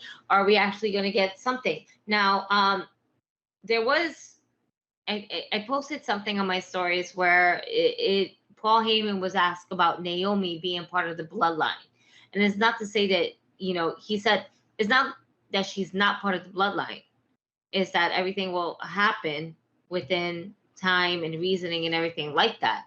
You know, that everybody has to find their own place, more or less. And granted, she's part of the bloodline. She's part of the bloodline through marriage. You know, if anybody's going to be part of the bloodline, it should be Nia Jax. Just saying. Draft her to where the rest of the tribal family is going to be at and have her be a part of it. Because technically, that is the bloodline. Yeah. You know, if you really want to keep it that way, which you essentially should. But the way they're using her now is fucking ridiculous. No, but right now she's injured, DK, because of what Shayna Baszler did to her. You know? Good for Shayna Baszler. I'm happy we're trying to get the separation because I need Shayna to be in singles. This whole tag team between her and Nia, I didn't like it in the beginning. Still didn't like it when they were tag teams. Okay, that was cool for the moment. But that was it. But no, I need Shayna to be singular to the women's title. Why? Because she was a hell of an NXT women's champion, and she'll be one hell of a fucking women's champion, whether it be Raw or SmackDown. Yeah. My only thing is that because of her looks, because WWE, God knows we all about them looks, baby. She doesn't fit the profile. She got no eyebrows. No, you got better eyebrows than her. Lay, you got better eyebrows than her. Like, I can't see your eyebrows between your glasses and your hat, but you know what? I believe you got better eyebrows than her. Look at them eyebrows. Look, I can see. His 5 head. Eyebrows. Holy shit, I see eyes. Woo! Hey, oh my God. I gotta look good. Oh my God. I knew it. Oh my heavens, I saw eyeballs. Oh my heavens, I saw eyeballs. Praise Jesus. First time. You show special occasion. You saw Show's eyes before you saw my neck. That's crazy. Wait, you have one? Not really. Oh, trust me. He does have one. Listen, I couldn't tell. I wasn't focused on that. I was more focused on the fact that I was. You couldn't see it when you was looking down. You're right. By the way, how does it feel to look up to me? Mm-hmm. It's okay. You can just always tell me. I always look up to you, Gigi. I know you. You're an amazing female podcaster. I know. You're one of the best out there. Listen, for your birthday, I'm gonna get you like them Spice Girl sneakers, like back in the day, you know, and we can just like do it like throwback, and then you can wear them and we'll be eye level. That's it. I'll tell you what I want, what I really, really want.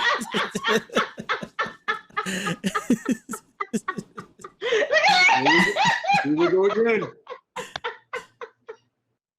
Where's your nope now at, show? Huh? Where's your nope? Nope. See, that was the right time to use the button. Yeah.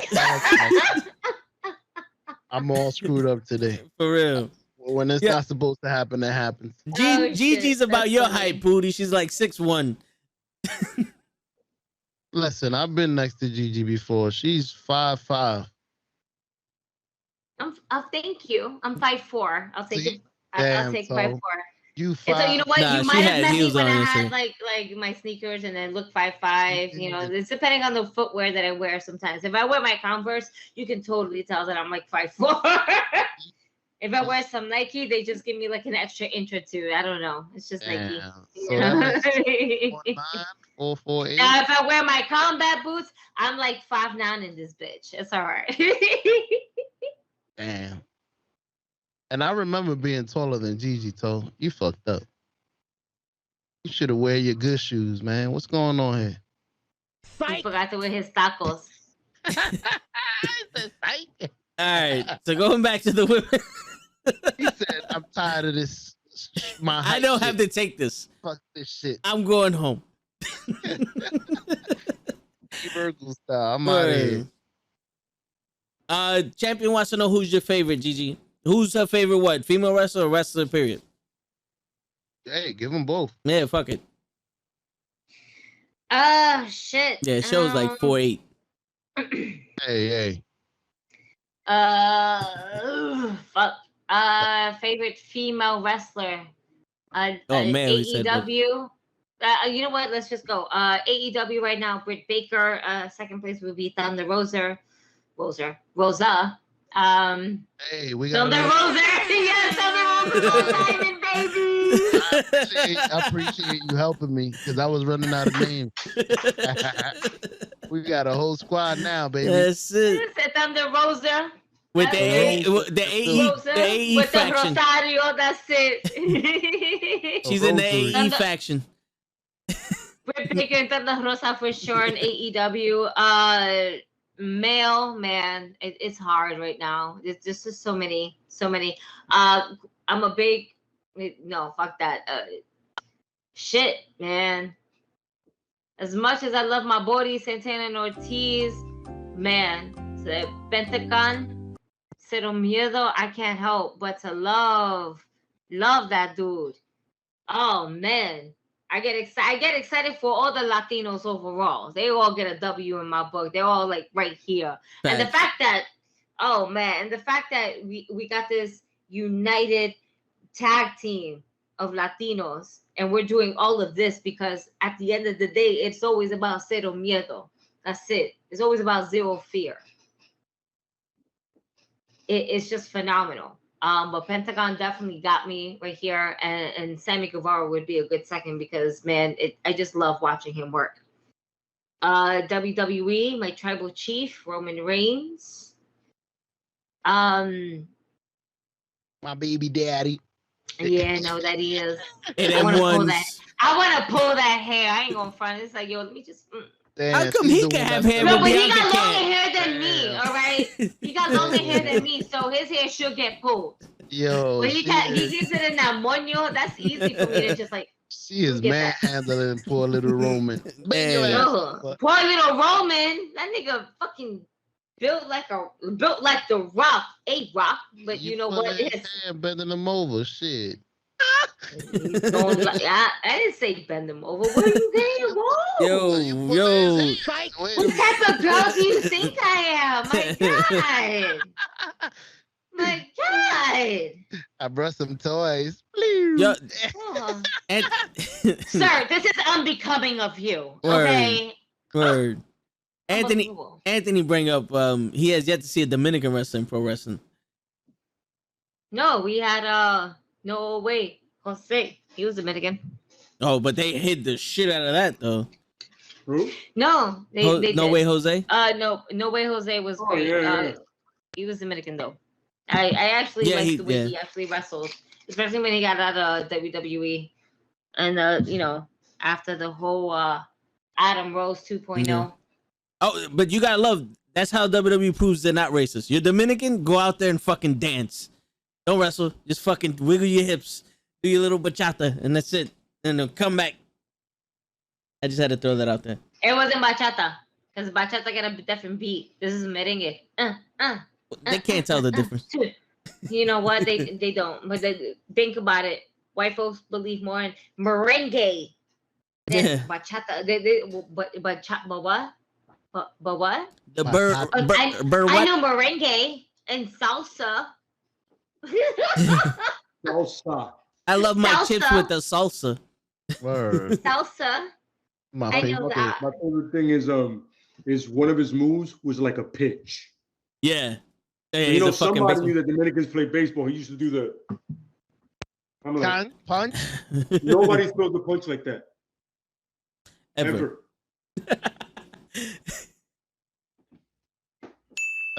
That's new information to me. I didn't know about that Dominican guy. I didn't know Karrion Kross was Puerto Rican until Matt Awesome said it. Me too. I was like, what?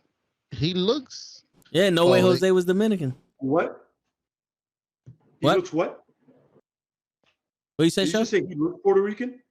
Oh, me? No. I didn't say nothing. Y'all trying to put words in my mouth. I said, No Way Jose was Dominican. But Show was talking, so I don't know who. Yeah. No, Karrion Kross. I'd be like, yo, doesn't look it to me. Nah, he doesn't. So Matt said it. I had no idea. If Priest didn't put the Puerto Rican flag on his tights, he wouldn't have looked Puerto Rican either with the purple hair and the goth shit.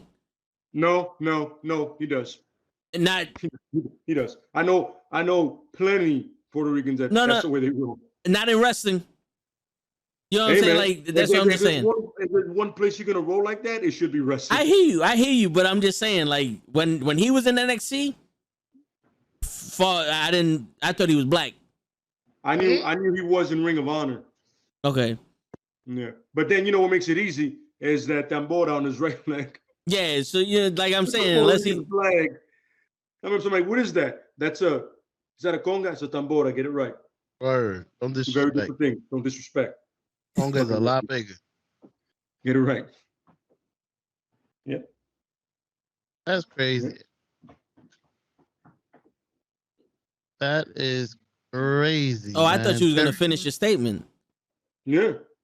No, I was saying that's crazy. I was thinking about Karrion Kross being Spanish. Like I'm looking at his picture. I'm like, what? He's fucking Spartacus now.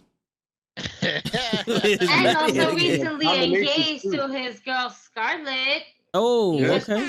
That's right. I thought it was his wife. But hey, fucking congratulations. You know what? I thought the same thing.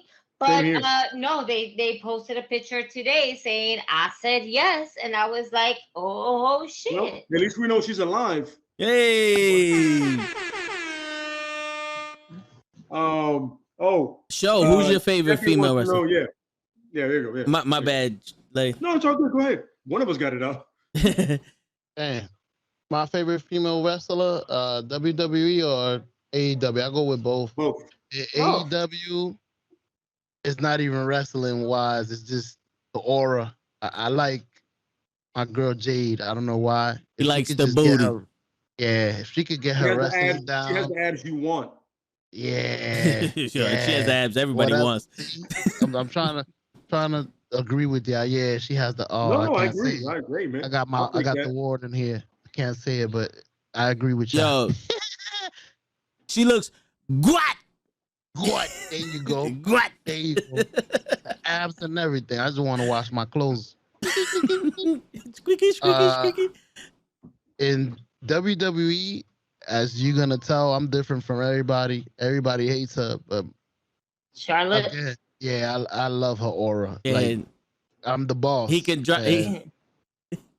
Go ahead. He loves him some white girls. He can hang the shirts by pinning them to her ass, the flatboard. Yeah, listen. He can iron his shirts on her ass. Yup, wash it on her stomach and iron it on her ass. We good.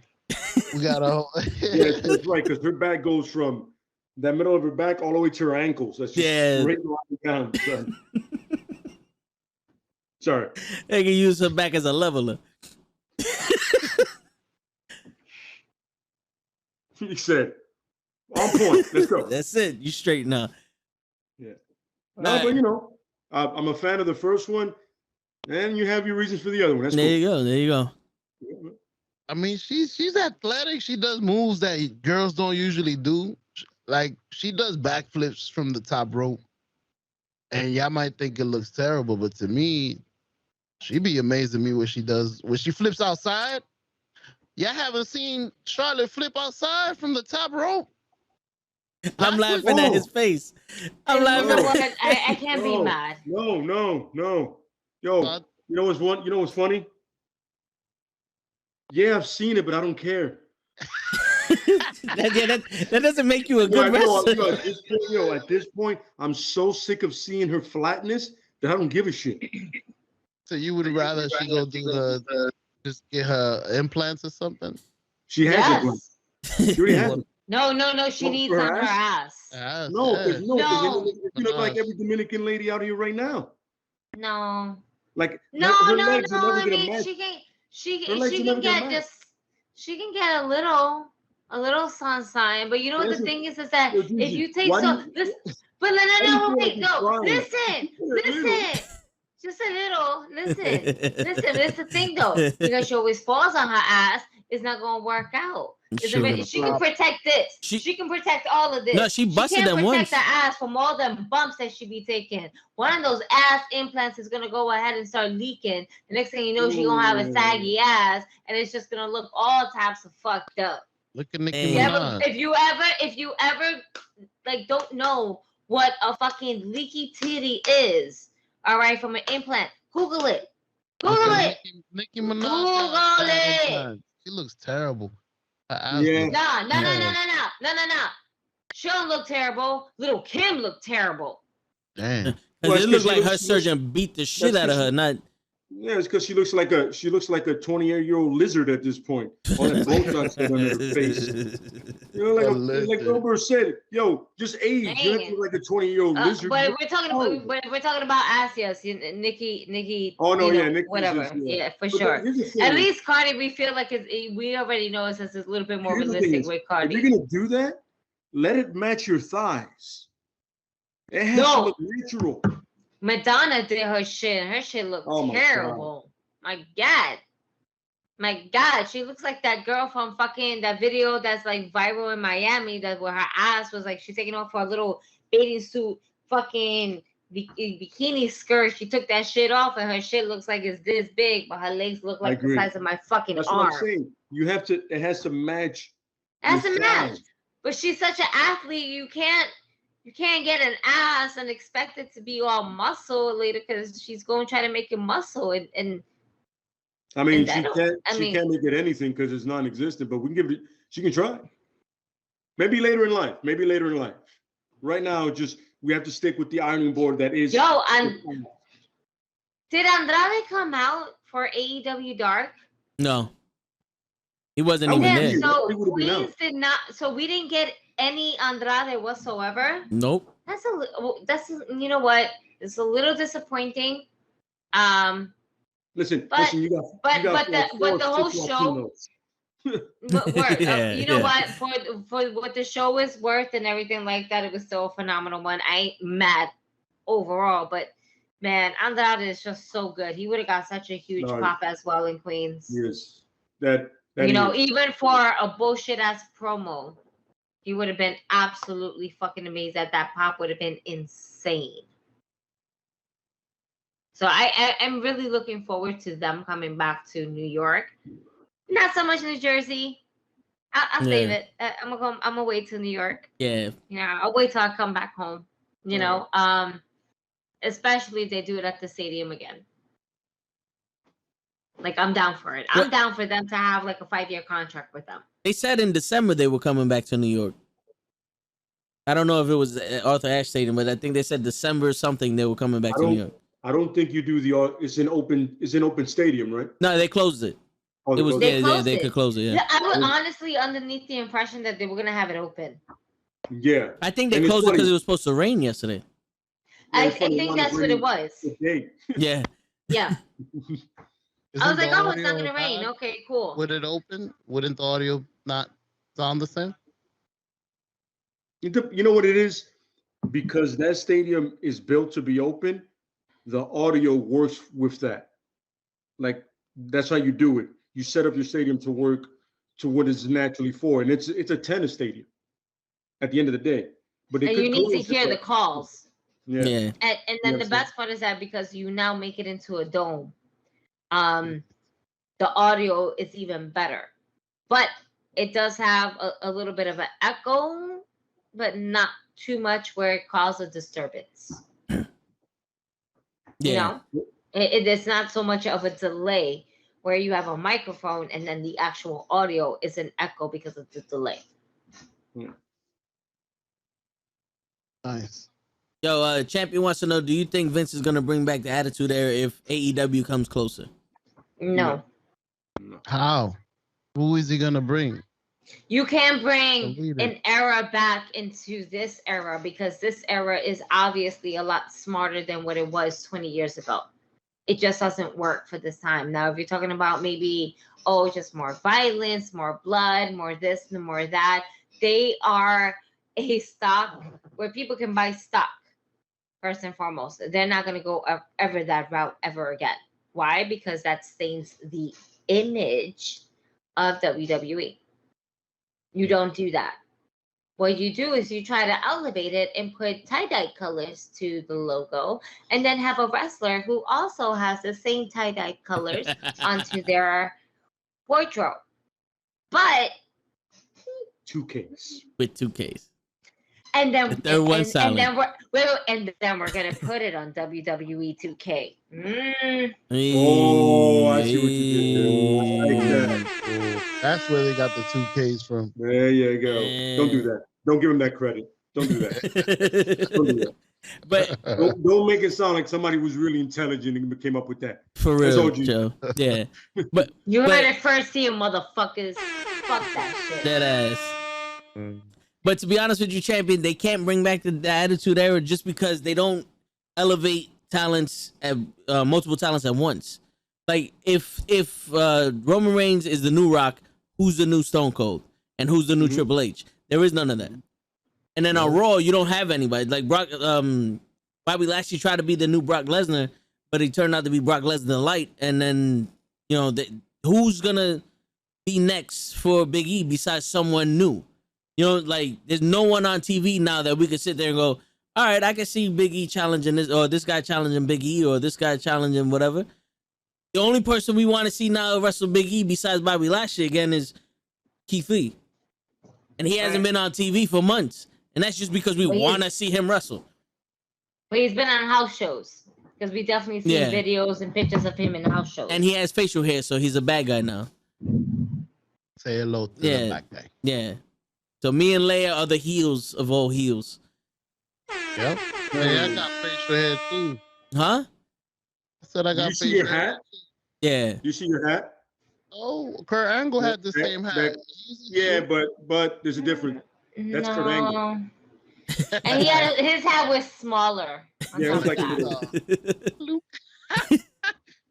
it wasn't even child size. It was like for a dog size. Like one of them small dogs. Yeah. And Pootie said, what about AJ Styles? AJ Styles is a joke. Yo, first off, AJ Styles is the best wrestler they have there, and he can do anything. But they're treating him as a joke. And you can't just turn someone from a joke to a champ like that, because that's you're challenging our intelligence there. And I understand you're trying to get 6-year-olds to watch your show, but you can't challenge their intelligence either. You can't treat a kid like it's stupid. Yep. And that's the problem. Another thing is you shouldn't have to fall back on AJ or Orton. Build people up. This is why you sign all those people to release them. Makes no sense. Yep. And Ricochet.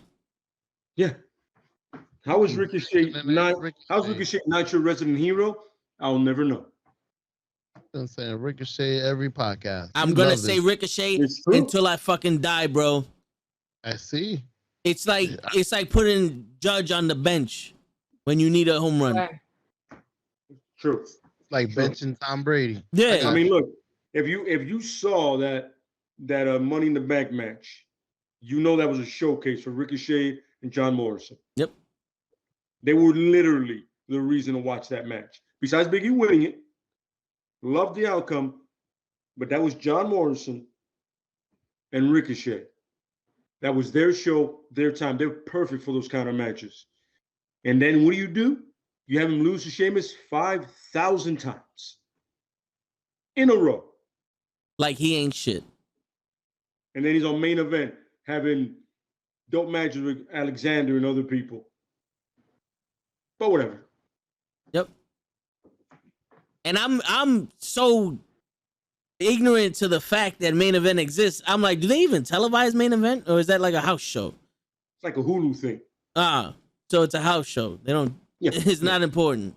My bad. I should have said yes. Nah, I hear you. I hear you. It's just fucking stupid. And yeah, they fucked up by releasing Bray Wyatt. Yeah. But Champion says, but he thinks WWE's gonna do something big. I think they're gonna think the same thing. I think they're gonna think they're doing something big. Yeah. But I don't think it's gonna be as big as they think it's gonna be.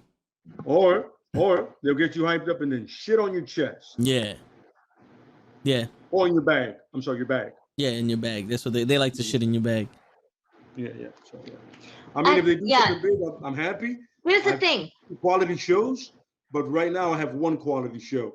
And one that's kind of quality, unless Roman's on it. If he's not on it, like I want to see a SmackDown without Roman to see how those ratings go. Oh, garbage. Yeah. I really want to see that because it should be interesting. You know what I mean? I feel it's going to be a massive failure, but I just want to see that like Roman is not going to be on this SmackDown. Well, I know it would still be the bloodline. I know what I'm not doing Friday. The bloodline in overall would be the main event. So although Roman wouldn't be the one to be in the show, it would be someone from the bloodline. Because although Roman will be off. I did that wrong. I want them all out. Now make SmackDown. Now you got to use everybody at this point. You got to pull all the stops. You have to. Because I don't want the bloodline. I don't want Heyman there. He's just SmackDown without the bloodline there. That's what I'm sorry, I did that wrong. Not just Roman, that whole story. Because they're all interesting. Like, so all four of them niggas to have at least 1 week off. Yeah, exactly. One SmackDown, they're not there. You know what? I will take 3 out of the 4. Leave Heyman, because Heyman's great at promoting. Overall. I get it, but I want to see them without their major story. What do they do? Nothing. You know what I'm saying? They put Rick Boots out there. Wait. So what would be next? You rely on the women. That's what's gonna happen.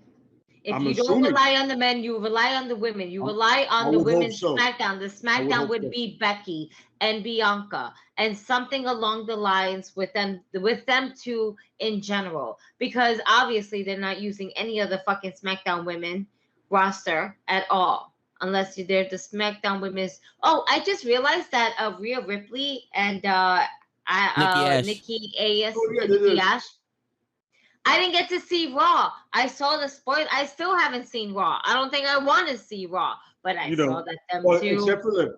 Except for the main event, which was all right. So you know what? I'll watch the women's tag team just to see how the title change hands, even though it's trash, and then I'll just fast forward. Yeah, they're the champions now. Which is terrible. You're making such a mockery out of the women's tag team. Women's tag team should not be 2 random bitches that y'all motherfuckers went ahead and put together. No, fuck that shit. You need a tag team that actually has fucking chemistry. You know what's funny? They had one, and they were kind of iconic. Oh my God. Weren't they? They were. And not only they were iconic, they were absolutely iconic. And they were great on the mic. And then the fact that you actually had a tag team that had what's that magical word? That's right, chemistry. Yeah. Okay. You putting 2 stupid bitches together just randomly does not give them chemistry. And no, you had a good thing with fucking Mandy Rose and Dana Brooke. And what do? You move Mandy Rose from a main roster to NXT. And not to say NXT is not a main roster. No, fuck that. She moved to NXT prior to 2.0. Okay? She was there to basically try to elevate 2.0, but there's nothing to elevate. You know what she did? She changed her hair color. That's what she did. And that's all that she fucking did. That was the bomb that the WWE dropped to fight AEW. That's all she did, and she became a fucking heel. Not like she hasn't been a heel before. She was a super heel, all right? Yep. She became this golden goddess, Mandy Rose, blonde hair, everything, bombshell, right? And then you have Sonya Deville, who was the complete opposite, but you know what? Them two was best friends, and even as a tag team, they had chemistry. And chemistry. You're not even overlooking the fact that Nikki Cross, before she was Nikki Ash, was a actual good wrestler in NXT. Bring it to Asuka, bring it to Rhea Ripley, and bring it to fucking Shayna Baszler, and now she's looking up to Rhea Ripley. Now she's the patsy on the back that's using Rhea Ripley to get ahead. Like that's not disrespectful to fucking Nikki Cross. But not only that, with Nikki Cross they went so wrong because Nikki Cross was part of an amazing faction, which was Sanity in NXT, and they were a real good one. All right, they could have gave a great fucking feud between the Wyatt family because you have Sanity and the Wyatt family, or you can even pair them up together as a fucking full, you know what? We're on the same side. Fuck it. You know what? You had Nikki Cross, all right, playing to Aleister Black at the time, all right, about what was going on. Okay? We had a lot of shit going on, all right? And then she played like the sick mind. So instead of her being this same Nikki Cross, okay, that could have been better with the Fiend because it all makes fucking sense. Instead of you put Alexa Bliss. And even Alexa Bliss turning the way she did, she could have easily turned Nikki Cross into that Sanity personality, that persona. And it would have been so much better for Nikki Cross. Instead, you put her as a fucking superhero like she's from fucking Marvel. No. I mean, that could have worked also if you had Alexa Bliss controlling her. Exactly. She's using her as her own superhero doll type shit, you know? Yeah. But that's it. Nope. No, nothing. And then you put her as, even though this is her own idea of almost a superhero, she was just trying to find a way for something to work because nothing that the writers was giving her was fucking working. And Gigi, I'm not pretending to be a female or anything like that, but is it just me or does it seem like that whole I'm almost a superhero and I almost be, doesn't that feel like it's catering more to boys? Don't be a bully, be a star. You know what I'm saying? Like, I don't see how that can be inspiring to little girls. Don't be a bully, be a star, because that's where basically we're running with this. Yep. Man. Yeah. No, it's for them boys that are still trying to find their voice. Nothing wrong against that. Nothing. However, when you just put it here in your face, it's like, what are you doing? Why are we doing this? Why are we not naturally letting them just really be themselves and said, you know what? I don't think it's going to work as a single. We're just going to put you in a tag team. These two women used to be WWE Women's Champions, even though one seemed to be a little bit more of a joke, which would be Nikki. Yeah. The fact that they both lost the title opportunity to Charlotte at the same night, and then you have them as a tag team, does not really solidify them as a tag team. They're totally two different personas. What they are doing here is literally putting RK Bro into the women's division, where Rhea Ripley is Randy Orton, Nikki Ash is fucking Matt Riddle, and it is disgustingly annoying up to the point where I don't want to see any of these bitches in a match. Same thing for Randy Orton and Matt Riddle. And the only reason why I probably would have wanted to watch something is because of Randy Orton, because it's just pretty cool in general. I like the way he wrestles. It's good. You know, but this shit is nonsense. They should not be tag team champions. They need to really reevaluate what a tag team, what the definition of tag team is before putting people in tag team matches. WWE, you need to look up the definition of what a tag team is in the wrestling books, not a actual dictionary, you fucktwards. All right? And understand there needs to be, what is that? Right, chemistry. Really? Chemistry. Oh, the more you know. Ding. It's funny because you forget that Vince hates tag team wrestling. He hates everything, apparently. He hates everything. He hates everything. He hates the way you piss, Lay. He hates the way that, you know, I'm pretty sure Vince is a strap, so he's gonna hate the way I piss. That's the thing. He hates the way Vince stretches because the way Vince stretches doesn't make him taller. Yeah, okay, he hates that. All right. He hates the fact that there's an AEW background. All right, while we're talking about Vince. All right. He hates the fact that Show is somewhere out there probably sneezing before he came back down to the screen right here. Vince hates everything. That's right. One of my favorite Vince things. My favorite Vince thing is that the man has been eating a steak burrito all his life, and he had no idea what a burrito was. No one had the balls to tell him what it was. He was like, "Yeah, what's a burrito?" Vince, you have one every morning. You have a steak burrito every morning. What? Fine.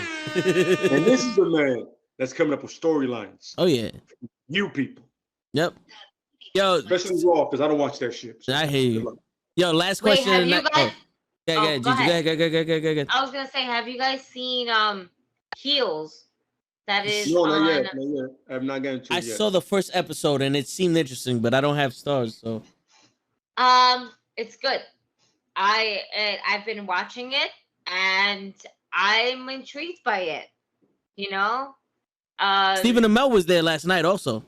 Yeah, he was. Right, yeah. And I was about to say Stephen Amell was there last night, which was dope because in one of the episodes you have Phil Brooks, right? Not CM Punk, Phil Brooks in one of the episodes, and when I first saw that episode, I was like, wait, is that what? Oh shit, that's Punk. Mm-hmm. And it's absolutely amazing.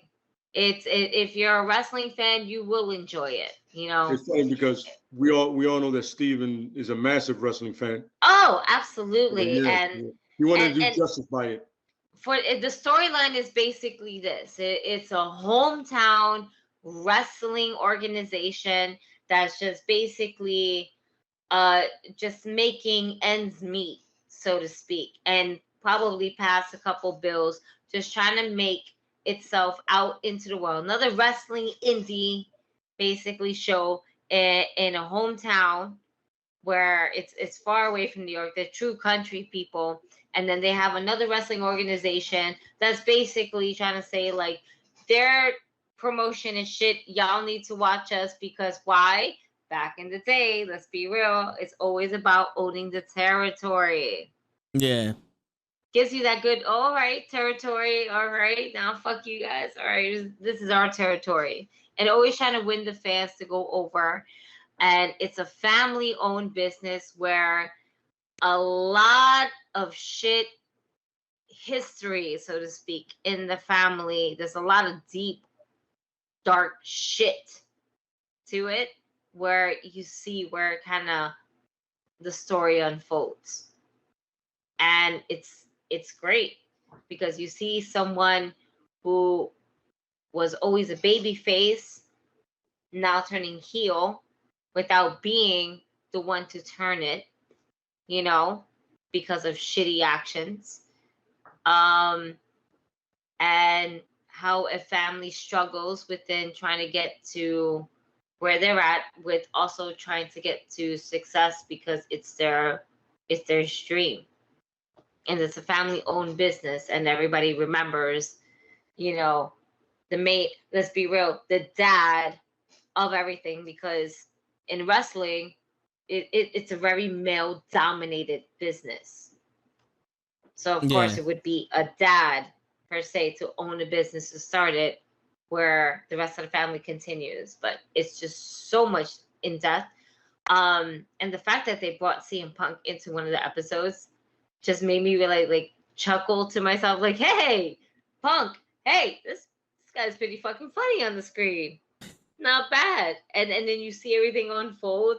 It's good. It's a feel-good moment. And if you're a true wrestling fan, I would definitely give it a watch. It's well worth it. I mean, Stephen Amell did great in Green Arrow, even though some episodes was kind of, you know. Yeah.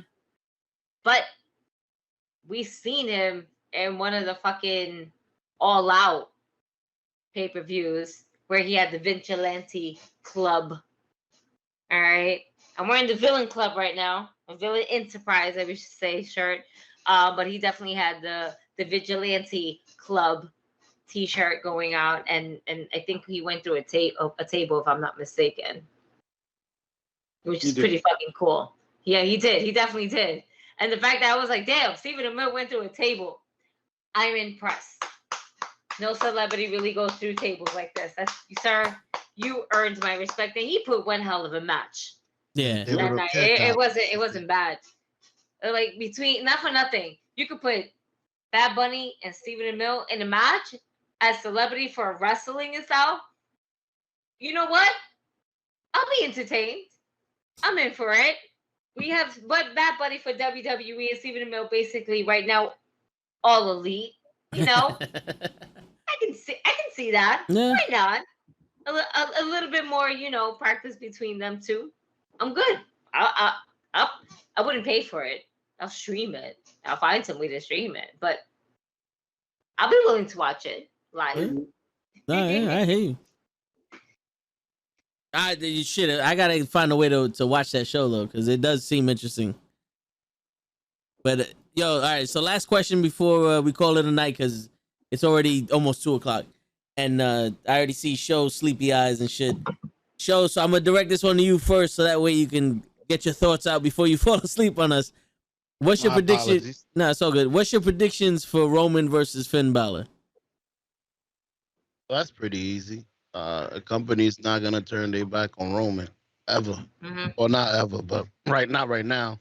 It's the only thing they got going. That's like popping the only balloon. Well, I'm trying to get a good example. That's like taking off your fucking your oxygen tank underwater when it's the only tank you got. I'm trying to give you a good example. It's the only thing they got. Well, it's funny. I completely understand where you're coming from. It makes sense. Yeah. Oh. Yeah. Oh, okay. So everything keeping you alive. Yeah. Why would you pull the plug on that?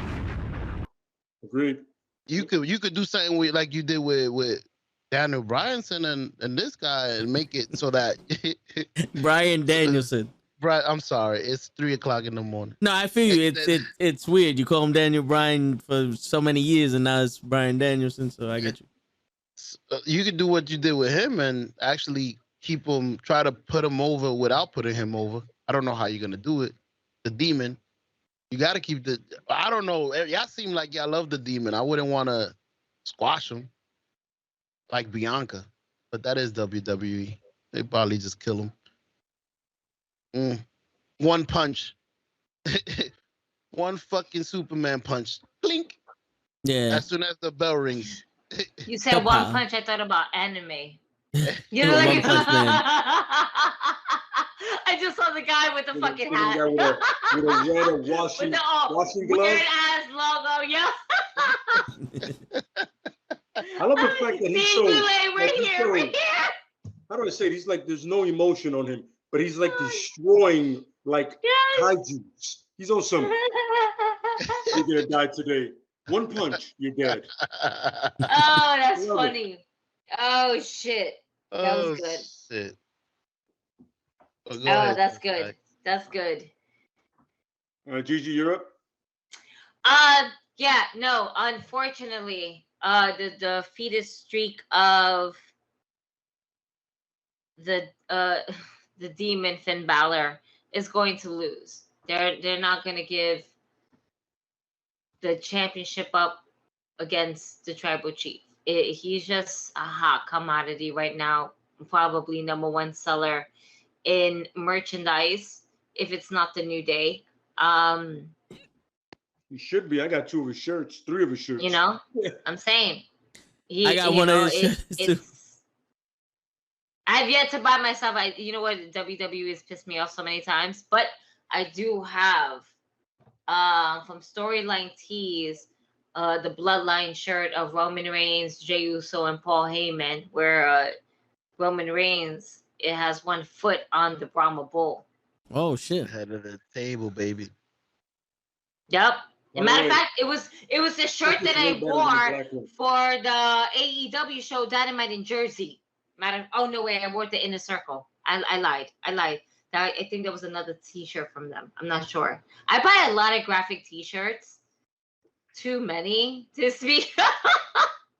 Like if y'all look in my fucking, it's not even my closet. If y'all look in my dresser, I have at least over 50 graphic wrestling T-shirts, all folded up in a way where I can actually see the logo.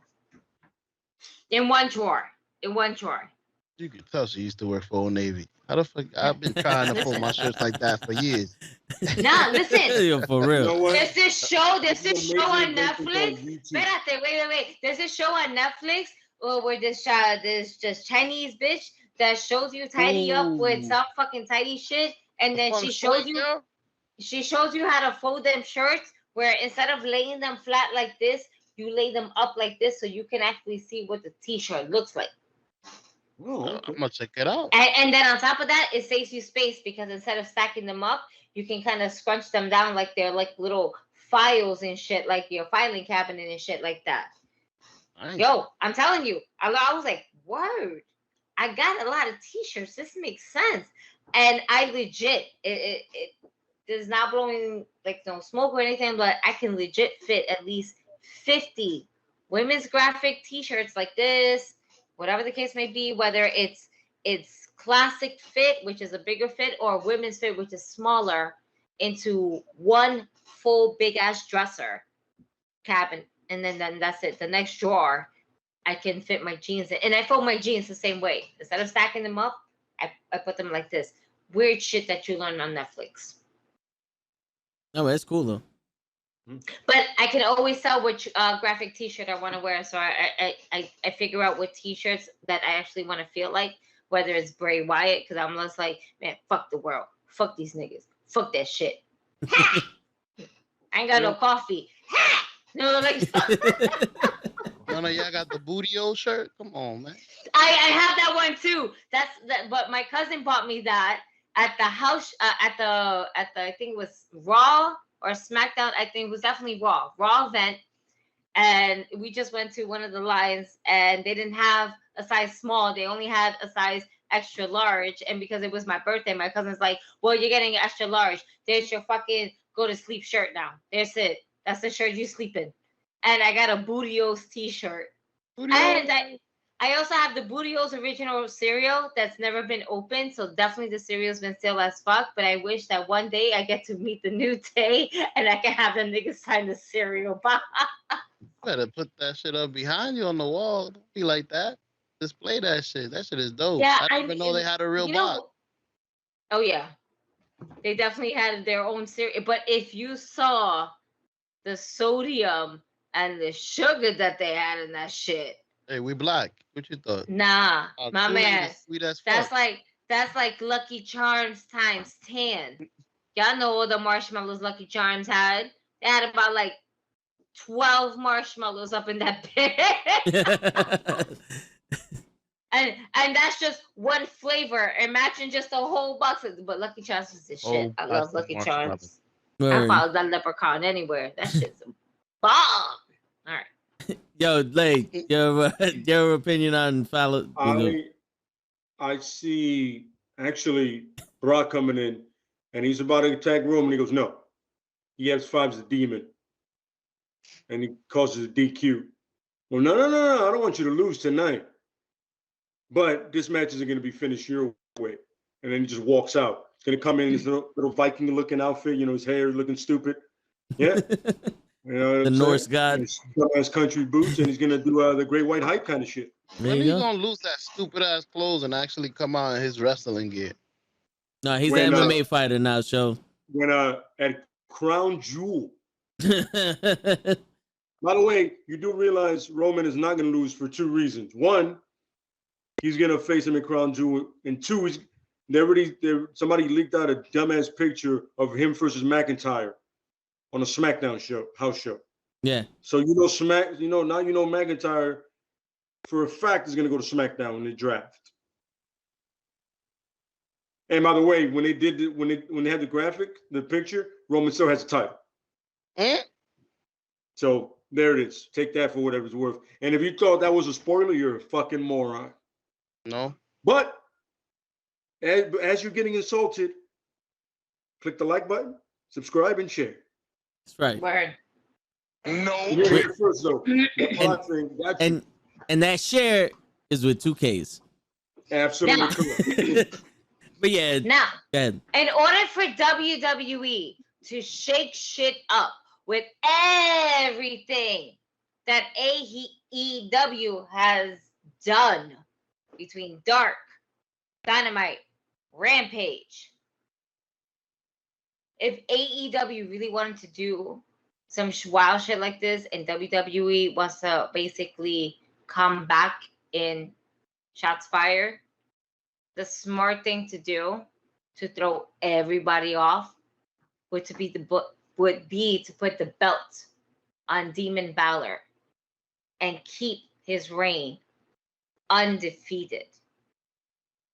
If Finn Balor loses the belt, it's Finn Balor. But the demon Finn Balor, the alter ego persona, they should keep him undefeated and Finn Balor lose the title as Finn Balor. I like it. If you want to shake shit up, WWE, this is the way to do it. If you want people to talk about your product over AEW in a positive note, not a negative way, because let's be real, there's more downs than ups sometimes when it comes to WWE product, where AEW is always up and up and up and up and up and up and up and up and up and up and up and up and up. The only things that are down are concession lines. Thank you. You're welcome. And death matches. Yeah. And death matches. All right. Like, we can't forget that one. It's like when Bill Goldberg beat Hulk Hogan. Let the demon win. Yeah. And you will get your people to pop more than anything else right now, because without that, you're at a loss. No matter how much we love our tribal chief, to see a fucking move like this to happen, a swerve like this to happen, because you're predictable. WWE is fucking predictable. We'll see some oh shit moments here and there, but very few. You're predictable. We can call your shit. We can write your shit. We'll write your shit better than your fucking people that write the shit now. Agreed. Simple as that. I agree. All of us. Like, he doesn't have to be unbeatable. Shit, Chris Jericho beat fucking Stone Cold and The Rock in one fucking night. Why not? Now, quick question. Am I not mistaken? You can do so much. You can do so much, but then they do so little. If you want to go ahead and topple your competition this week, the best move would to be to put the belt on the demon, Finn Balor, and not keep the belt on Roman. Am I not mistaken, but didn't Samoa Joe beat the demon in a cage match for the NXT title? No, because, oh wait, are you talking about earlier demon? Like earlier before he went to the main roster? Yeah, before he went to the main roster. Yeah, he did. Yes. He did. Okay, but the main roster, the demon is undefeated. Well, nothing in NXT counts in the WWE show. Not it, but 2.0 does. Damn, so you just took the whole storyline. I was agreeing with it. Yeah, go ahead. And then didn't he lose before? Fuck it. Don't give him the title. He lost. No, but I'm just saying. I didn't know we were just talking about WWE shit, but no, yeah. What Gigi said was right. The only way you're gonna shake shit up and make people wake up from the pay-per-view that's gonna be boring is if Finn Balor wins the title. Absolutely. It's 100%. You did it with Big E and Bobby, even though we were all thinking Big E was gonna cash in on Roman, but it whatever. I will take Bobby and Big E and the way it went down, because why? We still got the end results of Big E being a new champion. It's a new face as a champion, and it's the fact that it's Big E. Cool, I'm okay with that. You know, I'm I don't like the way that they spoiled it before. But like, don't tell me that I don't agree to. I wish that, but you know what? It if you think about it, it builds to the character of who Big E really is. It plays more to his persona, because Big E is he's a monster in the ring, but overall, because he is and always has been part of the New Day, he always came by as humble. Yeah. But a funny, humble guy. No, see, I don't mind him tweeting out that he's going to cash in the Money in the Bank on that Raw. What I hated was the fact they changed everything for that. Like, that Raw was supposed to be a tag team match, and then out of nowhere, tonight, Bobby Lashley's versus Randy Orton for the title, except for Extreme Rules. Where'd the fuck that come from? Oh, it's because Big E's going to fucking cash it in, and we need a reason for him to cash it in. Otherwise, coming up with something, fucking authentic to Big E's character. You're just gonna, just whatever the shit we give you, eat it. Like that's pretty much what it is. So that's my prediction for Roman Reigns and Finn Balor. They're fucking it up whichever way they're going. If Finn Balor wins, he's gonna win in a fucked up way. If Roman Reigns wins, it's gonna be a fucked up way. It's just gonna be, the match is gonna be enjoyable until the end. That's it. That's my prediction. Pain. You really think Finn Balor is gonna just go over cleanly? 1, 2, 3. They gonna need the kettle prog again. No. The Demon can beat anyone. He can't beat Samoa Joe. That's because Samoa Joe was an unstoppable force in NXT. Samoa Joe was actually the character he's supposed to be in that NXT, and they made him look strong so Finn Balor can go to the main roster. But remember, we're not dealing with logic. So, true. What's logic? What is that? It's the the thing they put in the bootios for the sodium. Oh, then let me go double check that in the kitchen. I'll come back to you guys. All right, cool. It's like riboflavin. All right. Well, we all love Roman Reigns' push, champ. He asked that question. What do you think? We all love it. But this is going on 5 hours, and the longest podcast we did in wrestling was 7 hours. But show gotta sleep. We gotta work tomorrow, guys. We love having you here. Come back next week. Tomorrow, the toe in the show. We talk about everything: life, love, happiness, midgets. How being tall has not affected my life at all, and it shows fucking hat. Psych. And all that other good shit. On Tuesday we got the comic podcast. Wednesday we got the movie podcast. Every Thursday we got the one and only wrestling podcast. And we out here, we live. And on that note, it's your friendly neighborhood Nukkle Hedd signing out, everybody. Peace. Nukkle Hedds do it all week, baby. Word. Yeah, this is a regular job, 9 to 5, baby. I'm telling you, my goal is that no one has to work a normal job ever again. Word. That's what we manifesting out here. Hell yeah. Remember when we used to work over there? Yeah, right. Leo'll never be late for a fucking wrestling show no more. Word. Okay, no. Hopefully nobody from his job is here. Well, hit that like button if you from his job. Hit the like button. The like button, subscribe, share. Like, subscribe, share, comment. Comment. We're all here for it. That's it. And if you're a douchebag that keeps saying shit about me, like, oh my God, you're so beautiful, or jump off my dick. God, damn.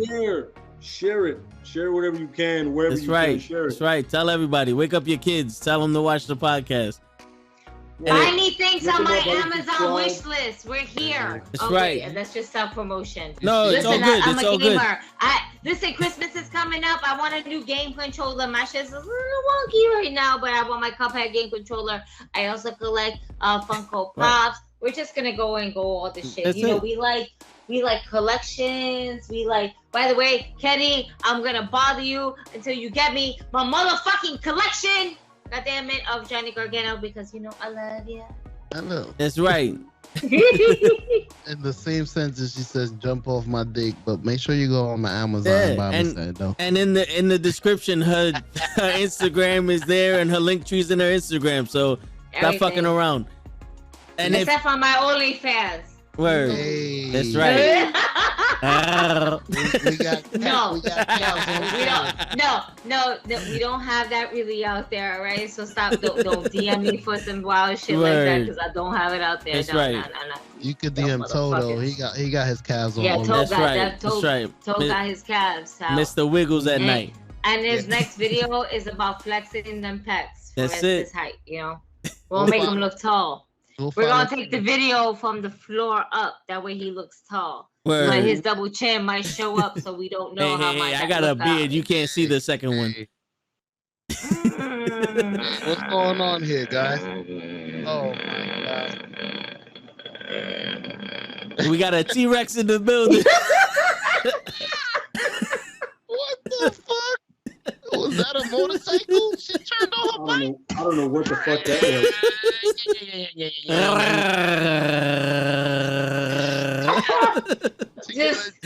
That was just a long hum. Well, we gotta practice your hums. Jameson in the building. Word. Wee.